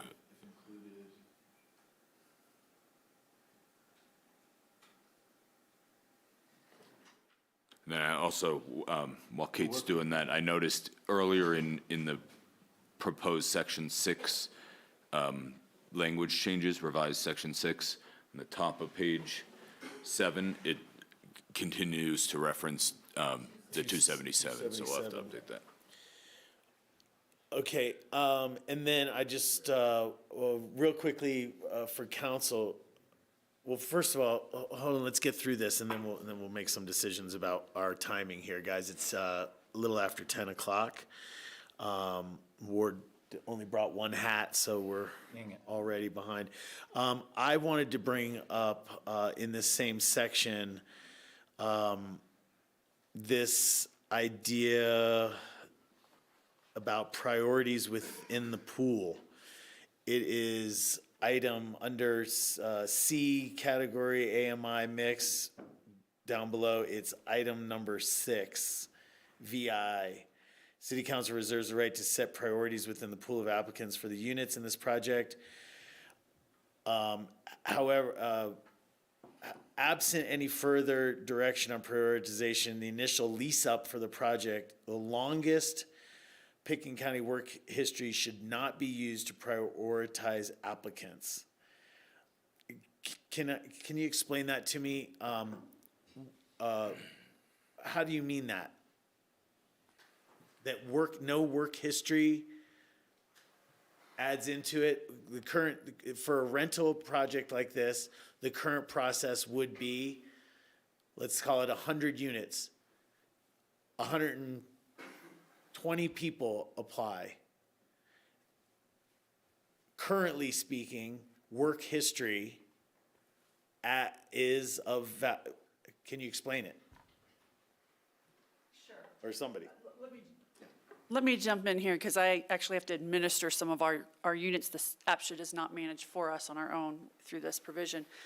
So the way APSHA prioritizes applications is all the qualified applicants for a rental unit come in that they manage, and then absence of any other direction on that deed restriction or entitlements, it will revert to the longest work history within Pickens County to prioritize awarding the unit. So for example, I just about a year ago awarded one of these units to somebody with 17 years and 6 months or something like that. Even though we had tons of applicants who met the other thresholds, that individual had the most years of working within this county to determine that they were the successful bidder.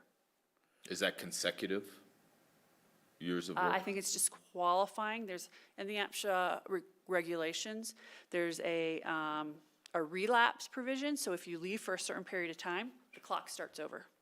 So there's a small amount of time that you can be out of the system and not lose your prior credit. But in most cases, people are out of the system long enough that they start over. So it's not quite continuous in the definition of the APSHA regulations.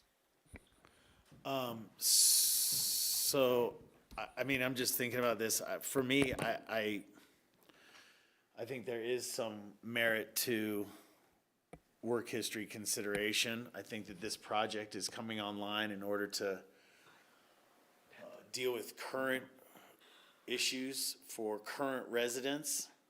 And so I'm concerned about this. I think that there should be some sort of requirement. And even if that is broken down into a smaller category of those that are above 10 years and those that are under 10 years or something, I don't know, but just,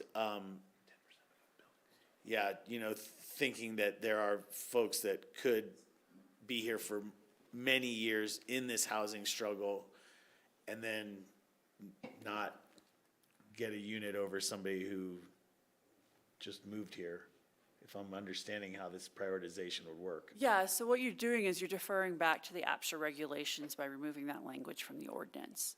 My suggestion to you would be, is to, if you want that to be, if you don't want to do that right now, and you want to defer back, as we discussed the model deed restriction that will be used for these properties, will be an opportunity for you to discuss that work history component, as well as the urban growth boundary requirement that individually some of you have mentioned you want to contemplate as well. So you don't have to, in my opinion, you don't have to decide this tonight.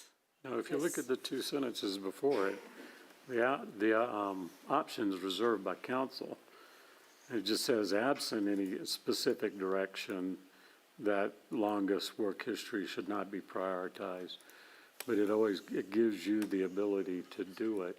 So whether you have that sentence in that you're concerned about or not, you can, by resolution, modify that. So it's up to you as to whether you take it out or leave it in. Either way, council can take it out later or put it back later. So we could just pass this motion as written? That section, Yeah. Motion? But it's up to you guys. And again, if you're adopting this new section 6, you need to do, or proposing the adoption, somebody needs to move to amend, as it says here, include the proposed revised as the motion. Because again, there's a motion on the table. And there's some rationale at initial lease up of why this is in here too, and it's just about the number of units coming online at one time and administering that.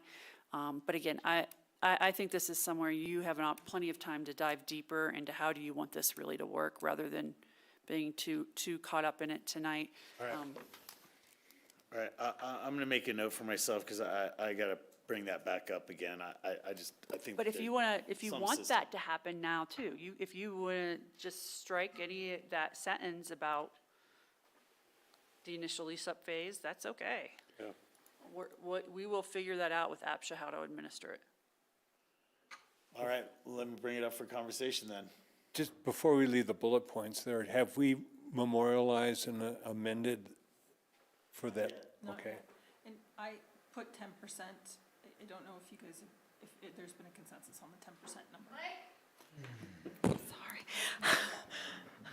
I apologize. 10%, the initial amendment said 5%, but Councilmember Guth's proposal was 10%, so 10% is in this particular bullet point amendment. I would rather see it remain at 5%. See what the demand is. Just don't know that that'll move the needle enough on a pro forma. 10's fine for me. What's that? 10 is fine for me. It's all flexible. Up to 10 means basically 10%.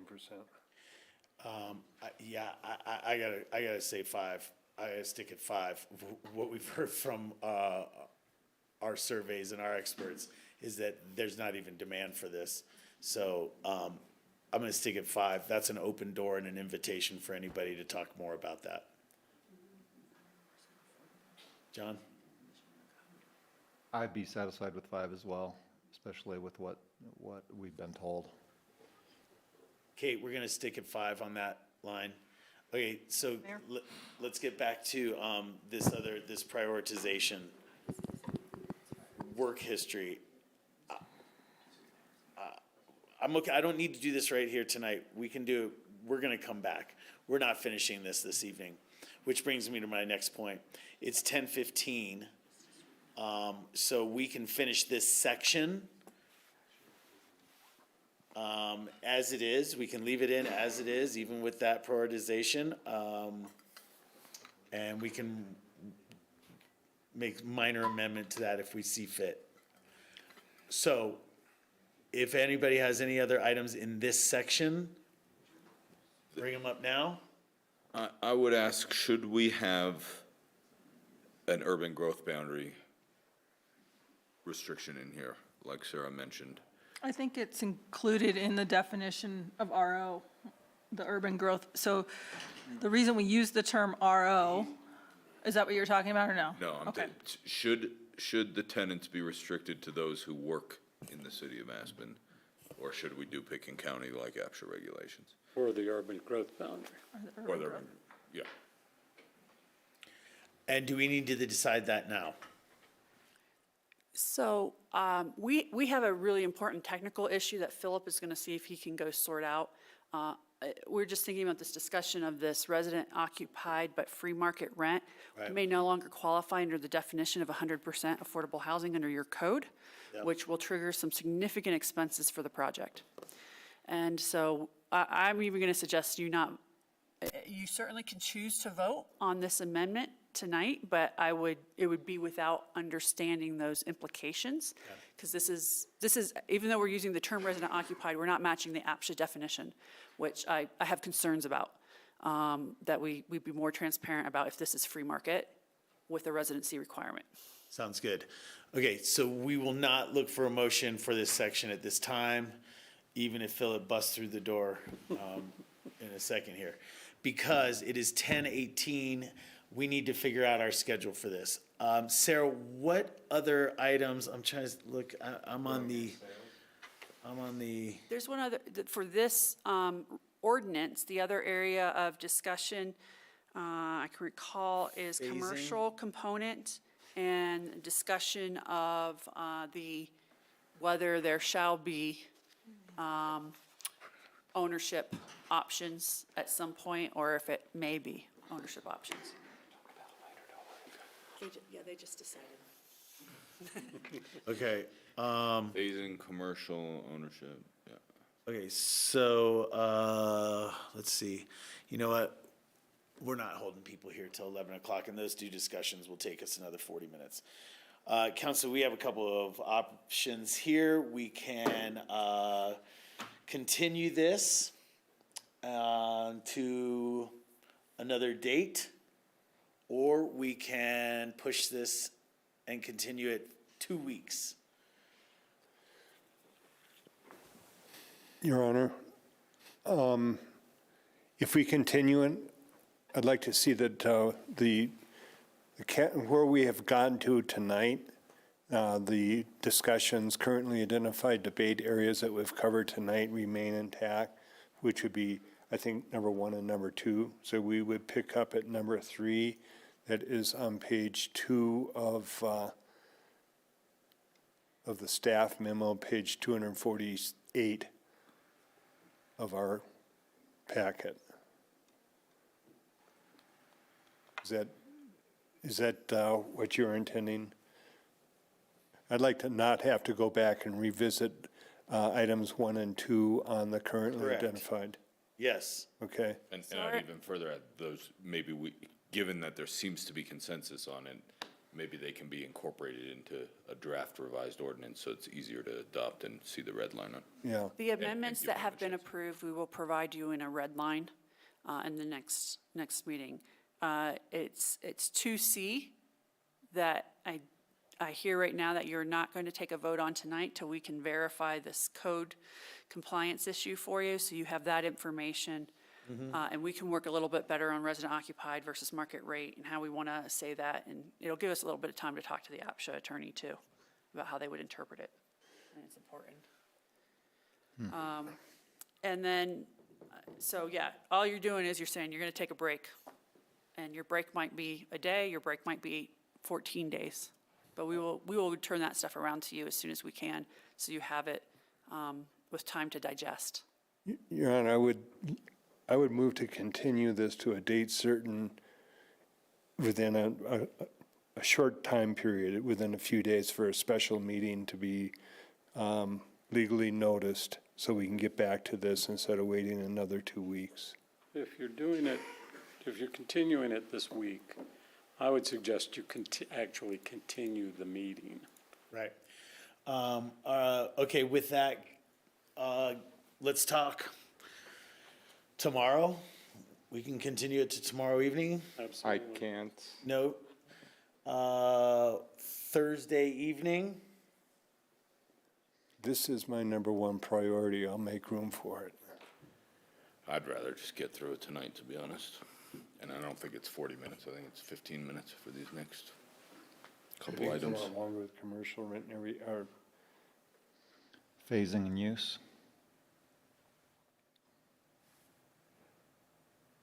Sam, you say that you're not available tomorrow? Not tomorrow, Thursday I would be. Can't do Thursday. No bill Thursday. No Friday. This week will not work. We have opportunity for after our joint meeting with BOCC next Tuesday. Well, if we have two council members that are unavailable, 13th, 14th, and 15th, so the 18th or 19th is, how about next Monday, the 18th? I could do that. Does that work? Yeah. I'd like to move to continue this meeting to Monday, the 18th at 3 o'clock? If you're going to another week, I would suggest that you continue ordinance 10 to a special meeting to be held on the 18th at whatever time. Yeah. Does that work for everybody? We are meeting at Holden Merle Ranch at 4 p.m., not next Monday. That's right. I mean, but again, we can reschedule that too. Okay, I This was is just, far more understand. important to me than holding. That is, if I you desire, we can just was saying. reschedule it. I know we've been putting that off for years. So you have a proposed time at 4 p.m.? Because that was the Holden Moreau time, so everybody was available for that. It would make sense.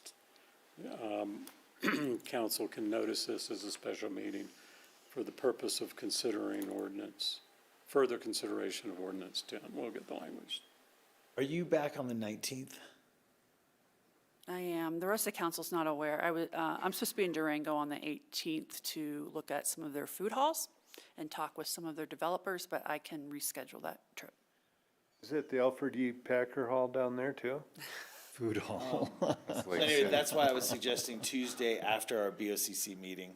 But again, I don't mind rescheduling that.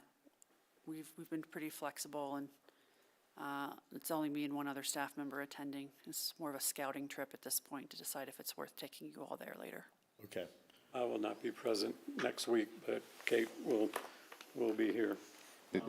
Mike? It seems easier Tuesday after the BOCC meeting. I think you're right about that. Monday's fine too, but Tuesday does seem easier. Either are fine with me. I'm sorry, Sam, Tuesday at 6 instead of Monday. thought you weren't available on Tuesdays. At During 6 the- p.m.? During the day. Okay. At night. Available at night. But whatever works for everybody, I'll put it at top of my, Tuesday. You know, if we do it Tuesday at 6, then we leave everything else intact. Yeah, that's why I think that makes more sense. okay, so I'd like to move that we continue the discussion of ordinance 10 at a special meeting on Tuesday, the 19th at 6 p.m. 6 p.m. Yeah, it's further consideration of ordinance 10. Yeah, for that date and time. That works. And Mr. Mayor, if you could just note for the record for us whether the public hearing is still open or closed, so we can give the public clarity. Thank you. No, public hearing and public comment has been taken on ordinance 10. When we reconvene, we will not be reopening the public comment.